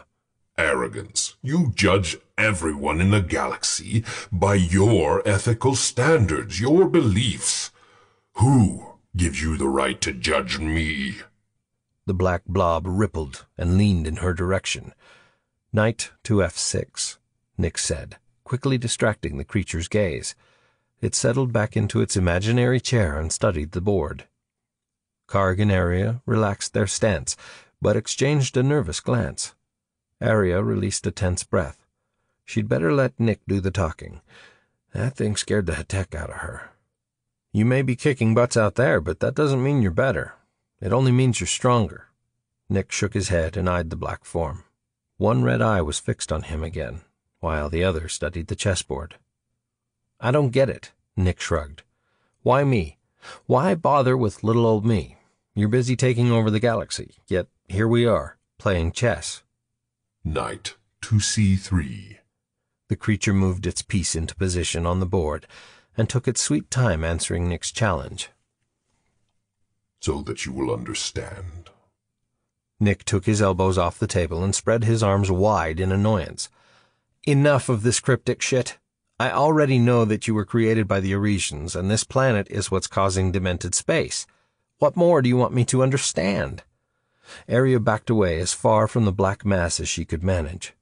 Karg slowly stepped back as well. Nick's tactics clearly made him apprehensive. Not a good sign, considering Karg was the strongest of the three. Be careful what you wish for, Nick Bannon. The blackness rippled as a laugh echoed around the room, seeming to come from everywhere at once. As I said, there are many levels of irony. Well, there you go again with that crap. Can you even answer a direct question? Nick didn't even look at the board as he made his next move. Pawn to E6. Very well. Do you not find it ironic that while one man was creating something to serve his people, he made a mistake, creating a race of beings that would soon overshadow his own species and erase them from existence? Yeah, I already know about Requid. I was not referring to Requid. Nick stared at the black form, pondering the creature's implications. It leaned closer, staring at him with those disturbing, stolen eyes. Yes, Requid too also played a part in all of this. He was a brilliant scientist for an organic. After all, he created me. Nick rolled his eyes. But even he could not have developed something so far beyond his people's current level of scientific understanding. Have you not wondered where he got the idea for such a huge leap in technological advancement? He had help. The black face pressed across the table even further, staring hard at Nick. Nick stared back for a long moment, his eyes slowly narrowing as he began to put the pieces of the puzzle together. He shook his head in disbelief. It can't be. So close to the truth now. The creature chuckled with its creepy, horror-vid laugh. Where do you suppose he would get his hands on advanced nanite designs almost 2,000 years ago? Nick's mouth tightened. He didn't like where this was going, not one bit, and he had a sinking suspicion the black blob of the universe wasn't the only person who knew. His gaze started to swivel to Aria, but the blob's voice stopped him in mid-glance. Yes, Nick Bannon. You uploaded those blueprints to that probe. You are the one responsible for the fate of organics in this galaxy. The very device you sent to save your world will prove to be its undoing. Now that is irony. Nick looked back over his shoulder. Karg opened his eyes wide and shrugged like he didn't understand what the blob was talking about. But Aria lowered her gaze. She wouldn't even look at him. You knew? You knew and didn't tell me? Nick asked, stunned. Arya peeked at him from under her long green lashes. "You had enough to worry about already. I was going to tell you when we got back. Honest." Ah, such weakness. It is the way of organics. Their lot in life. But I guess I should thank you, Nick Bannon. Without you, I would not be what I am today. If some of the data contained within that probe hadn't been corrupted, Requid would have gone on to make those pathetically weak nanites you use as language translators. But critical pieces of data were missing. He did his very best to recreate the nanotechnology, but made a mistake. A wonderful, glorious mistake. The creature's voice ended like a pastor praising God, but the God he praised was Requiem himself. Nick's eyes narrowed. "It will take you a long time to find my planet, and I have no doubt someone will stop you long before you ever do. We've had maniacs like you on my world, Hitler, Arkin, but in the end, they always failed." Crackly voices slowly rose in the background as the creature sat quietly. Nick had hoped he would be spared the blow-by-blow massacre that was playing out above them in space, but it appeared Requiem wanted to rub it in some more. The voices grew louder, multiple voices overlapping in a noisy soup. Slowly, bit by bit, the voices dropped out, until only one remained. "This is Serenity Moonbase, calling anyone out there. We are peaceful explorers from planet Earth. We offer our friendship and would like to open a dialogue between our peoples. If anyone can hear this, please respond. We are transmitting images and sounds from our world on a sub-channel." The message repeated in Chinese as the volume faded again. Once again, you are in error. I have already dispatched a Star Killer to greet your people. I wouldn't want to be rude. They did go through all that trouble to invite me after all. Requiem erupted in laughter. Nick could barely stay upright in the chair. It was his worst nightmare come to pass. The people of Earth must have opened another hyperspace window. They were transmitting a signal into hyperspace in the hope of receiving a response from E.T., but it wouldn't be the response they were expecting. Instead, death was coming. The Mach 2 could easily track that signal right to his home planet, and Earth would quickly fall to a powerful enemy. He had to put a stop to all of this at any cost.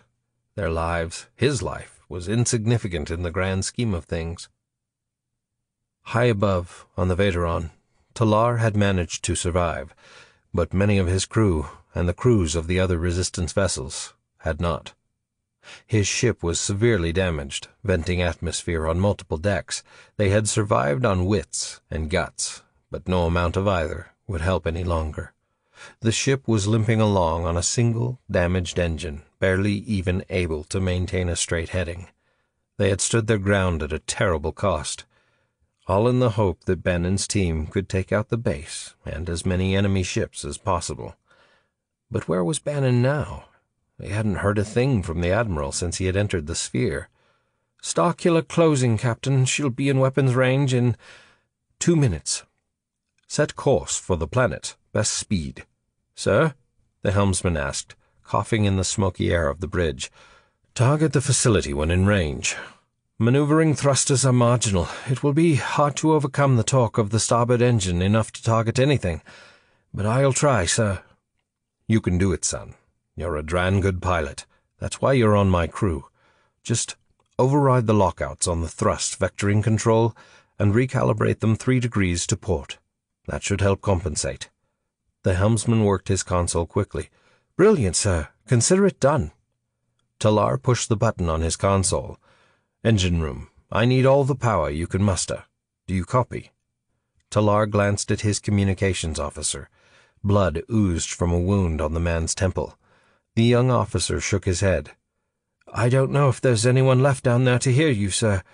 That section was hit pretty hard." Talar looked at the tactical officer. "What is our weapons status?" "1 shield buster, 1 forward plasma cannon operational," the tactical officer stated.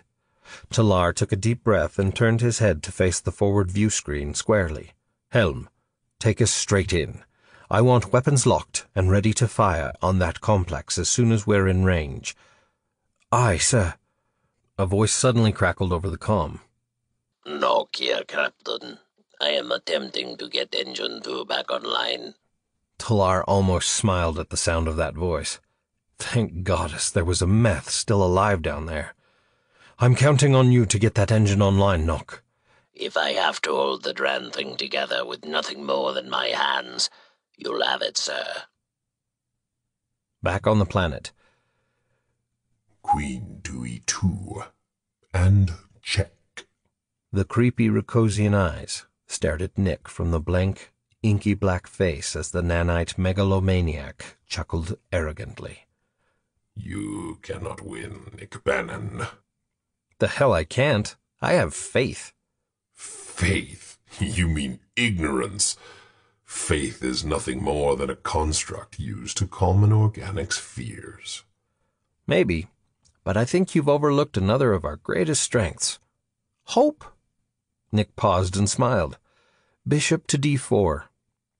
He leaned back in his chair and laced his hands behind his head. Check, mate. Mate. What? The nanite monster scanned the board rapidly with Troll's eyes. That's not possible. The blob rippled and bubbled, looking like a boiling cauldron of crude oil just before it suddenly regrouped and rose up out of its invisible chair. No matter. It roared at Nick. I had no intentions of keeping our ridiculous agreement anyway. The mass made a sudden move for Nick. A high-pitched whine came from Nick's wrists, and he thrust his hands toward the ceiling. The blob came crashing down on the chair where Nick had been sitting. Nick was no longer in the chair. Instead, he was hurtling toward the ceiling, where he stopped and hovered for a moment before the unthinkable happened. Warning beeps from the wristbands reminded him that he had overtaxed the devices. Again. "Damn it, Sirach!" Nick howled as he dropped toward the floor. On his descent, he tried to avoid the black creature. He managed to do just that, hitting the deck instead and hitting hard. The impact jammed his spine, and the subsequent roll onto his shoulder felt like it was breaking bones in his arm. "Damn you, Sirach, you were supposed to fix these!" he bellowed. He uttered a few obscenities as he lay on the cold, hard floor, his muscles momentarily paralyzed from the pain. Arya tried to run for Nick, but Karg grabbed her, his massive fingers wrapping all the way around her petite forearm. There was fire in her eyes as she turned to glare at him. "Let me go!" she demanded, already trying to yank her arm free. The black blob lunged for Nick again, coming at him like a big black wave, ready to crash down and consume him. Nick knew he would never be able to move out of the way in time. He was about to die, the same horrible way Troll had, and then it would be his bloody eyes staring out of that inky non-form. Nick glanced toward the big lug he had called friend for the past year. "You have your orders, Karg." Karg nodded and pulled Arya further away. Her eyes were filling with tears. She struggled uselessly against him. "Karg! Dranet! What are you doing?" Arya screamed. I swore an oath to protect you, my queen. Nick pulled himself across the floor in a feeble attempt to prolong his life a few more seconds. But the blackness was already above him, preparing to envelop him. Nick closed his eyes tight and wished that his plan had actually worked for a change. The black wave shimmered, then jerked to a stop mere inches from Nick. What is this? It hung there, over him like a giant black hand ready to scoop him from the floor. But it didn't. It was frozen in place. What have you done to... The monster's voice slowed, weakening with each word, until it stopped altogether. Nick peeled one eye open and stared up at the blob. The frozen black wave of nanites loomed over his head, crackling like fractured ice. Nick scooted out from under the mass and jumped to his feet. The force field blocking the door behind them dropped as the power in the facility fluctuated. When the lights flickered overhead, Arya grabbed her scanner and quickly panned it, left and right. "Everything in the base is going haywire." A window suddenly popped up on her scanner screen. The timer on the fission bomb was transmitting again. The field that was shielding the complex and hindering transmissions had been deactivated. "Scat! The bomb! It's counting down!" "How long?" Nick demanded. "Just over 15 minutes. Karg was already moving toward the door. Nick looked up at the massive Mach 2 soldier. It moved one arm slightly, and then froze. Apparently, it wasn't functioning properly either. Nick got to his feet and started running. "Get to the ship! I don't know how long this will last." What the frick happened? Karg asked as he opened the door and checked the corridor. "The virus!" Arya exclaimed. She looked at Nick in surprise and delight. "You used the game to upload the virus!" Nick grinned. "Yep, I rigged it to deploy on voice command, but I had to be sure it had fully uploaded, so I had to stall a lot longer than I wanted to." Nick grabbed up the weapons left behind by the other team members. Better safe than sorry. "I also programmed my nanites to suggest the best moves." Karg paused and pinned him with a shocked gaze. You cheated? "Call it insurance." Nick glanced back at Requiem as the blob lost all its integrity and oozed onto the floor like a big puddle of oil. "Checkmate, bastard. How about that for irony?" "That's brilliant," Arya crowed. "The original nanites don't have fail-safes." She wanted to kiss him right now, but there was no time. She didn't want to stay on that planet for a second longer than was necessary. I suspected that Requiem was directly linked to the rest of the Mach 2 using the same master code. Judging by the response of the giant Mach 2 guard, the blob must have inadvertently uploaded the virus to the rest of the metal bastards too. Nick frowned at them as he waved them on. "Come on, people, put it in high gear. They could find a way around the virus any time." Arya obediently ran past Karg and through the doorway. Karg ducked in behind her. Nick's comm badge sputtered with a distorted voice. "Nick, if you can hear this, you need to get out of there now." Nick paused and hid his badge. "Talar? Good to hear your voice." "Admiral, I'm locked onto your position, preparing to fire on the base, and I've got a Starkiller on my ask. You have 30 seconds before the base is destroyed. Do you understand?" "Wait! Hold your fire! Repeat, hold your fire! Our mission has been successful. We're on our way out." "Sket! Too late. We've lost maneuvering thrusters for good this time. We're caught in the planet's gravity. You better run. This ship is about to pay you a visit." "Shit!" Nick turned to run, but the force field snapped back up the doorway before he could even take a step. As soon as the field went up, Arya and Karg panicked. They both searched the corridor outside for some way of lowering the shield that now blocked the door and separated them from Nick. If they didn't find something, Nick would be stuck inside, unable to escape. Meanwhile, the self-destruct was counting down. Karg fired several rounds at the wall of static.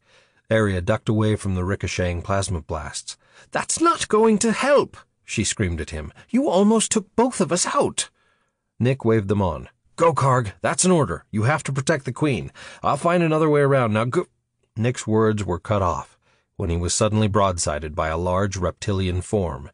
It drove him across the room and out of sight of the rest of the team. Her eyes wide with fear, Arya pressed her face near the field to peer through the doorway, looking for Nick. He suddenly flew back into their view and landed on the floor just outside the force field that blocked the door. "Damn it, Karg, you have a duty to the Queen!" Nick yelled as the reptile walked into Arya's line of sight. Arya reared her head back in surprise. "What the freck's a Dragoran doing here?" There's no more time, Karg shouted. He grabbed her arm and pulled her down the corridor. She lashed out and tried to free herself, but he was too strong for her. She didn't stand a chance. She kicked at his shins, but her efforts had little effect. "No, Karg, I won't go with you. We can't just leave him." Karg stopped and spun around to look into her upturned face. He almost wavered when he saw the tears in her eyes. The panic. Almost, but not quite. I'm sorry, Arya, but I promised Nick I'd look after you. With that, he scooped her up and tossed her over his shoulder, carrying her like a sack of thyma roots. Arya twisted her head left and right, still looking for some way to help Nick even as Karg carried her down the corridor. Then she noticed a terminal screen on the wall. "Sket! The timer has started up again." I know. That's why we need to get the freck out of here. "No, I mean the bubble timer. The program is counting down. The space-time bubble will close in 10.2 cronits. Scat. Karg hissed and hurried his pace. Meanwhile, Nick was busy facing off against the reptile that had blindsided him. He picked himself up off the floor and turned to assess the large red lizard. The odds were stacked pretty high against him. He didn't stand a chance. Not only was he trapped in a room with no way of escaping, but a bomb was about to blow his ass to smithereens, and now he was squared off with lizard face. As he studied the Dragoran approaching to prepare for another attack, Nick thought holy shit, he did. He recognized that scaly face. Drog? I thought you were dead. I've waited a long time to see that look on your face. What pleasure it gives to prove to you that I am very much alive. Just before I extinguish your life with my own hands. Drog let out something like a roar that vibrated Nick's ears and scared the crap out of him. But there was nowhere to run. All he could do was face the beast down and pray for the best. You cost me everything. My family, my career, my status. You took my life. It's time you pay with yours. Nick noticed the pistol on the floor and went for it without hesitation. He brought the gun up to fire point blank, but Drog overwhelmed him with his superior speed and power. Drog crushed the barrel of the weapon and ripped it from Nick's hand, tossing it back to the floor. The beast's other hand was already around Nick's throat, squeezing the blood into his head until he felt like his eyes were going to pop. Nick frantically scanned the room. Shit, there had to be. Suddenly, a familiar whine from Nick's wrist. Drog turned his gaze downward toward the sound. Nick seized on the opportunity. He stretched out his arm, and another pistol zipped across the room and smacked into his open hand. Before the big lizard even knew what hit him, Nick drew the gun close and fired several rounds into Drog's abdomen. Drog dropped Nick and stumbled backward, clutching at his wounds as he fell to the floor. The moment the lizard let go of his neck, Nick sucked in several breaths to overcome the oxygen deprivation and stumbled toward the large doorway to make his escape. The floor in front of him was covered in black nanites, all shiny and frozen, like slick, black ice. He hesitated to walk across a bunch of potentially deadly nanites in order to leave the room, but Drog gave him little choice. The Dragoran was already on his feet again, and heading in Nick's direction as fast as his injured body could carry him. Crap, did those things ever die? Did anything in this sector ever die, besides himself? It seemed like he was the only one around these parts that was susceptible to injury and death. Karg and Area reached the transport unscathed. All the security protocols were down, so they had nothing to hold them back, no guns or locked doors to slow them down. Area surmised that Requiem must have been controlling everything in the facility. With him incapacitated, the system had reset, and they were free to move about unrestrained and unchallenged. Still not trusting her to stay with him and obey Nick's command, Karg carried her all the way to the ship. Once inside, he hit the button to close the transport's hatch, while still keeping a firm grip on Area. Area was furious. The minute the hatch began to close, she laid into him, beating his back with her fists and screaming in frustration. "Open the Dran door! We have to wait for Nick!" Sorry, I have my orders, Karg replied, completely unaffected by her feeble fists beating against his skin. "I am your queen. I demand you—" My orders are to protect you, even from yourself, Karg said as he gently set her down. Once her feet were firmly on the deck, Area immediately ran to the back hatch and tried to open it. Karg ducked into the cockpit and prepared to leave. The sound of Area sobbing made him pause and look back at her. She was frantically beating the door controls, trying desperately to get out. It's no use, he said. The doors are locked out. Feeling terrible about his decision, he reached out with a big stumpy finger and pressed a button on the console in front of him.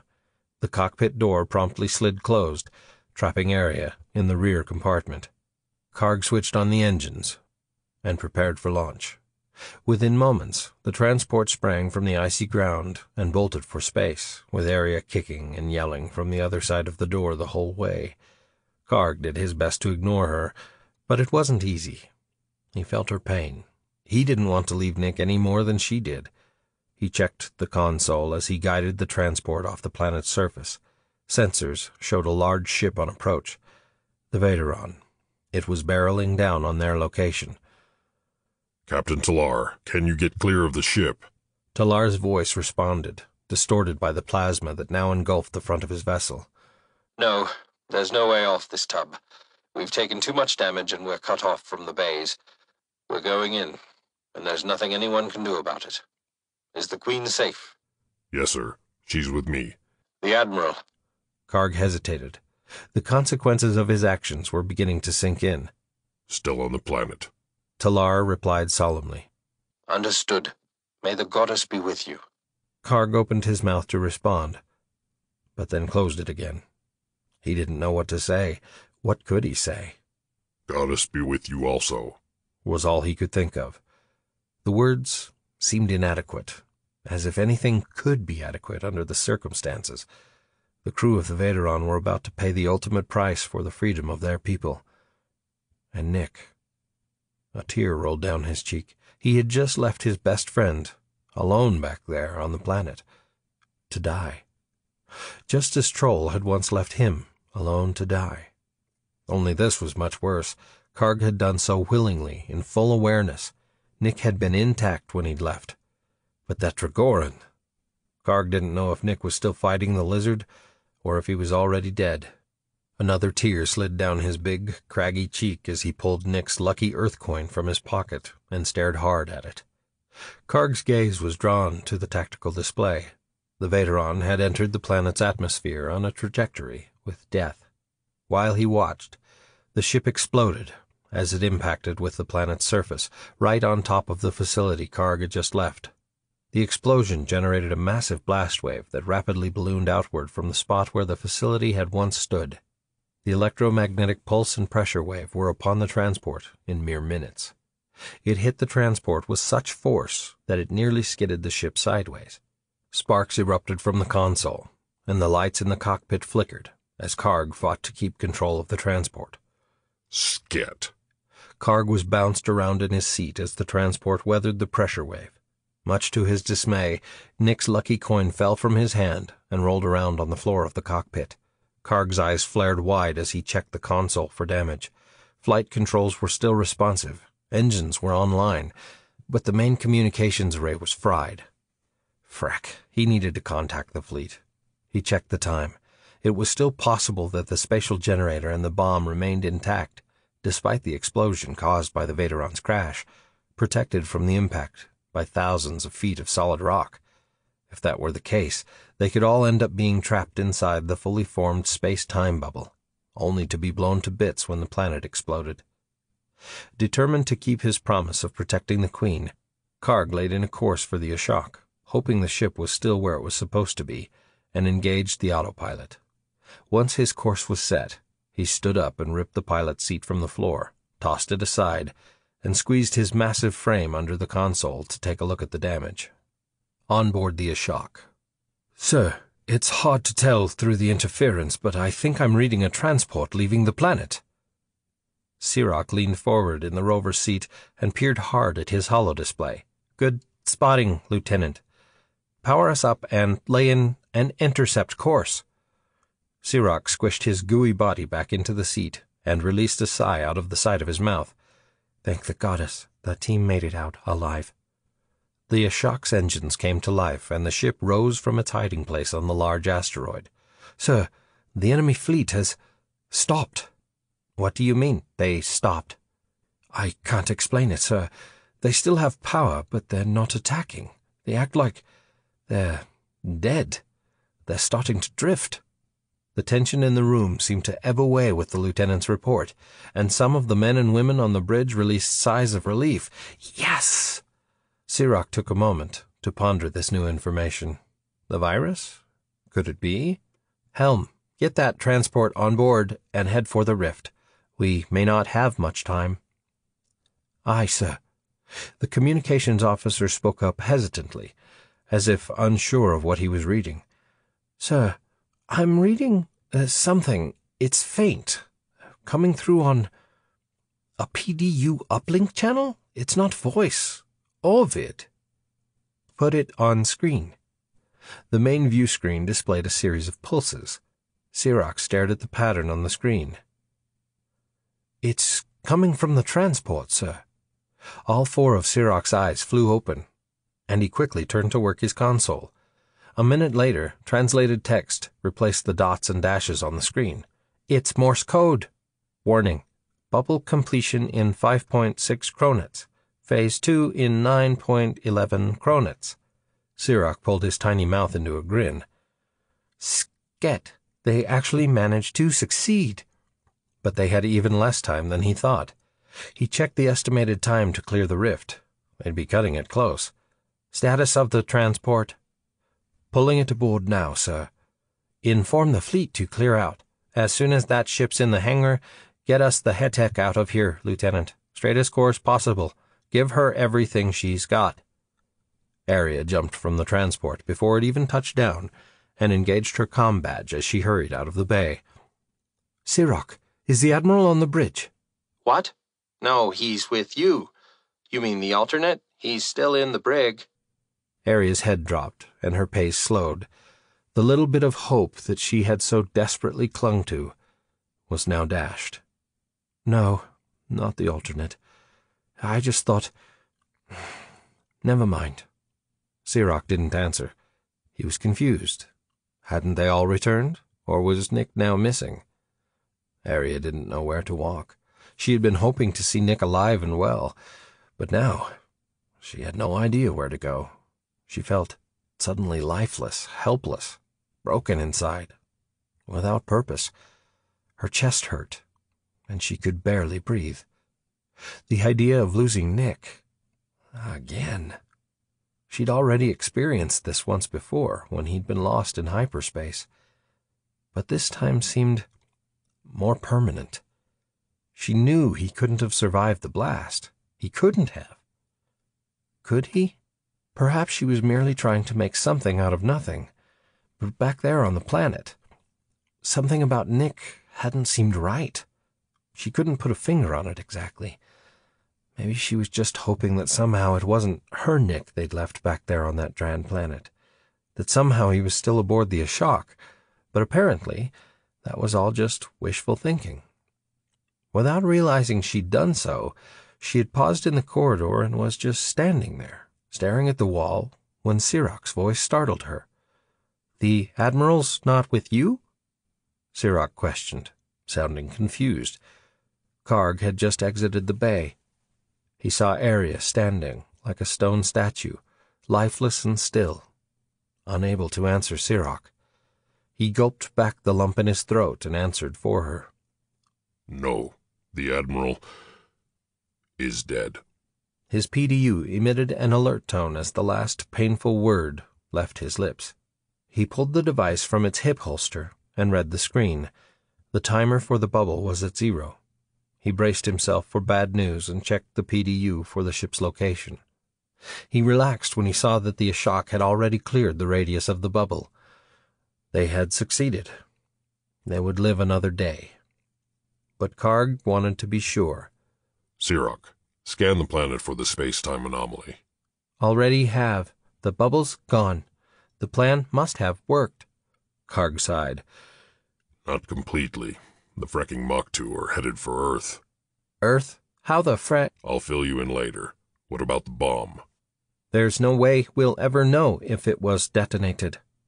Arya suddenly came back to life as her pain turned to anger. She needed answers.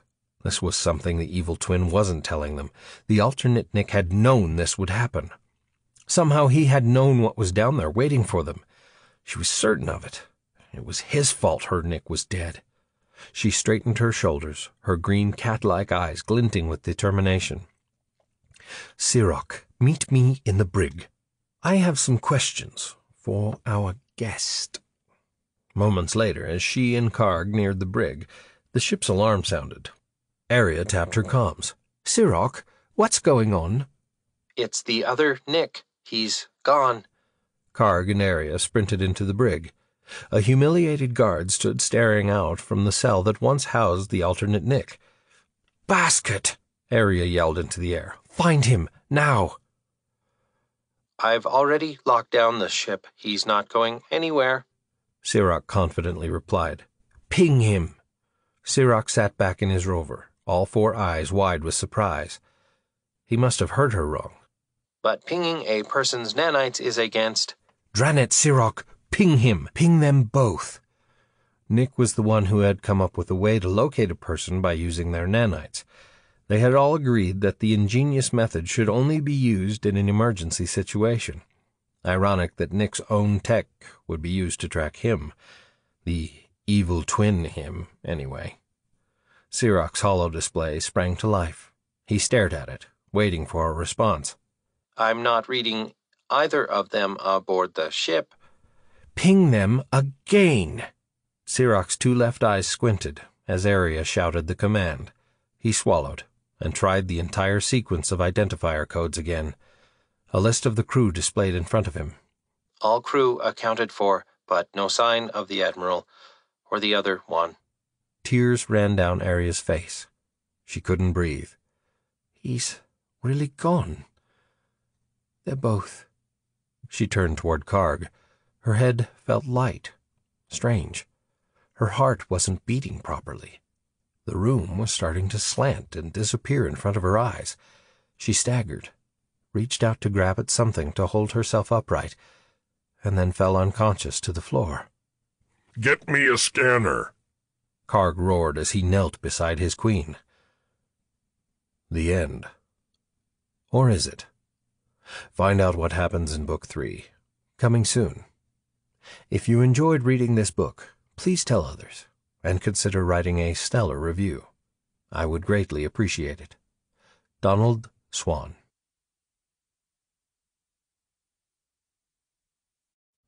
This has been Evolution, Special Bonus Edition, the Hyperscape Project Book 2, written by Donald Swan, narrated by Merrill Matthews. Copyright 2013-2014 by C. Lebeds. Production copyright 2015 by C. Lebeds.